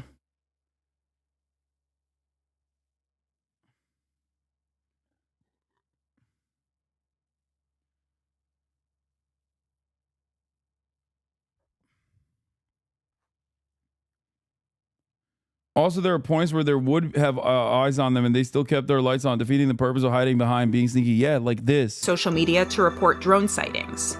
For the past few nights, my Ring app has been full of alerts, though many do seem to be plane sightings. The White House on Thursday implied as much. We have no evidence at this time that the reported drone sightings pose a national security or a public safety threat. We have not been able to, and neither have state or local law enforcement authorities, corroborate any of the reported visual sightings. To the contrary, upon review of available imagery, it appears that many of the reported sightings are actually manned aircraft that are being operated lawfully. Still, mystery drone sightings have been seen across the country, including over Langley Air Force Base. Yeah, good luck fucking instilling any trust in the American public after fucking destroying what semblance of trust that might have remained. Like ruining your credibility on the Gaza stuff. So who the fuck would ever believe that? I just, like, across the board, Americans just don't trust their government. You know, you got the Iraq War, you got 9/11, you got the JFK assassination. Time and time again, American media in unison with the American State Department has actively been like, yeah, no, don't worry about it. Don't look over here, okay? Nothing weird. Shut the fuck up. And of course, there is a tremendous level of distrust in the American government and a tremendous level of distrust in the American media. So obviously, not a single fucking person is going to hear that and go, you know what? I agree, actually. You're right. There's probably nothing to fear. At this point, they'd be better off being like, they're fucking aliens, okay? I feel like people are so inclined not to believe the American government that if the American government came out and were like, they're UFOs, they'd be like, oh, it's okay, never mind. I don't believe it. They've been negatively polarized against any sort of revelation from the American government or the military, really. That trust is gone. That bond is broken. The American government is basically chat poop-socking the streamer, okay? The ancient bond of trust between streamer and chat has been desecrated, defiled, defecated on, time and time again. So no. After the 15th poop sock, the American government, the American population doesn't believe the American government any longer.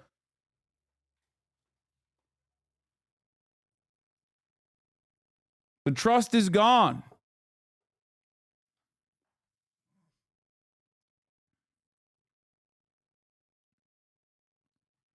But of course, like even if there was one or two weird incidents that just don't pass the smell test, that could be attributed to a defense contractor testing out their new shiny toy or whatever.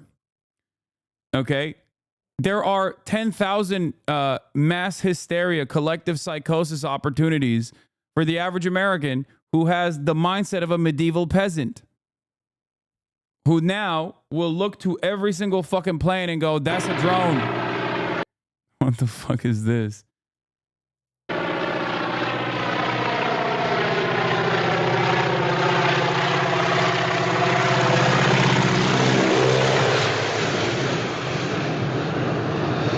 They got him.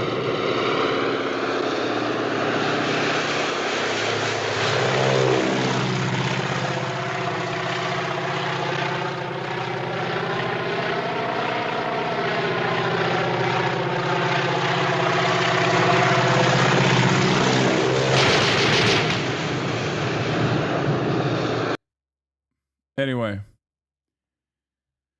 On Virginia's shoreline in December 2023. People have a right to know, where are these... And no, I don't think it's a news and event that the U.S. government is using this drone hysteria to divert attention from. I don't think so. I think that's another, like, brain-broken way to approach it. Like, no. What the fuck?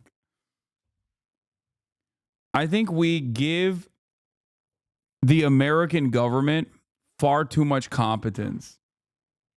Okay? Like, I think the American military is very powerful, much more powerful than you would suspect. But I also don't think that their influence is so vast, their schemes so complicated, that they're actually actively trying to get our attention away from the things that matter. It's like, no, dude, most Americans don't know about anything and don't give a fuck about anything, okay? You don't really need to jiggle keys in front of them to get them to change their perception. They're not like, yeah, they were very excited about the revolutionary sentiment and class consciousness that was being instilled upon the proletariat. We're on the verge of rising up, ladies and gentlemen, until the American government came in and started putting drones everywhere in New Jersey. And all of a sudden, the Marxist-Leninist vanguard of New Jersey fell apart because now they're hyper-focused on these fucking drones.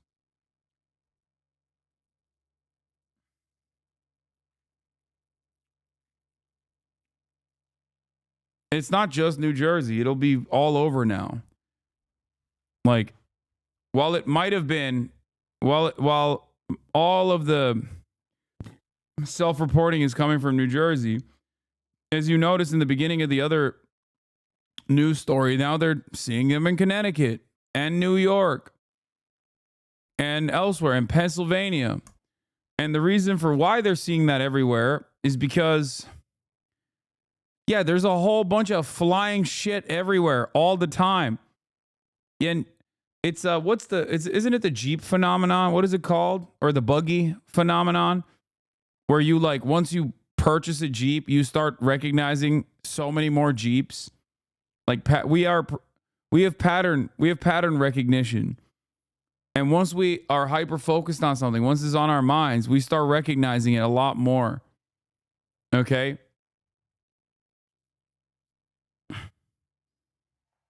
That's just what it is.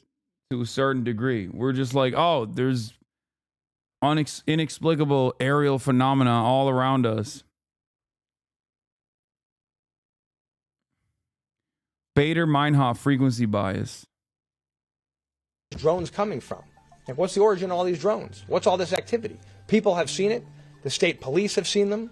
These are not made up. People are not just making up what they're seeing. Now, listen, some of these things could be confused if it's late at night with manned aircraft, right? I don't believe all of these are necessarily drones, but there are certainly drones out there. What happens next? Hopefully we get more info on the mystery in the sky. And I get better at shooting aerial objects with an iPhone. Oh, come on, not the flash. Oh, come on, don't lose the focus. A deepening mystery unfolding in the tri-state area today. People in the New York metropolitan area are now reporting a growing number of drone sightings in their communities. This follows a wave of mysterious appearances. Keep reading the DOD statement. We have had confirmed sightings at Picatinny Arsenal and Naval Weapon Station Earl, the spokesperson said. This is not a new issue for us. We've had to deal with drone incursions over our base for quite a time now. It's something that we routinely respond to in each and every case when reporting is cited. The spokesperson said military installations have means to detect and respond to such drones, and that security personnel are trained to identify, categorize, and employ those tools to keep drones from flying unauthorized over U.S. military bases. Right now, the FBI, DHS, FAA, and DOD have been unable to determine who is responsible for flying the drones, and there's no indication that there are adversary nations involved. To date, we have no intelligence or observations that would indicate that they were aligned with a foreign actor. I feel like if they were aligned, even if they're not malicious, they still will fucking openly state it. So it's got to be not aligned. You know what I mean? Like, remember the Chinese weather balloon that fucking drifted off into U.S. airspace? And everyone was like, oh, it's a Chinese weather balloon, dog. They're coming after us. They're trying to spy on our... spy on our fucking military bases. It's like, even though it wasn't as significant nor as severe as the way that the American government presented it, it still didn't matter. Like, people were whipped into a frenzy. And the American government absolutely used red baiting to fucking get people riled up. We have not been able to locate or identify the operators or the points of origin.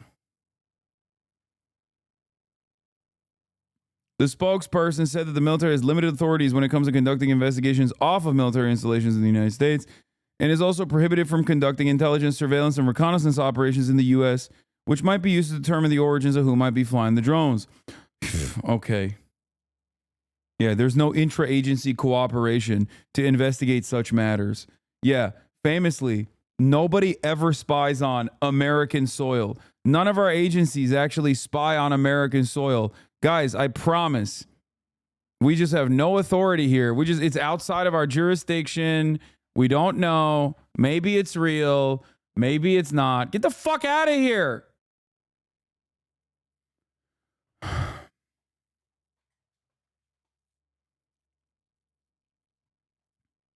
But the spokesperson also said military installations have good relations with local law enforcement who can conduct investigations off the installation. Oh, God.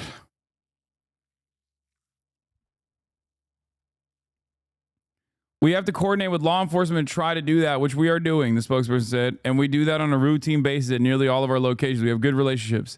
Spokesperson also said the department is frustrated with the appearance of drones. The main point is to deter the activity using some of our electronic means that can respond to most of these small commercial systems and deny them access to the airspace over our bases.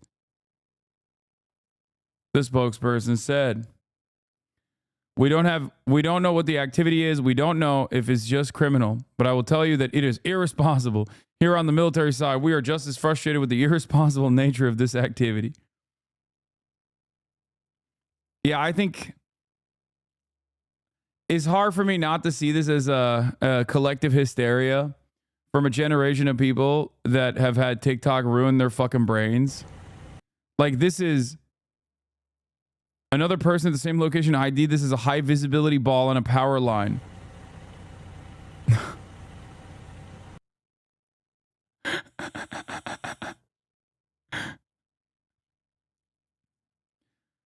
Oh my God. Everyone is becoming a UFO truther. And what's funnier is, like, now doors open. Now the UFOs are no longer going to Ohio. Now they're going somewhere even less likely. The Ohio of the tri-state. Motherfucking New Jersey, man. That's crazy. It's like aliens never go to Shenzhen, okay? They never go to Tokyo. Only Godzilla. Aliens only go to a cornfield in Iowa. And now it seems they're going to the cornfield of the tri-state, New Jersey. Why are they so fascinated?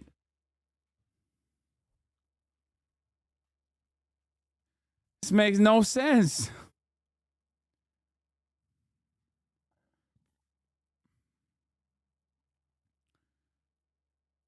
Unusual activity report over Barksdale AFB. Chris Smith of New Jersey related to Congress this week how a U.S. Coast Guard boat was followed by dozens of these things with no idea what they were and no authorization to engage. God, I love this story, man. It's fucking sick. What a fantastic story. In the skies over New Jersey, sparking major concern among residents as well as among local and state leaders. The White House and FBI say there is no evidence to this point that the drones pose a national security threat or have any kind of foreign connection. But that's only adding to the confusion, because so far there are no explanations as to what they even are, where they're coming from, or who might be launching them. For weeks now, the drones have been spotted over homes, critical infrastructure, and sensitive government sites. Today, some frustrated lawmakers have gone from asking questions to demanding answers. New Jersey can't become the Wild West of drone activity. No state can become the Wild West of drone activity. I've made this very clear to the FBI, to Homeland Security, and the FAA, the agencies chiefly responsible for monitoring drone activity. They must immediately disclose more information to the public. It's totally and completely unacceptable that you have all this drone activity going on that people are seeing with their own eyes. The fact that the federal agencies responsible for briefing the public have not come forward in a clear way is unacceptable. There has to be some explanation to the public for all this increased activity, and they must do so now.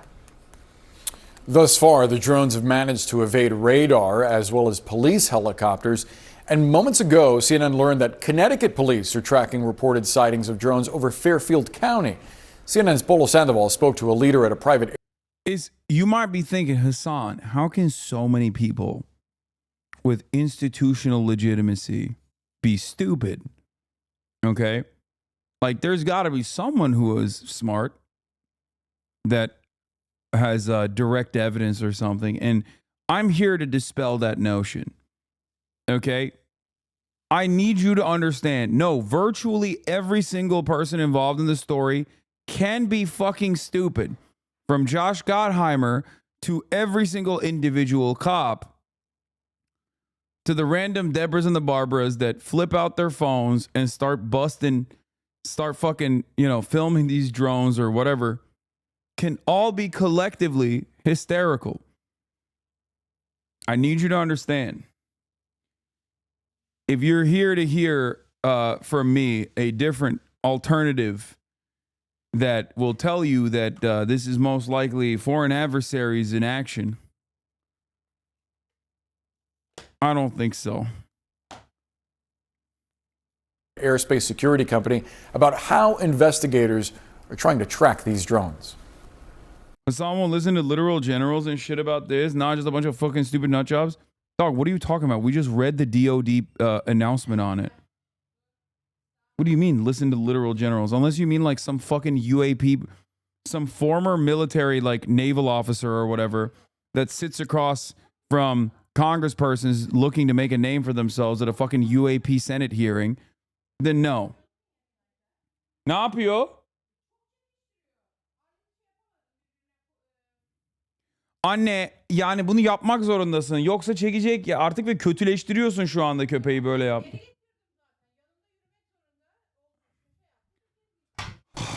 DHS and the FBI saying that thus far they have not been able to corroborate any drone sightings with electronic detection, I should say.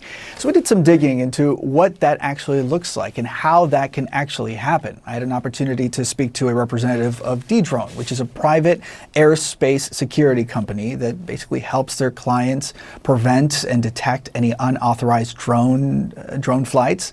That representative telling me that there are at least 4 ways that you can actually detect some of these flights. The first, using radio frequency. You can actually pick up some of that chatter, some of the signals that are sent and dispatched between the drone and the remote control on the ground.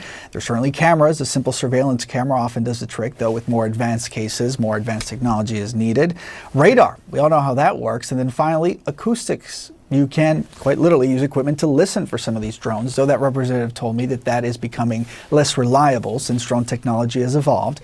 And oftentimes these drones are much quieter. But overall, these are the kinds of resources that authorities on the ground in New Jersey at the state and local level are asking the federal government to provide. In fact, on Friday, New Jersey Governor Phil Murphy sending a letter to President Biden, and in it, not only does he express growing concern about these drone sightings, but also is asking for more federal resources to be sent to New Jersey to help them try to get to the bottom of this. The governor also adding that the residents in his state deserve more information, that it's not enough to simply be told that this is not a matter of any sort of public security or public safety. They want to find out what's behind these drone sightings. And finally, the governor expressing concern about conspiracy theories that we have seen and heard for the last several days.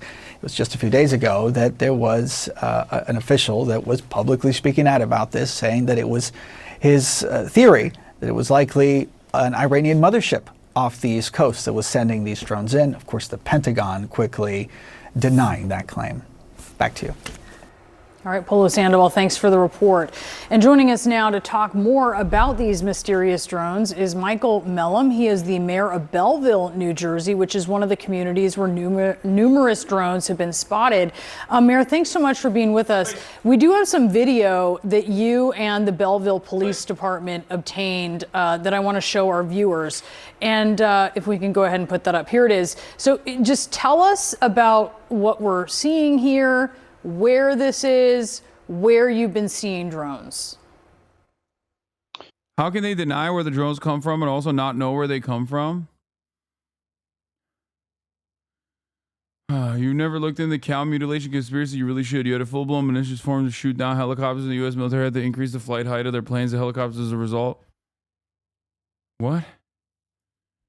You also had a prisoner manage an escape by claiming knowledge of the satanic motorcycle cult responsible for it at all. What the fuck?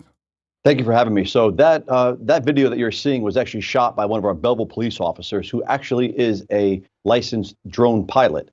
So he's got some familiarity with how these things move. He shot that, and what you're looking at right now is in very close proximity. Belleville borders the city of Newark, and Newark, as we probably all know, Newark International Airport is right there, right in the middle of air traffic control. So that's really running up and down Route 21 here in Belleville, which is a direct conduit right to Newark International Airport. That's why it's gravely concerning to see so many drones in the air night after night. That video was shot on December 8th, but the last 2 days has been a hotbed. We have been swarmed with drones over the last 2 evenings.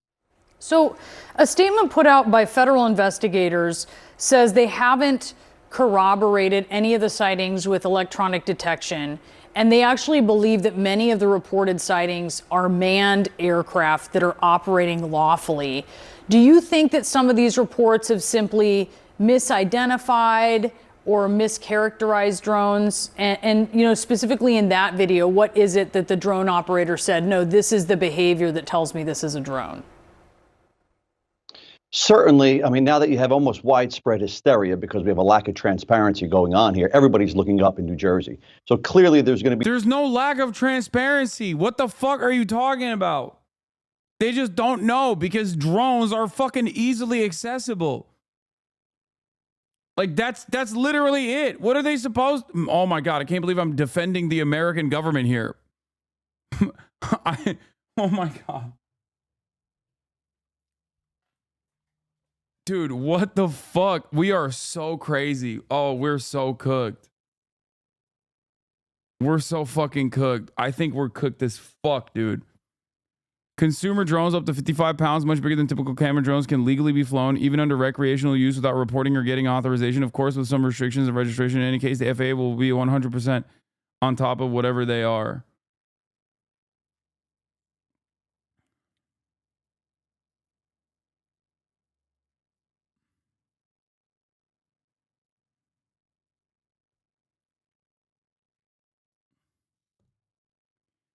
Not drones, not a drone. Nearly 14 minutes of pilot queries, a good few minutes of ATC recordings with pilots recently. It's not my audio, but the interactions do appear to be pretty genuine. Quite fascinating. Oh, stop. This is 100% a Chatter's account. This is Gandalf Ilantifa or whatever, and you are 100% a UFO guy, and you're now saying these are UFOs. Oh my God. There's a reason why I deliberately don't fucking cover the UAP congressional hearings, because this is the one aspect that I find, as far as conspiracy theories goes, this is the one part of like the conspiracy theories that I can't fucking stand, because chatters reveal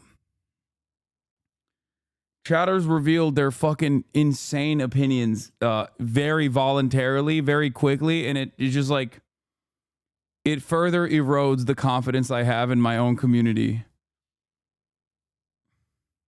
I know it's your account. I know. That's what hurts. So you'll believe AMLO but not chat? Okay. No, I often joke about AMLO saying that duendas are real.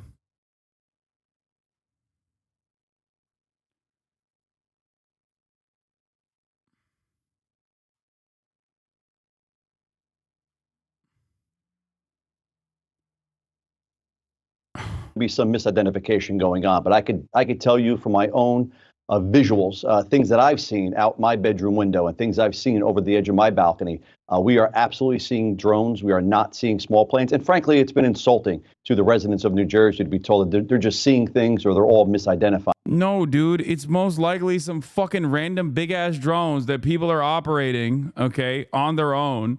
And now that the story's grown, the number of people with drones that are fucking flying their drones to have some fun is also increased. And then there's collective hysteria and panic that play a major role in the story exploding. But like, for the most part, even if it was commercial drones that are flying over fucking military bases and they couldn't intercept them for one reason or another, why the fuck would the American military voluntarily reveal that they can just have like commercial surveillance aircraft flying over its fucking military bases voluntarily? It's if anything, if the government is coming across as shifty or shady in this circumstance, is most likely to fucking hide incompetence and not like some much larger grand plan that's existing. I'm of the mindset that most of these things can be explained away, and that it's not straight up a alien conspiracy or a foreign adversary that's like actively trying to destroy America or a government psyop. And originally I was going to tackle this and choose my favorite conspiracy theory, but given even in this community, like given how many people want it to be a real story, I fear the dangers of leaning into conspiratorial thinking, even if it is simply to have fun. Okay?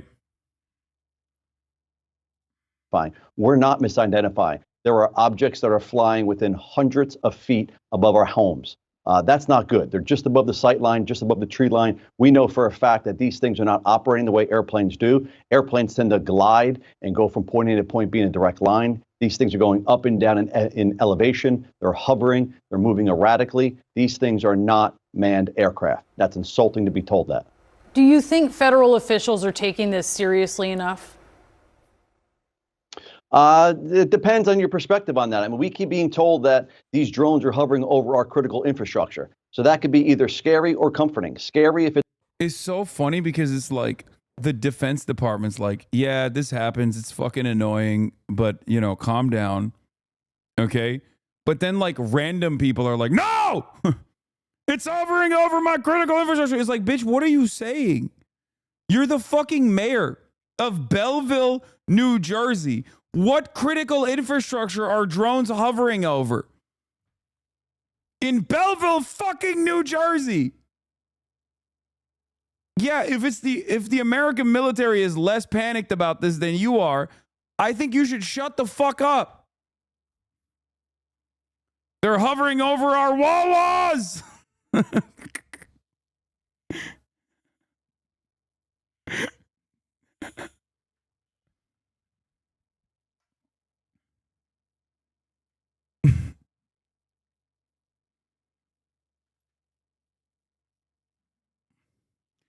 What insane new crimes against humanity are being committed in Gaza right now that we have to talk about these drones over New Jersey? No, dude. Americans don't give a fuck about what's going on in Gaza, regardless of whether there's a new conspiracy to pay attention to. Trust me. Very clearly. As evidenced by the reality that 50 women and children were slaughtered literally last night in yet another refugee camp. Did you even hear a peep about that? No. And that's not because of fucking everyone's attention being shifted away to this drone shit.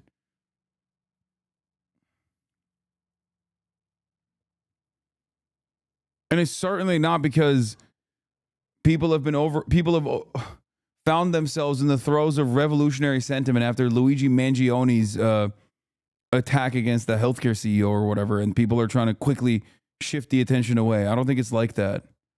I don't think it's like that either. I think most people just like care about things for a collective total of 12 hours at this point.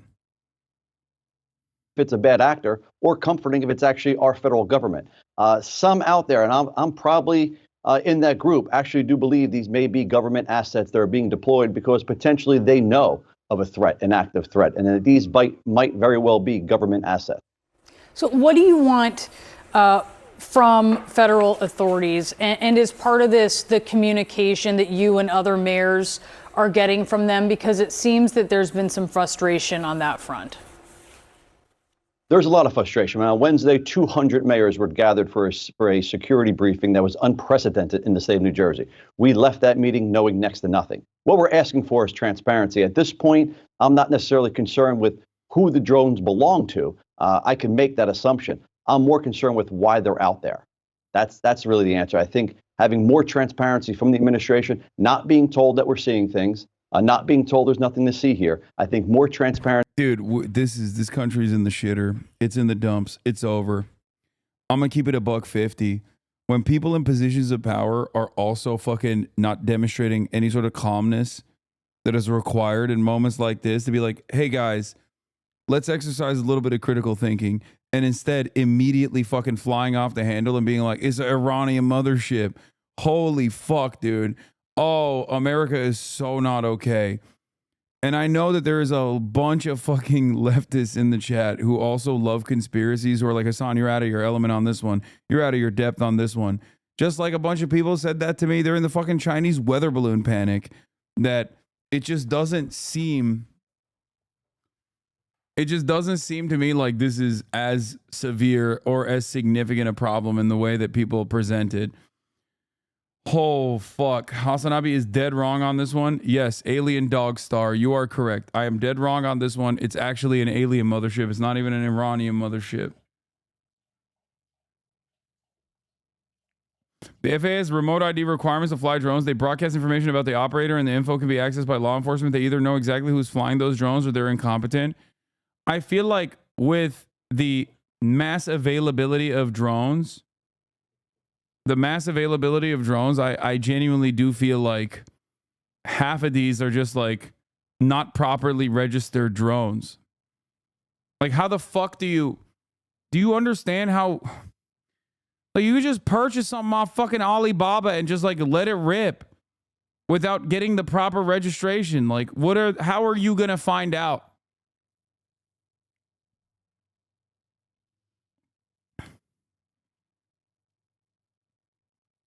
Remember, during the Chinese weather balloon fear, the Chinese weather balloon panic, they shot a fucking weather balloon that like a bunch of student groups had put together.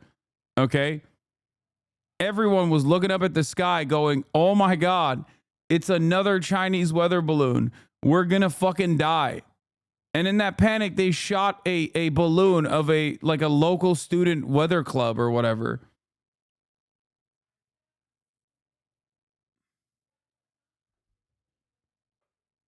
I think part of it is like I'm not gonna cast aside the idea that like part of this is some, you know, testing going on by defense contractors. But I think the overwhelming majority of the hysteria is just people thinking that there's a fucking drone anywhere and everywhere by either scary aliens or even scarier, the Iranians.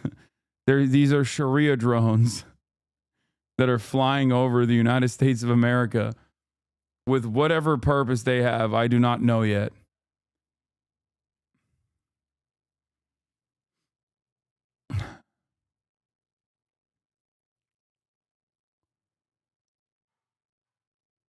Please don't be upset. Is this an example of manufacturing cassette towards Iran? No, because even the fucking DOD is like, no, this isn't Iran. And if they wanted to, they could so easily massage public sentiment and say, nah, it's Iran. We're talking about very nefarious, like we're talking about a government that may or may not have been involved in anthrax.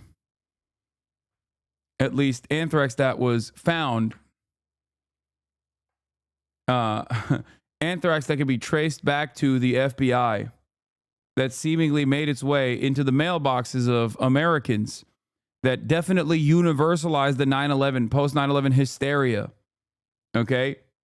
So there have been instances where maybe strange things have happened that have created collective hysteria.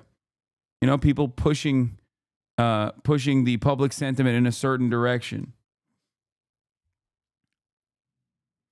Having said that, if they wanted to, they could just like so easily be like, this is Iran, this is China, this is a Chinese-Iranian partnership with Russia, and they're trying to make Americans trans with these drone sightings, and everyone would lose their fucking minds.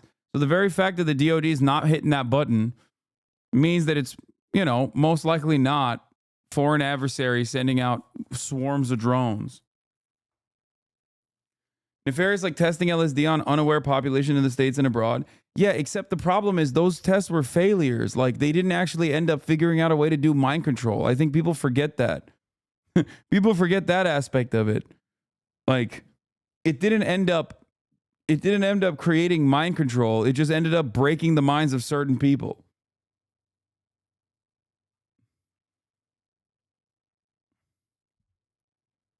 That we know about? Oh, stop.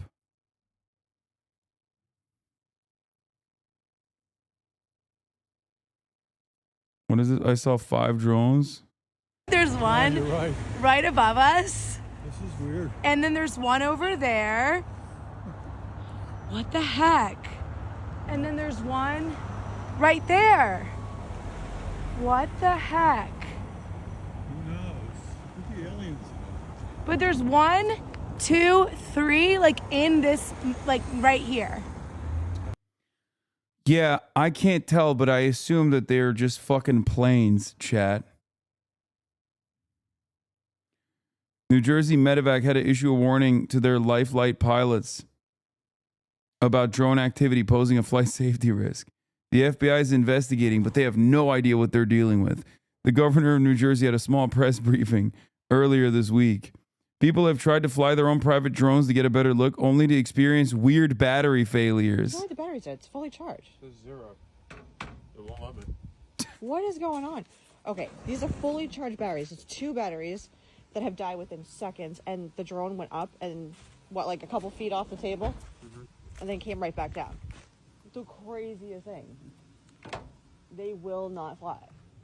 If you don't buy into the conspiracy, your community will be dissatisfied. I don't give a fuck. When have I... Yeah, this is dumbasses who think I'm like audience captured or whatever because you're a fucking moron.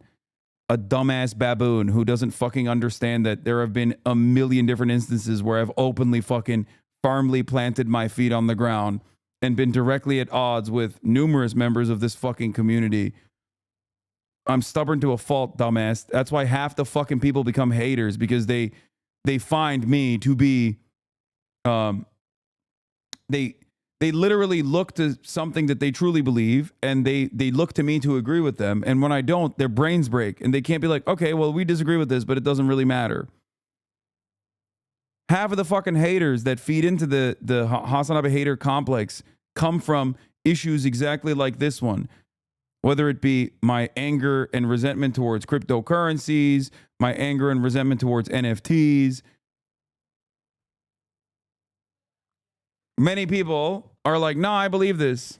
And I actually fucking hate that HasanAbi doesn't believe this. So now it's my life's mission to fucking hate him. They don't have the capacity to be like, yeah, maybe we don't agree on this. And maybe I'll just wait this out and see where it goes.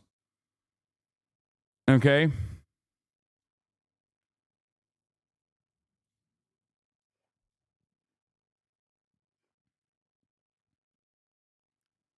But the notion that like I would be audience captured is so fucking stupid, especially considering everything that I advocate for and everything that I talk about. There isn't a massive, vibrant audience desperately looking for someone to repeat to them the things that they already believe.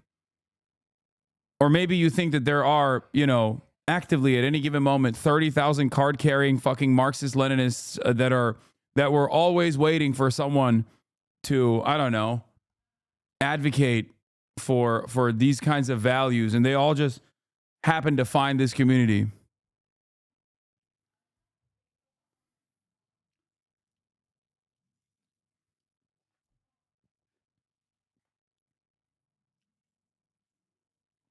Yeah.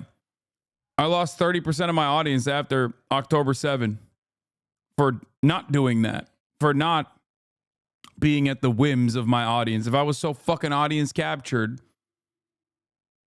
I would have shied away.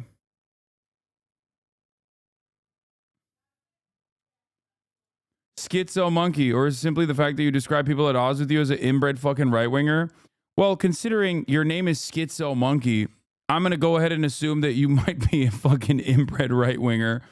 And that's probably why it hurts, because the truth hurts a lot more than just, you know, someone randomly calling you a thing that you're not.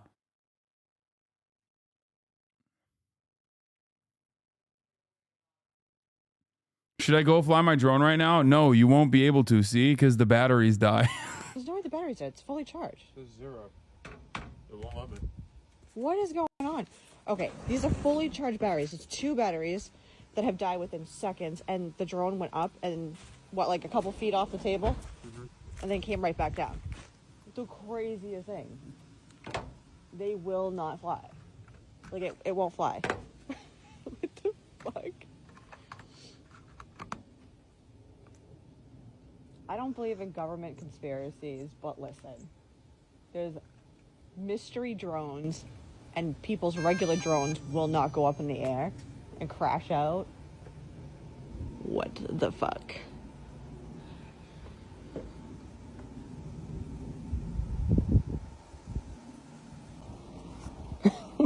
Trying again to get the drone up. No, this one won't even let me. What? What's it saying? Let me see what It says charge or warm up battery. What? Charging battery required. It's full. You are right. I am in fact inbred. My mother fucked her brother. You are right about everything else, though. Good job. 2, good job. Thank you, Schizo Monkey. Perhaps you're on a journey of not able to, you won't be able to overcome being inbred, but maybe you will be able to overcome being a right-winger.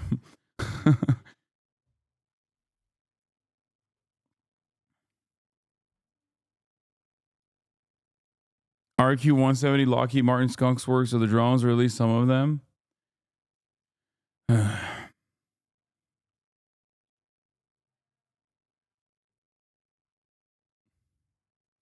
Do you think America's dog shit education system makes our populace more susceptible to mass hysteria like this? I think it's just like we're bored. We're relatively comfortable. But also at the same time, there's a lot of uncertainty. And yes, a lack of education at our foundation, at our very core, plays a significant role. We are so susceptible to destabilization.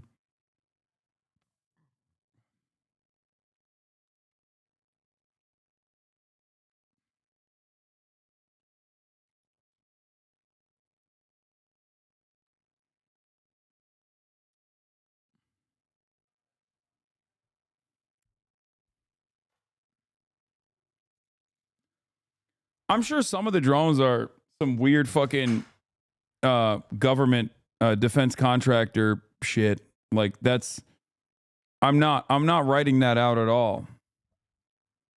I just don't think that the level of panic that people are exhibiting has anything to do with like some serious, significant threat of inexplicable aerial phenomena. They just hover.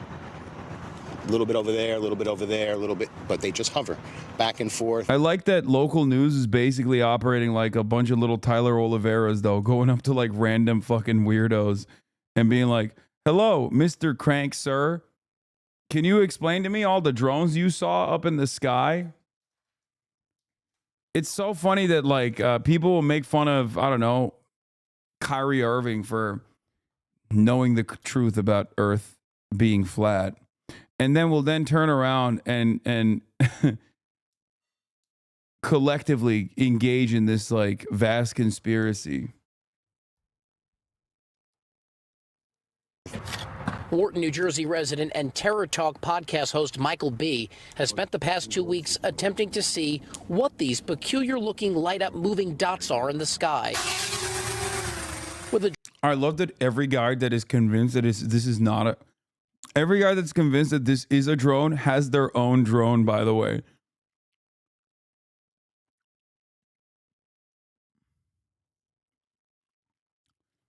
Oh, he's not a nobody. He's a podcaster. That's significantly worse. A drone of his own, but so far he hasn't had any luck. The other night, there was right here over Picatinny, there was a drone. Do you guys kind of understand why there's so many more inexplicable aerial phenomena? Because every Tom, Dick, and Harry has a fucking drone.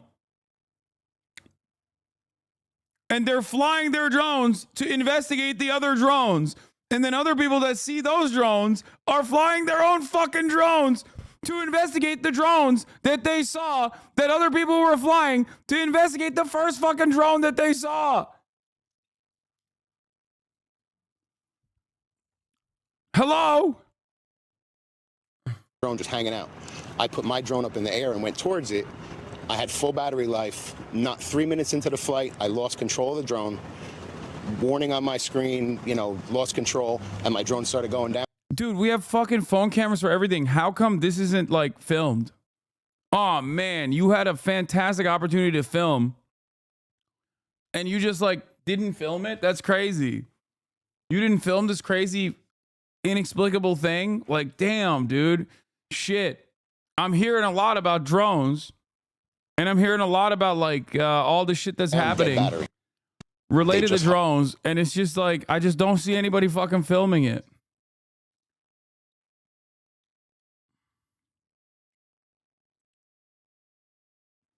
That's just how drone jammers work. He explained exactly what they do. Why are you covering this up? Because I'm in the pocket of Big Drone.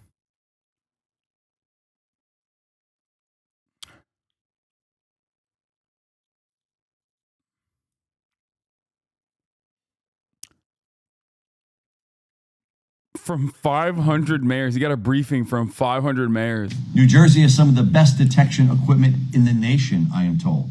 We have by far the most robust equipment, is what the state police told us. The detection equipment is up, but not detecting. These are 6-foot drones that are somehow evading our detection. They're not being detected. Here's some unknowns. And again, they were very transparent today. So some of the unknowns. The state police says, unknowns, we have no idea where they're taking off from. No idea. We have no idea where they're landing. No idea at all. We have no idea.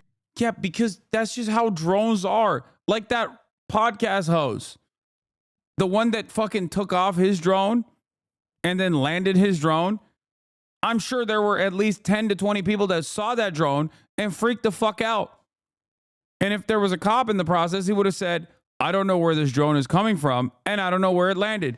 That's just how drones are. That's drones. That's it. Everyone can have them. Oh my God. Idea who is behind them, because as I mentioned, they are not state, and we are told it is not federal. We have no idea the drone types, as I mentioned before. That they stay up about 6 to 7 hours, and if you're a drone operator, you probably know that that's a very, very long time. We know that we've gotten close, but when we do get close, the lights have gone dark and they have left the area. And we do know that they are flying, as I've repeatedly said, they are flying over critical infrastructure like reservoirs, Picatinny Arsenal, Trump Bedminster, and our nuclear power plants. Oh my God. What is this? Oh, officials say Chinese hacking group dubbed Salt Typhoon compromised at least 8 of America's telecoms networks. The intruders stole the call record metadata of a large number of Americans. Yeah, isn't this what the New York Times wrote about as well? This is what I briefly brought up in the beginning of this conversation about like what our foreign adversaries and their spying capabilities look like. It's old news at this point.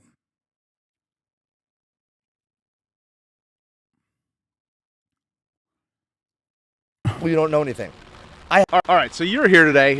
You were just inside. You walked out. Why? I walked out because it was worthless. It was the biggest amateur hour presentation I've ever seen about anything. Okay, it was ridiculous. There were no answers. Every question that was asked by a member of the state legislature, great questions, no answers, no resolution. They don't know where the drones are coming from. They don't know who's doing it. They don't know. Also, look around. There's water coming from the air. What's that about? It's like the sky is crying on us. Nobody can explain it. I keep asking for questions. I say, what's this ball of fire in the sky? Why is this guy crying? Nobody can give me a goddamn answer on it. What the hell's going on?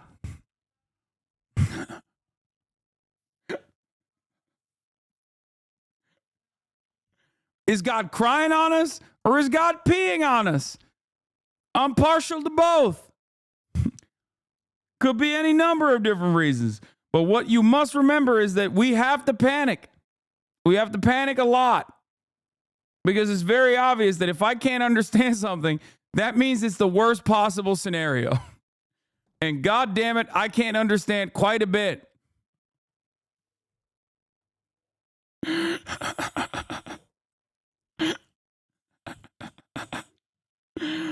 Why they're doing it, but they say there's no credible threat. It was annoying to be there. I drove 2 hours to be here today, spent an hour in there, I got to drive 2 hours back. The biggest waste of 5 hours in my entire life. So why do you think they called this meeting? No idea. Why would you call a meeting to tell people you don't know anything? I have no idea. And then when the legislators would ask questions, there were no answers. Here's the most frustrating part. The colonel of the state police said that he had a helicopter of his flying over above one of these drones, a six. Like, the notion here is that the cop is just like actually a fucking drone technician. And no, he's the most knowledgeable guy to investigate the matter. And not just some fucking high school dropout. Okay? Like, dude, they're cops. It's a cop. He flew over the drone. Let me tell you, okay? Everybody knows you got to trust the cops when they tell you something. 6-foot drone or something. I can't remember exactly what he said. And he felt unsafe for his helicopter, so he just let it go. Just let it go. Where'd it go? Who knows? You know, didn't want to follow it because you didn't feel safe. Is that not the most ridiculous thing you've ever heard? I mean, honestly. Do they have any idea where these drones are originating? No, they don't. They would. Maybe if they followed that sucker to when it landed. Okay, I'm beginning to realize that it is a psyop. Okay, are you ready for this? Hold on.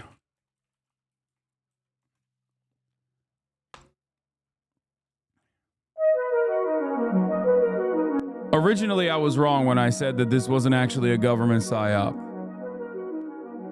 The drone story is a government psyop, and here's why.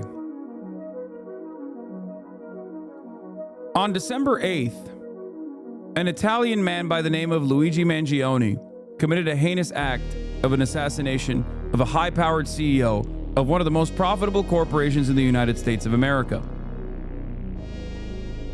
This created a lot of panic amongst the owner class and also instilled revolutionary sentiment in the proletariat, working class Americans.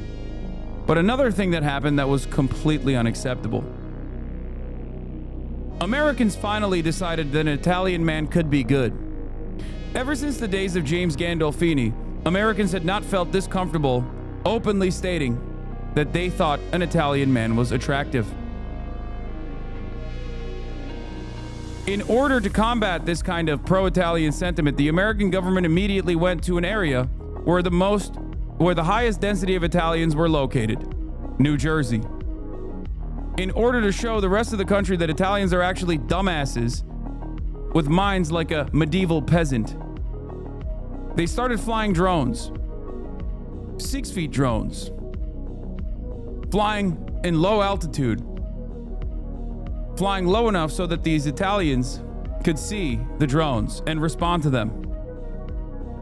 This way, they would show everyone in America with eyes to see that Italians were actually stupid and not worthy of praise.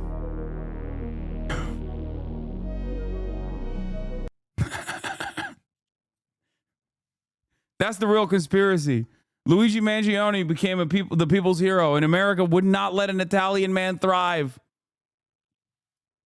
So they immediately went back to the drawing board and started disparaging the good nature and the good name of Italians by bringing hell upon the Italians of New Jersey. Very clearly, the goal is to make Italians look like medieval peasants, dumb apes.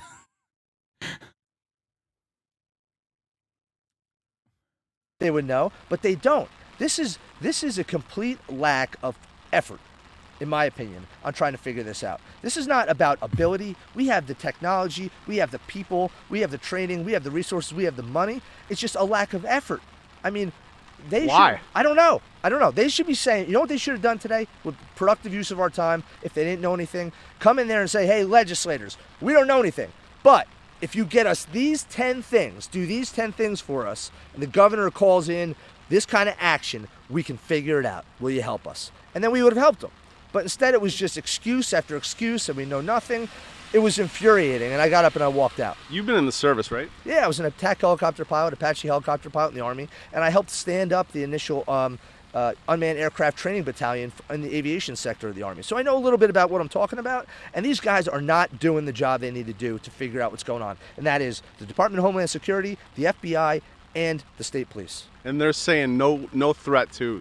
Bro, this is why there will never be a leftist Joe Rogan, okay? And this is why Joe Rogan is so goddamn popular. Because every American, regardless of their, like, political acumen, regardless of what position they hold in American society, is Joe Rogan. We have become a nation of Joe Rogans. This guy is literally just another Joe Rogan variant, okay? So is the mayor of fucking Bellevue or whatever. We're all Joe Rogans. This is a nation run by Joe Rogans, comprised entirely of Joe Rogans. To Americans. They're saying no threat, but how the hell do they know? They don't know anything. They don't know what it is. They don't know where it come from. They don't know nothing. When I walked in here today, I was... This is literally gang stalking shit, dude. This is... Every American's got a little bit of that gang stalking subredditor energy to them. I swear to God. Oh my Lord, we are so cooked. This spells trouble for American society. This is not good. This is scary. This is dangerous. Actually pretty calm. I was excited to be here to find out a couple things. I thought they'd be like, hey, listen, it's FedEx, trying to figure it out. But instead I got the most ridiculous amateur hour briefing I've ever sat through. We're unbelievably cooked. Jen. Sabrina, can you tell me what the Pentagon is doing to address this issue of drone sightings over New Jersey? It's near sensitive installations. The FBI is involved. What is the Pentagon doing? Sure. So at this time, aware of those drone sightings that have been reported, at this time we have no evidence that these activities are coming from a foreign entity or the work of an adversary.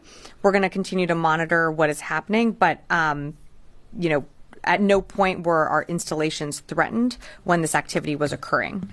Can you rule out that these are American drones or U.S. military drones? These are not U.S. military drones. Again, this is being investigated by local law enforcement. What our initial assessment here is that these are not drones or activities coming from a foreign entity or adversary. Representative Jeff Van Drew, who is a Republican from New Jersey, was just on the air saying that Iran launched a mothership probably about a month ago that contains these drones, and that mothership is off the coast of the east coast of the United States. Is there any truth to that? There is not any truth to that. Mothership. Like how far off the American coastline can an Iranian mothership operate? Please take your fucking lithium, dude. You think the American Coast Guard is not actively monitoring random ships that are at least close enough in proximity to the American shoreline that are sending a swarm of fucking drones into the United States of America? This is a conspiracy so far-fetched that even the fucking Pentagon's like, come on, guys.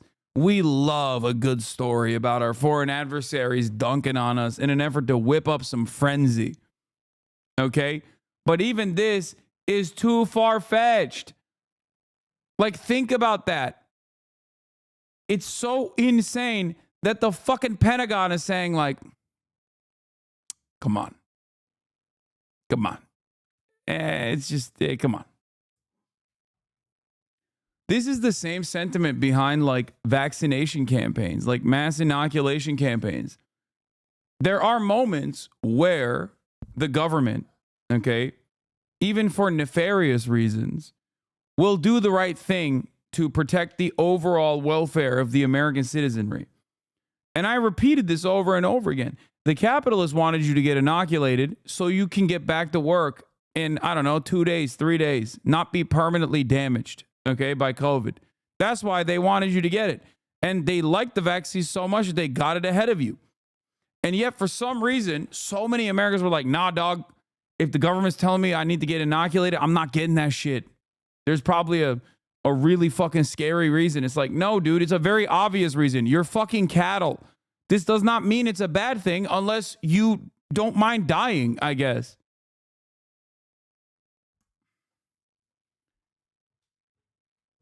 That's it. But people are so predisposed to just being like, fuck the government, I don't care what it says, that they just sometimes find themselves lost.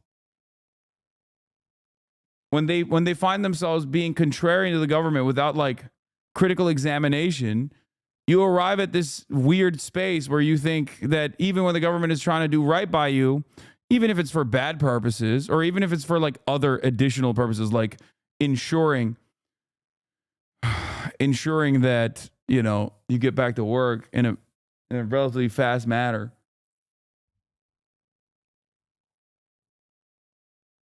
you just automatically assume it's bad. They're up to no good. And then you end up not fucking vaccinating yourself. And here we are at another moment where people are just like, nah, I don't trust them. Here's the video of the mothership comment. Focus now. Republican Congressman Jeff Van Drew of New Jersey, member of the House Judiciary Committee on the Hill right now. How do you address this at this point? Well, here's the real deal, Harris. You know, I'm also on the Transportation Committee, on the Aviation Subcommittee, and I've gotten to know people. And from very high... We've been destabilizing the whole world, and now that shit's coming back on us. Yeah, well, that's it. New Jersey residents, after seeing American Airlines B737 take off from Newark.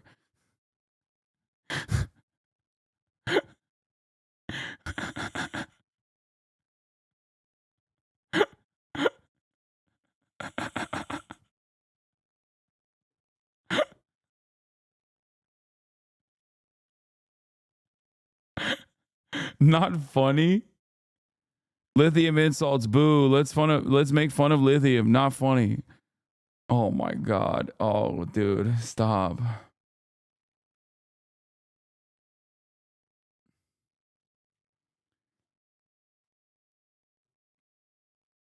Colonial violence returning to the metropole.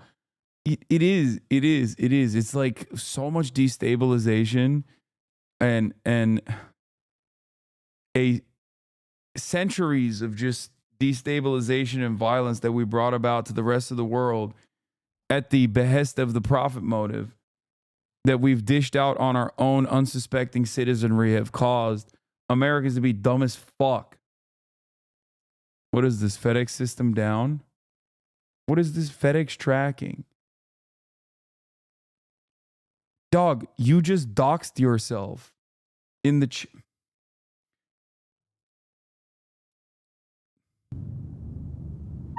The fuck is wrong with you? Chatter just linked his own FedEx tracking. What the fuck is wrong with you, Chatter?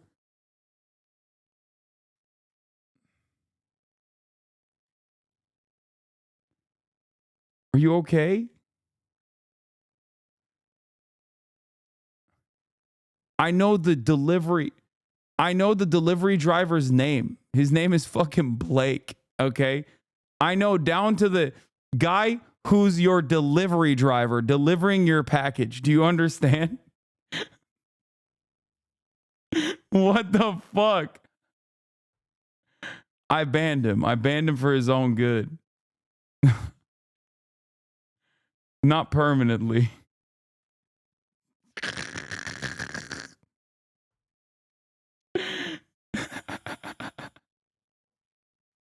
Sources, very qualified sources, very responsible sources. I'm going to tell you the real deal. Iran launched a mothership probably about a month ago that contains these drones. That mothership is off. I'm going to tell you the deal. It's off the east coast of the United States of America. They've launched drones, is everything that we can see or hear. And again, these are from high sources. I don't say this lightly. Now, you know, we know there was a probability it could have been our own government. We know it's not. But it's not. It's a mothership. It's an Iranian mothership. Not our own government, because they would have let us know. It could have been. No, they would have really definitely they would have let you know. Qualified hobbyists that were doing something unbelievable. They don't have the technology. But let's pretend that's possible. The third possibility was somebody, an adversarial country, doing this. Know that Iran made a deal with China to purchase drones, motherships, and technology in order to go forward. The sources I have are good. They can't reveal who they are because they are speaking to me in confidentiality. These drones should be shot down. Whether it was some crazy hobbyist that we can't imagine, or whether it is Iran, and I think it very possibly could be, they should be shot down. We are not getting the full deal, and the military. My mom just informed me that there was drones all over New Jersey on 4th of July, and that me and Marat laughed at her when she reported on the drones, even back then. We're so fucking cooked.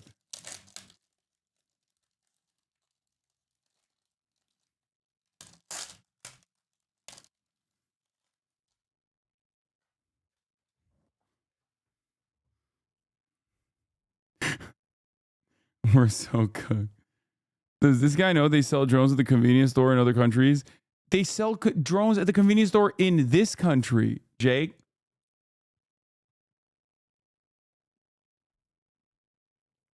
Is on alert with this. Look, you've given us some pretty dire information just dire here, and I want to make sure that our viewers are digesting this. Iran has the capability to pull up along our eastern seaboard and launch drones the size of an SUV into the skies of several states, particularly New Jersey, where we know the incoming president has a large home.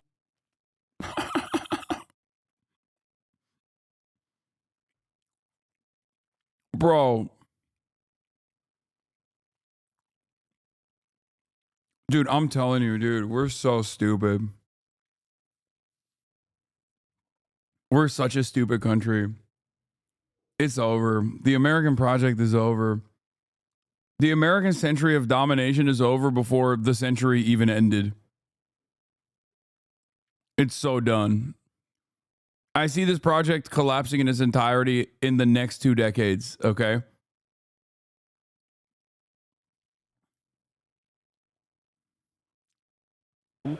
Also in the same county or nearby where some of these drones in New Jersey have been seen.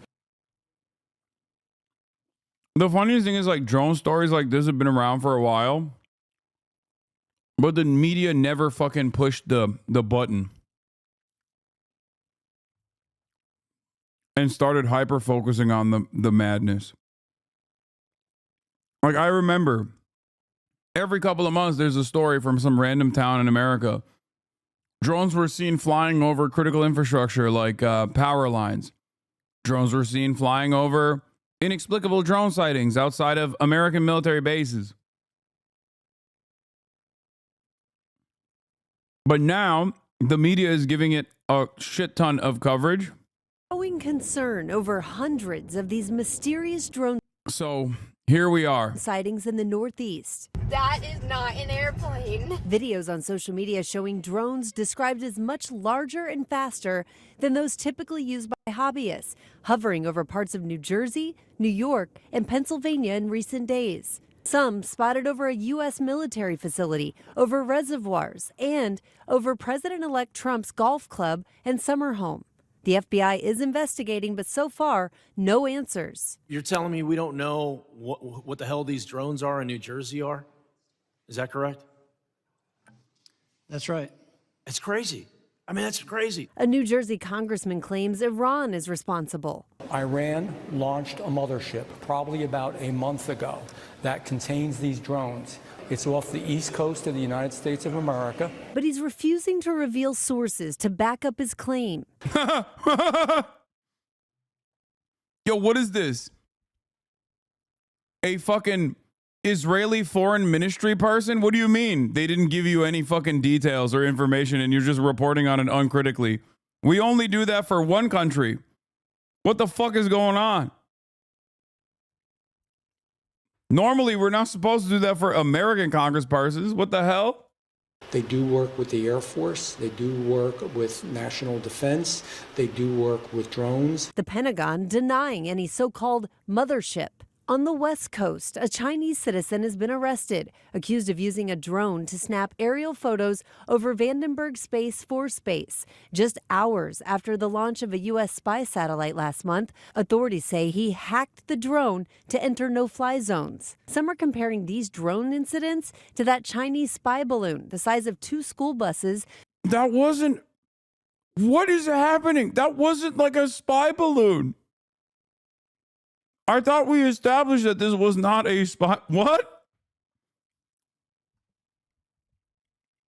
Bro, is this a real local news media? What the fuck? Clickbait title, shame on you. Yeah, Pentagon did not shoot down an Iranian... Pentagon shoots down Iranian mothership claim. Which was shot down off the South Carolina coast last year. So my responsibility is for the American people to have full disclosure. That doesn't mean we tell them military secrets.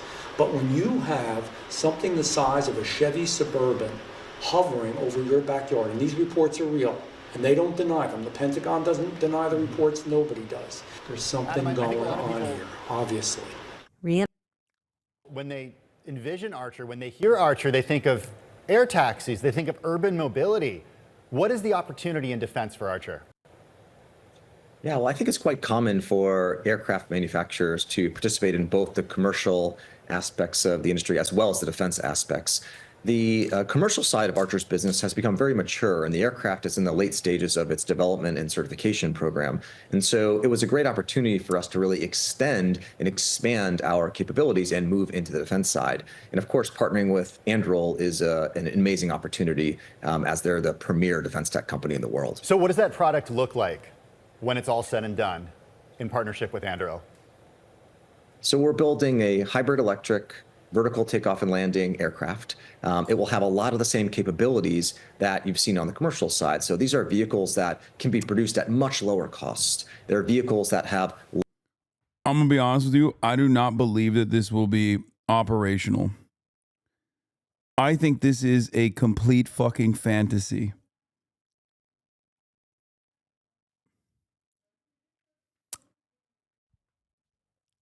I think it's a complete fucking fantasy. Low acoustic, low thermal signatures. And so applications that will be, very helpful towards defense vehicles. I think it's also really important to the U.S. Department of Defense that we add new capabilities. There's this whole new trend in affordable autonomous aircraft that can help bring new capabilities, but also at the same time dramatically lower costs. You've been working with here's also reports of multiple airplanes on their final approach to Newark Airport being hit with green laser originating from Staten Island, Perth, Amboy area. Police are searching. Drone panic continues, reminding pointing lasers at airplanes of federal crime.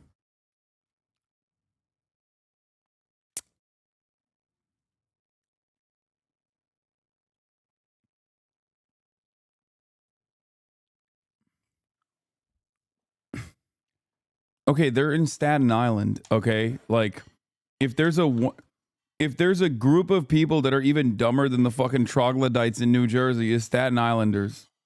All right? They probably don't understand what planes are.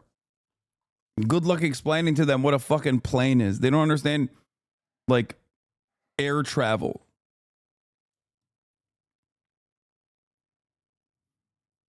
Department of Defense for a few years, going back to 2021, but now you're just creating this separate defense division. Why are you doing it now, and what's different about defense tech going into 2025? Is this about a new administration? Yeah, so Archer has a team of around 1,000 people, and we've been working for a long time on building out the capabilities of our aircraft. As the aircraft matured, it allows us to take that platform and build variants of it that can be useful across different applications. You combine that with the new administration, and you have an incredible opportunity for us to dramatically expand our business. So on the commercial side, it can be certainly very big, but it also is, for some people, hard to define. On the defense side, it's very clear that there are new needs that the Defense Department, is looking for, and we can certainly fill those as well. So the opportunity here really is pretty impressive. What's the type of infrastructure that has to be in place for the Defense Department at bases here and at outposts around the world in order for this product to succeed? Well, the beauty is that they're vertical takeoff and landing aircraft, which means we don't need runways. And so that's one of the big benefits, that you can have these aircraft that can be utilized across many different applications. So you can think about all things that helicopters do, and then there's certainly things that you can envision that go even beyond those use cases. So when you don't need runways, you need limited infrastructure. I look up at the sky in New York City, and I see airplanes from Boeing and Airbus, Embraer, and the like. I still don't see air taxis. When will I see air taxis? Well, the air taxis will come to the U.S. as soon as the regulatory pathway is clear. And one of the benefits of the new administration is that they are, projecting that there will be an easier time to get through some of the regulatory pathways. That being said, it is still up to Archer to make sure that we produce a safe aircraft, and that's where we really focus. And I think you'll start to see things sooner than you might expect. What sooner than you might expect? What does that mean in terms of number of years? Am I counting on one hand? Oh, yeah, absolutely. Our goal is to have aircraft commercial in the marketplace by the end of next year. And where would that be? Well, the starting point is in the UAE. So the UAE has created a framework for us to get to market by the fourth quarter of next year. And so we've been working very closely with the regulators there. But I do think you'll start to see an increasing amount of excitement coming from the FAA as these products get a lot of hours under them in flight tests and really advanced in the certification. A 9/11 every day in New York City. Yep.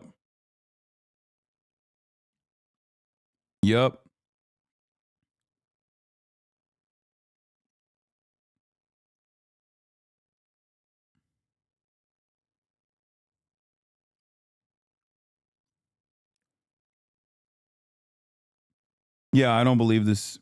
And I don't believe that these are EVTOLs or whatever.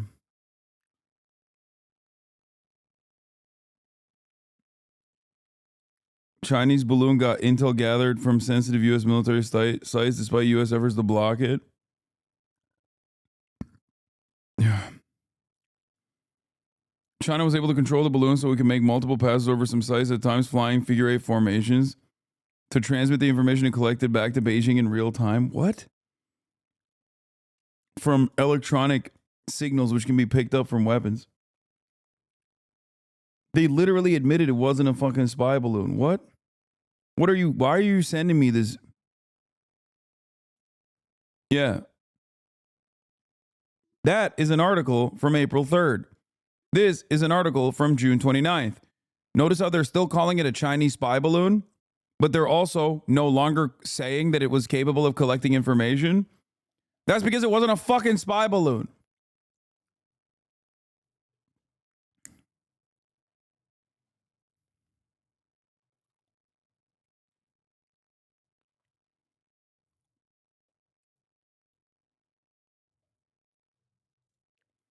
That linker was like, I'm going to destroy you. Olala, the drone program called Teardrop of the Sky, has appeared in Canyon Tower.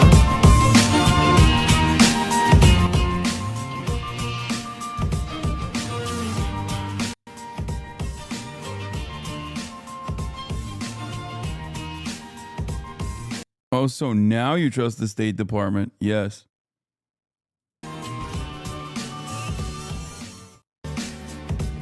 Dude, look at all these drones, man. This is terrifying. See, they're even spying on themselves.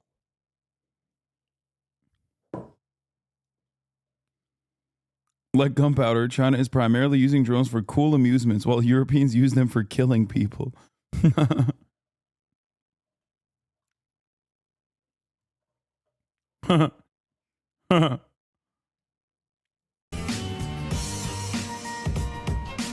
That's a banger. That's got to be a tweet that someone stole from someone else. There's no way you just came up with that on your own just now.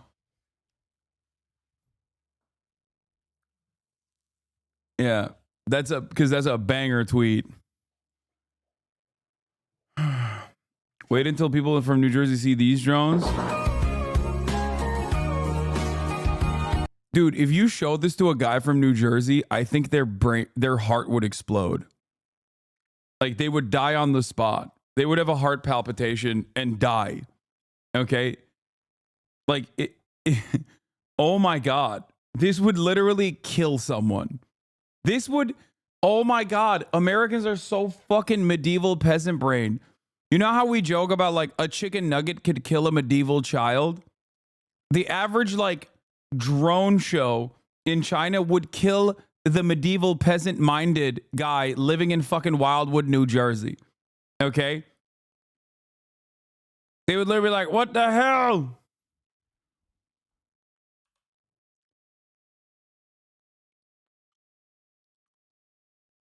Like going like this right here. If they saw this, they'd be like, the world is collapsing.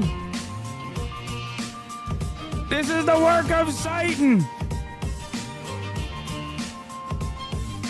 They should do this over an uncontacted tribe. No, they should just do this over Wildwood, New Jersey.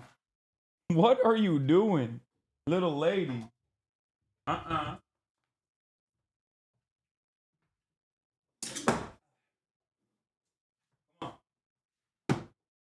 Please.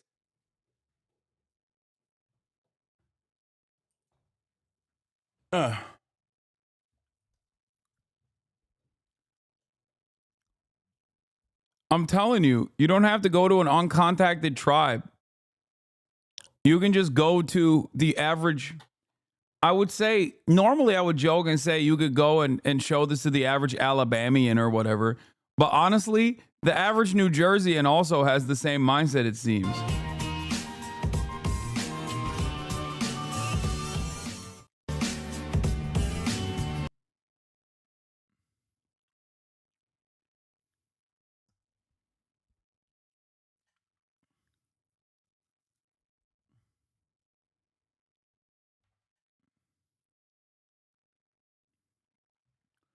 I saw 15 plus drones last night from New Brunswick. I'm willing to bet, I'm telling you, dude, a lot of the drones, I'm almost certain that a lot of the drones that you're seeing are other people who are investigating the drones themselves. Like, it's so, drones are so fucking easy to purchase. Like, you just go to a Best Buy. It's either fucking planes or other people who saw a plane and started flying their fucking drones.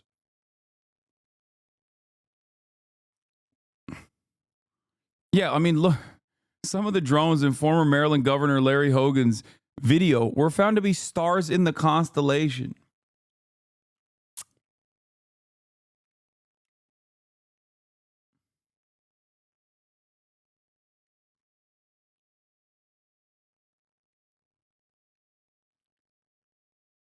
Brother, I don't know.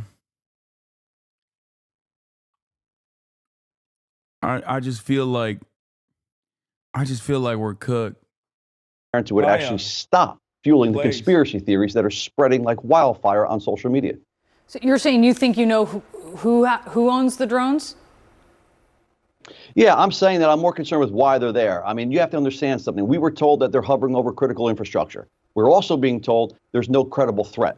We're also being told it's a good actor. They don't want to take them you out of the don't air. think it's a foreign actor. Do you have reason? Do you have reason to believe that it's actually then? I mean, I'm just trying to read between the lines what you're saying, that maybe this is U.S. government or some sort of U.S. asset, but they're not disclosing the objective. What? I believe that. The fact they're telling us no credible threat, the fact they're saying they will not shoot them down, the fact they're saying they will not put a temporary ban in place, it's pointing to something. And that's not little green men, and it's probably not a foreign enemy. More than likely, we do believe that these are probably our assets that are actually looking out for a potential threat. That's what we want to know. All right. Yeah, well, okay. If they can't say it.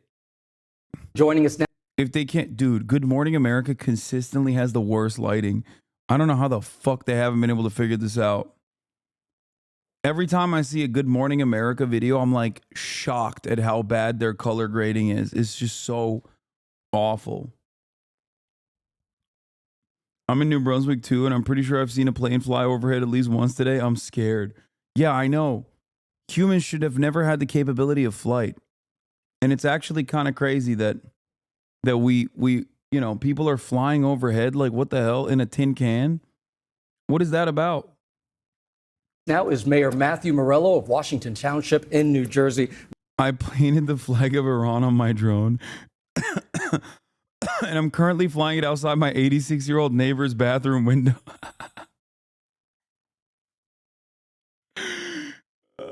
You're going to kill people, dude. You're going to cause heart attacks. Please don't do that.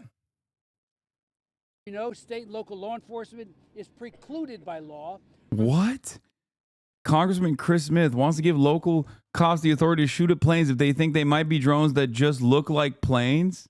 Taking more decisive action, which is why DOD must. They are the ones who have the ability and the authority to act. Congress, yes, and the president, yes, need to move quickly to... Dude, Americans have two speeds, I swear to God. Burger and shooting guns. That's it. There's no other solution to any fucking problem in this goddamn country. Okay? Everything is burger, gun. Burger, gun. It's either gun or it's burger. Oh my God!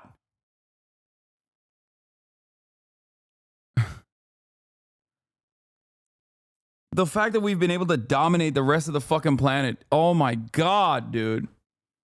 Expand state and local authorities, powers.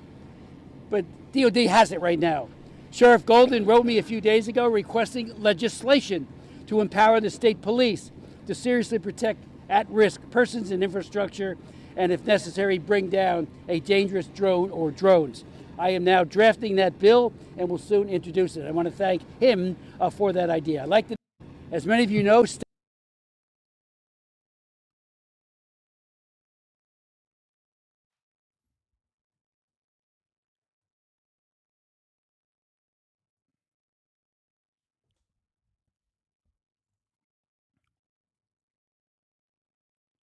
I hate to agree with that piece of shit, Adam Kinzinger.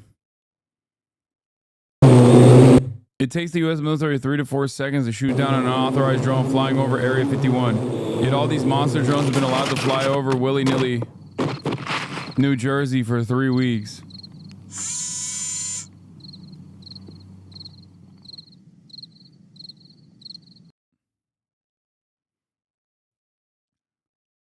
If you'd like to read more about the drone situation, oh my God.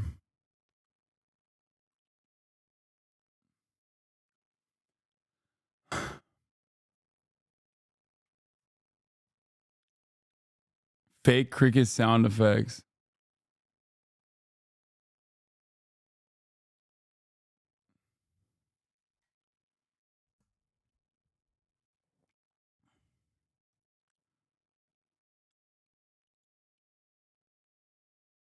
What is this? This is like in the late 2000s, DOD needed a response to the threat of dirty bombs from ISIS coming into our ports in New York.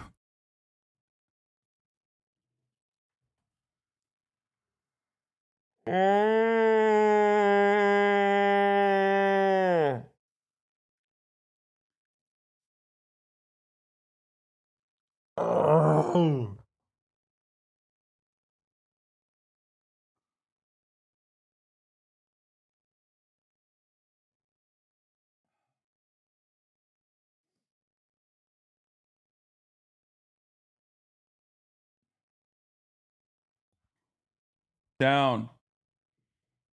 This is crazy.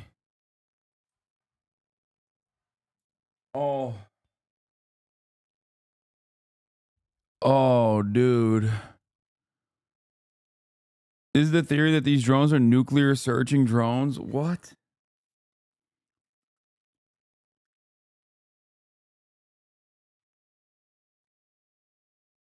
Oh my God. This is where I come in. The technology these drones use a few suppliers, both for MM wave equipment and the high purity germanium. The same suppliers that are backbone of my industry. So what are they doing? Collecting information on how public will react, PSYOP, and testing their ability to sweep a poor city like New York for dirty bombs. Jersey was chose because we're the closest port city to New York, and New York will be too dense for reliable MM-wave comms. But why is the DoD silent?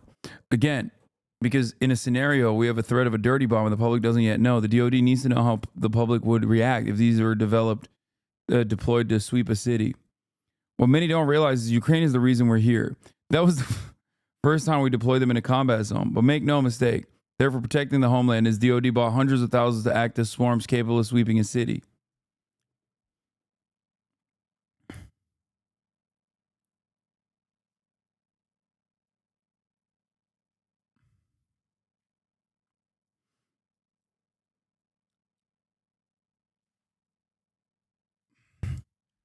I gotta let her out. She's going crazy.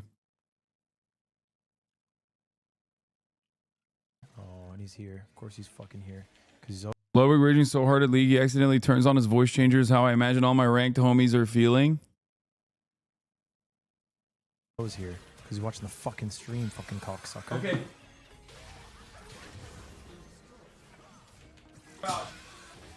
God fucking damn it. Fuck! I'm fucking tilted. What? What the happened? fuck? Your voice sounds funny as fuck. What just happened? Oh. Look, we've all been there, okay? I'm God fucking damn it. Fuck! I'm fucking tilted. What? What the happened? fuck? Your voice sounds funny as fuck. What just happened? Oh, what did I do? No! Real voice, real voice.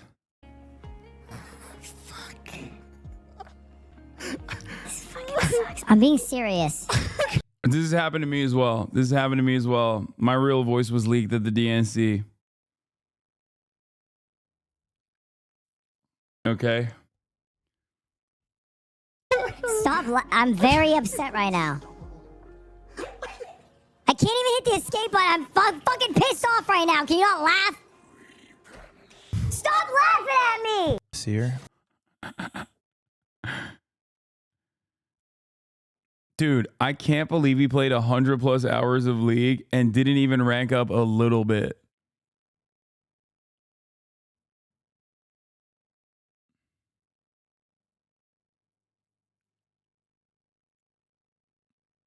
It's crazy.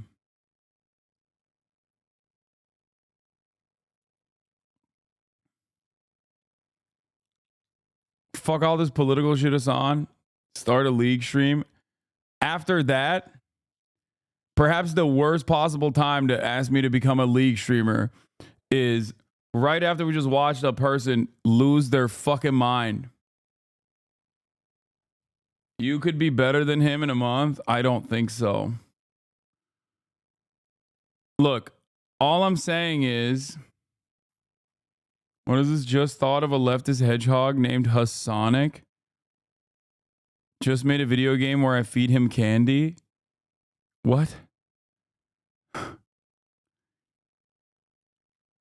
What is this? Why does this tweet have 5.6K likes? Who did you main in Dota? Rikimoto and Axe. Here's the thing. Here's the thing. Here's the thing. Here's the thing. I'm a crit guy. Okay? But also, for me,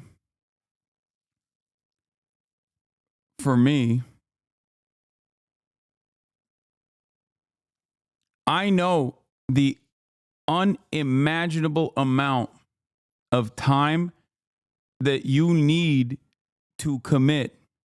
I don't even understand like how different. I don't understand how different League of Legends is than Dota. I don't even remember most of the components. All I remember is PT. Like I would never be able to go back. I would never be able to go back to a MOBA game, especially knowing how fucking tilting it is for me.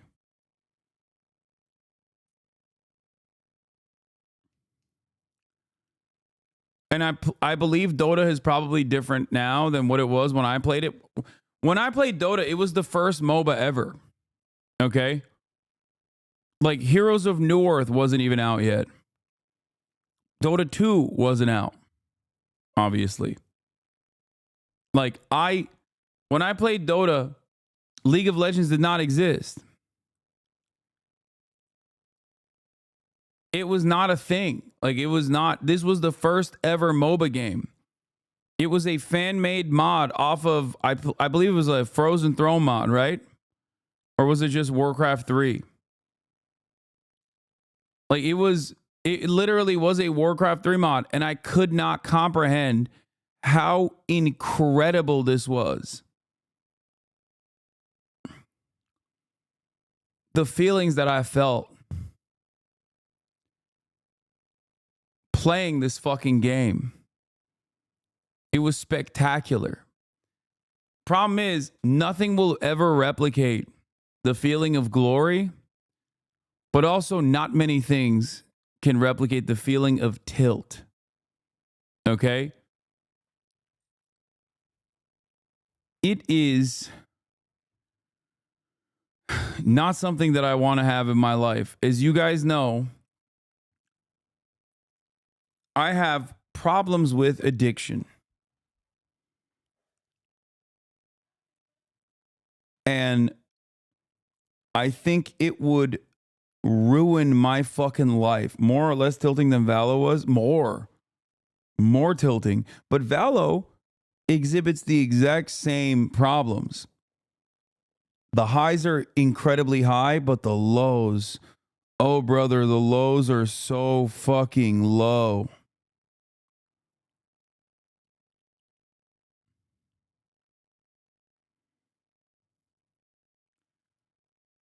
But I would say that Dota was worse.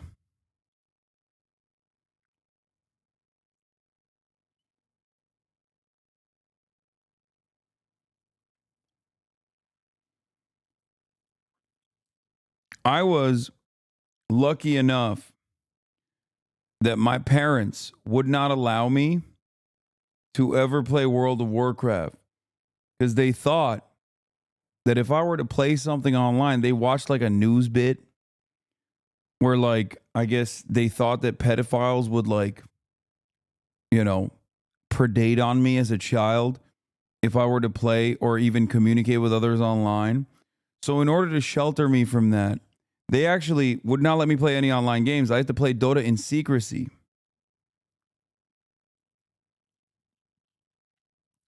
I even got one of those privacy programs where if you did a couple keystrokes, it would automatically collapse the program and hide it.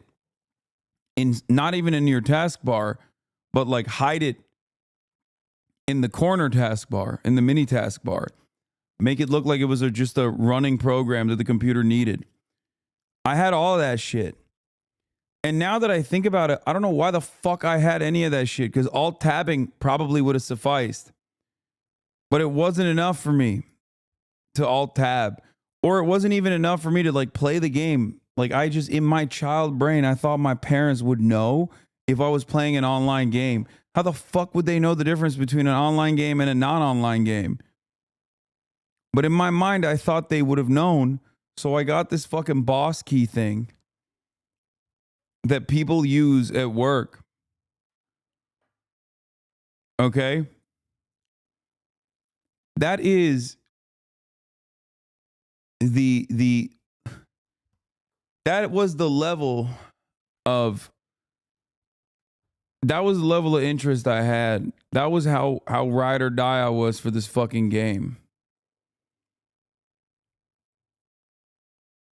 And let me tell you,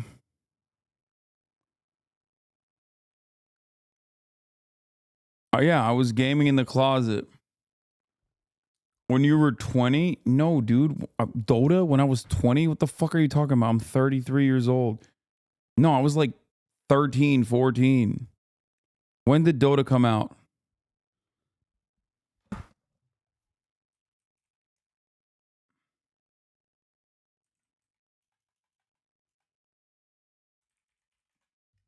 Yeah, it did not come out in 2013.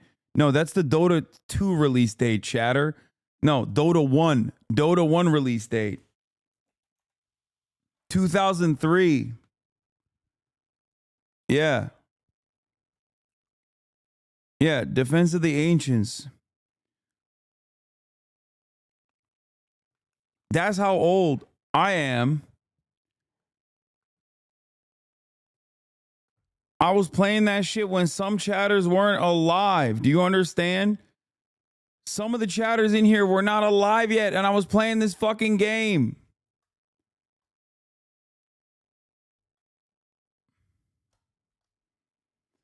We would go to internet cafes and do LAN.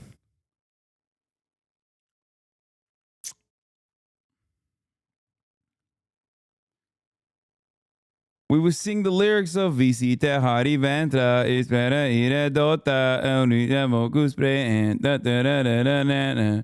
Visita Hari Ventra. You don't understand how much. You don't understand how much this game ruined my life, or at least like maybe not ruined my life, but played such a. Butcher abi butcher. Ox. Yeah, pudge. Yeah, exactly. That's too difficult to read in Turkish, so people would say butcher. Ox.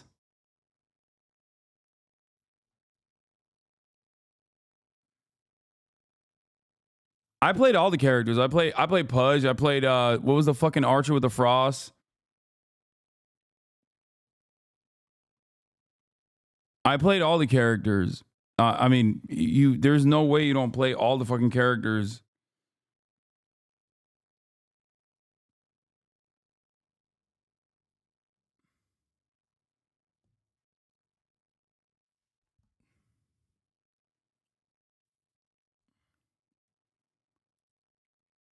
Anyway, but yeah, this is the reason why I'm never gonna play. Bro, what the fuck is Dota, Unk? Okay, stop. This is why I will never play Dota. I mean, League of Legends.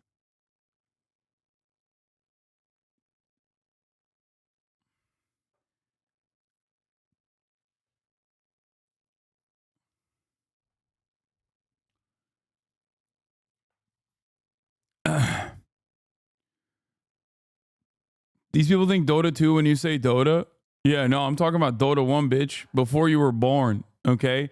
I was playing MOBA games when they were invented. Like, I literally can say that. Think about how fucking insane that is and how much that space has grown, that you have dudes who are literally some of the most like famous people in countries like Korea that play League of Legends. I was one of the first people on the planet that played MOBA games. This was before the name MOBA existed. You just had Dota, that's it. Which is crazy. I also found something else that's insane. Apparently, Faker, T1 in general, they have overwhelming majority female fan bases, which is so fucking weird to me. Because, like, you would expect a country where there's, like, a tremendous amount of, like, incel shit going on to have, like, the same level of resentment towards esports. But it's, like, the exact opposite world over there in Korea.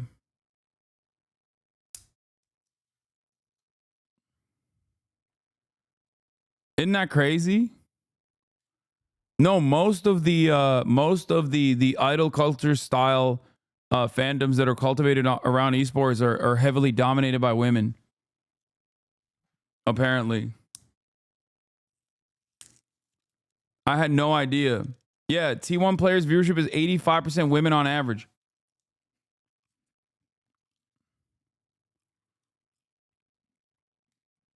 Like, I didn't understand Myung's fascination.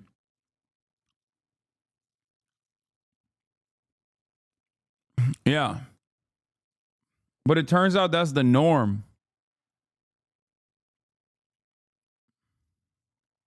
There's also a professional gamer. There's another esports guy who apparently is like sexy as fuck too. Like he's like super shredded. What's his name?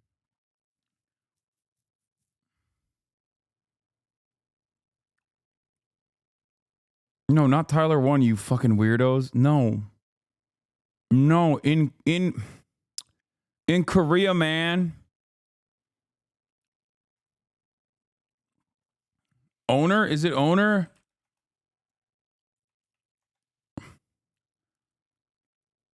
Is it? I don't know if this is the guy. It might be. I saw a shirtless photo of him. He was like kind of brolic. What the fuck? T1 Owner is looking like the next Calvin Klein model. That is OP. That is OP. You can't have it both, man. You can't do that, man. That's crazy.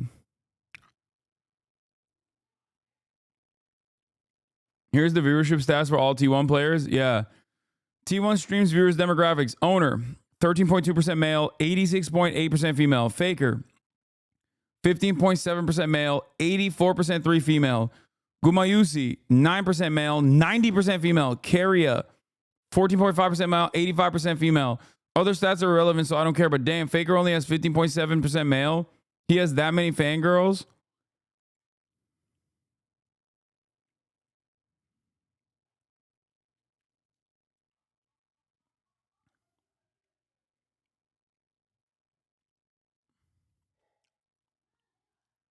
Isn't that crazy? No, I think these are Africa numbers. Africa TV numbers, the Korean streaming platform that's in Korean, no English option. So the majority of the registered viewers, those that log in, are Korean fans plus other Asian fans that only count there.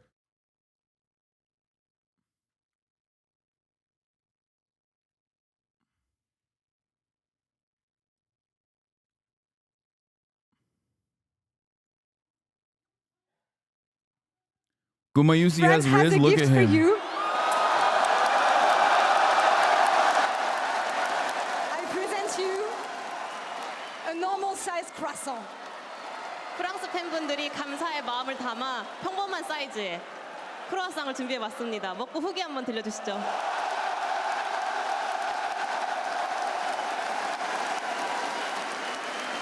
Todigan 10's friend and teammate Zelz's female audience are HasanAbi heads. You're what they talk about positively all the time in his Discord.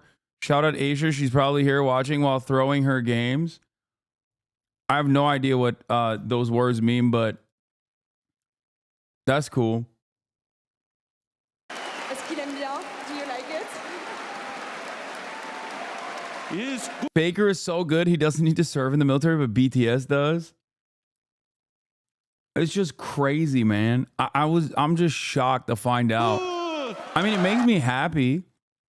It makes me happy. I think it's fucking dope that it's like overwhelmingly a female dominated. Like, that's sick.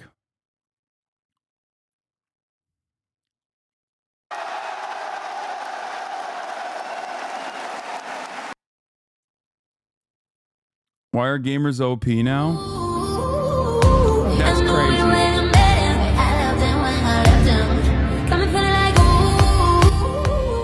That's messed up. That's messed up.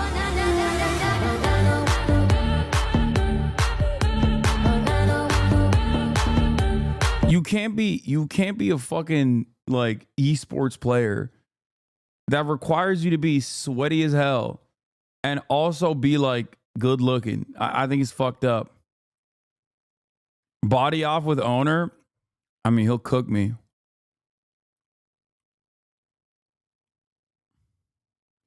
Try harder and game more, and this could be you.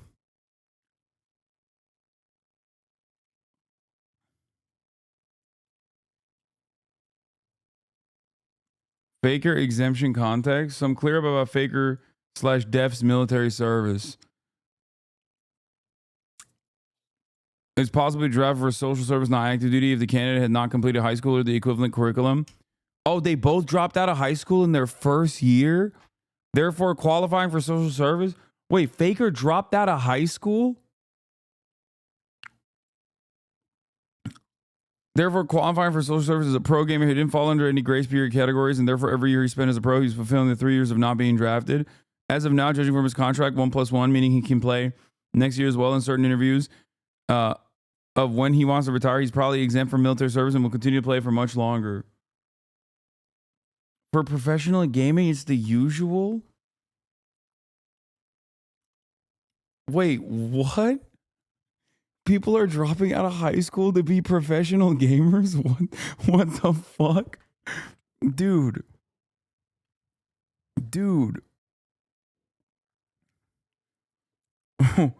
What the fuck? Yo, this shit is crazy.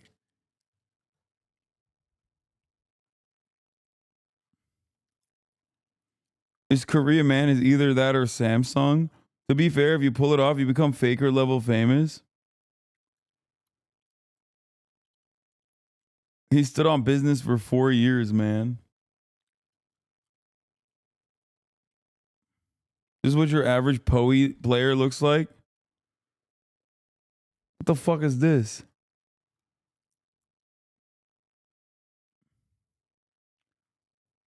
What is happening in the chat?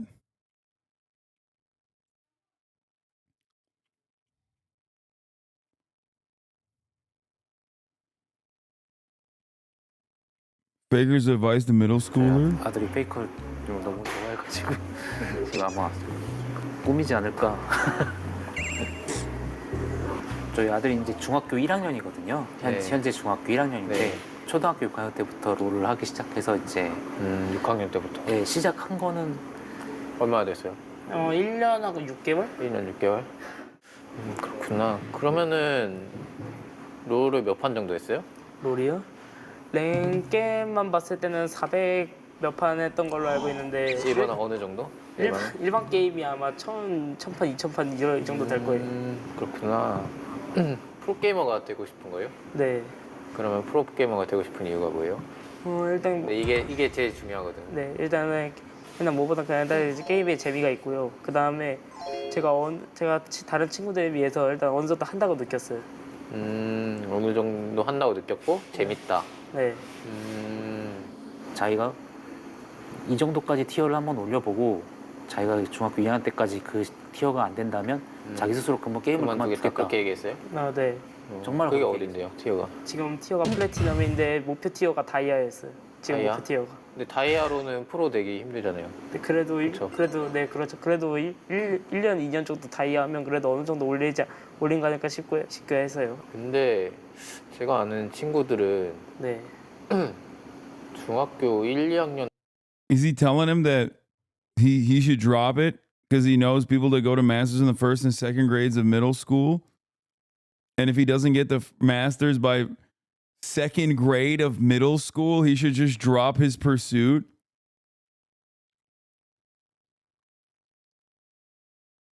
That is insane. 때 마스터를 찍는 친구도 있어요. 네. 마스터까지는 찍어야 돼요. 네. Bro, think about Ludwig. Like, this kid is like, oh yeah, I'm diamond. I'm 12 and I'm diamond. Meanwhile, Ludwig is like fucking hardstuck bronze, got his ass carried, played for hundreds of hours, got fucking coaching from some of the best fucking league coaches for 100 hours, didn't move even a little bit, okay? Boosted into silver, stuck, perma stuck at silver. Only after getting fucking boosted.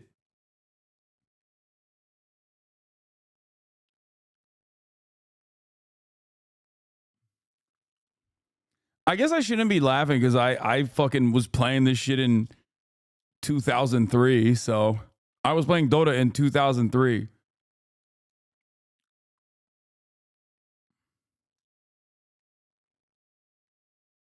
그거 네. 본인이. 네. 솔직히 게임 하는 데 있어서 가장 중요한 건 실력이거든요. 잘 생각해봐야 될 거예요. 걱정돼가지고.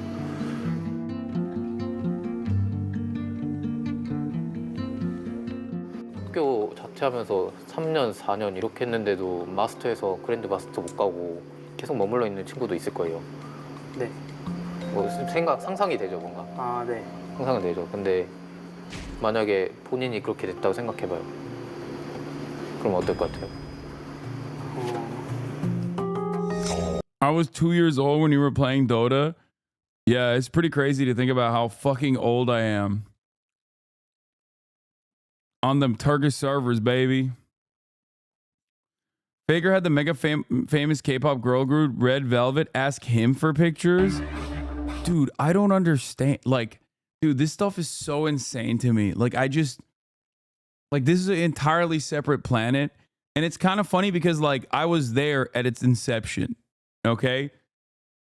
In my own unique boomer way. I was over there playing these games, not realizing one day that this shit would be the meta.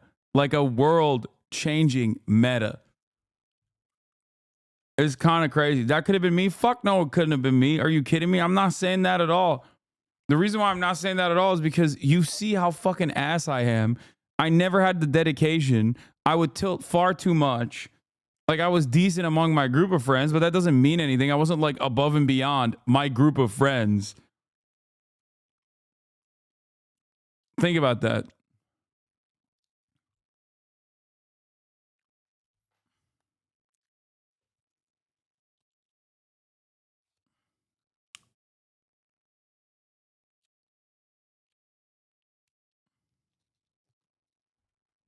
If you want the Grannons, you have to be on Faker's level.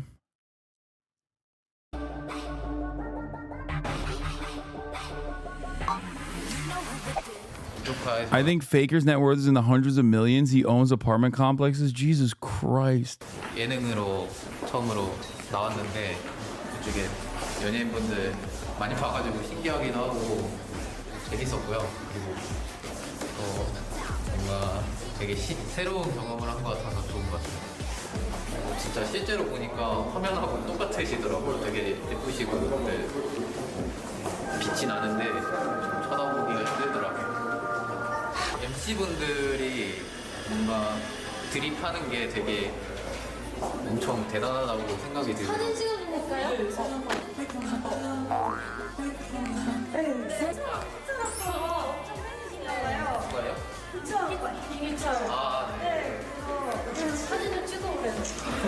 Do you despise League because of Dota? Yeah, I've never played League and I will never play another MOBA ever again. You should have never told me Faker's a landlord. I hate him now. Faker has been called the Michael Jordan of esport. He's the only superstar esport has ever produced and is helping propagate esport instead of the other way around. He's unique in that regard.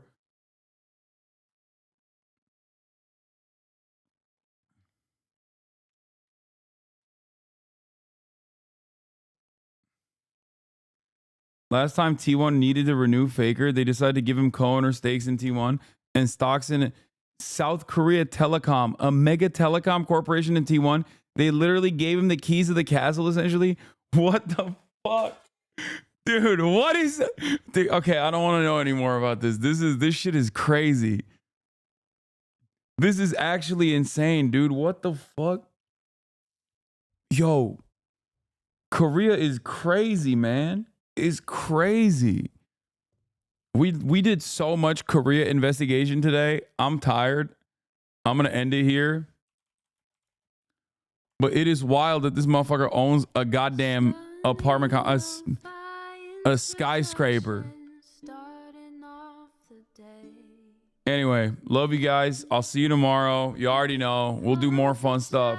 We did enough fun stuff today. We did some fucking deep dives and shit. We learned about the drones. We learned about all of that. I don't want to hear it. Fun stuff doesn't mean just the stuff that you consider fun. It means the stuff that I consider fun. Anyway, that'll be all for tonight. Peace. Peace and love. See y'all tomorrow. More fun to be had. Hopefully I can put together a gaming lobby as well so we can do some gaming too. All right, bye-bye. Streaming.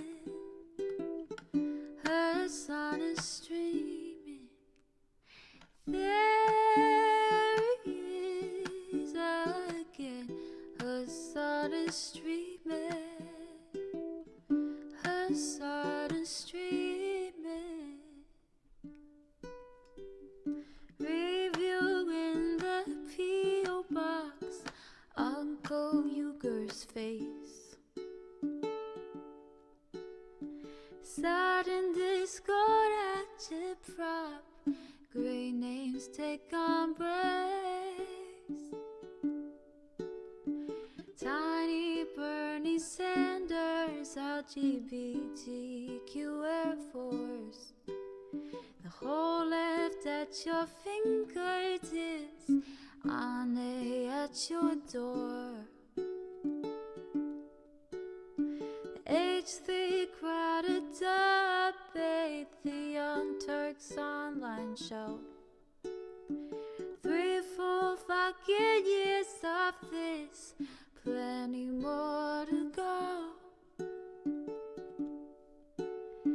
90-day fiance, talks of champagne bourgeoisie. A Trump rally live reaction, a mass riot at DC. There he is again, Hasan is streaming, Hasan is streaming. There he is again, Hasan is streaming, Hasan is streaming. Reading live stream fair comments, Austin show chat advice,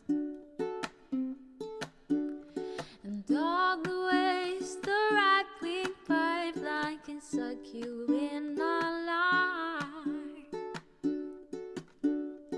JCS REACTLORD, frame gets broken, cover blown. A full-blown mass pandemic, monster streaming at your home. Total radicalization coming out to find the system you were taught to trust in was broken the whole time. All these daily streams, whether big or whether small, have helped me in so many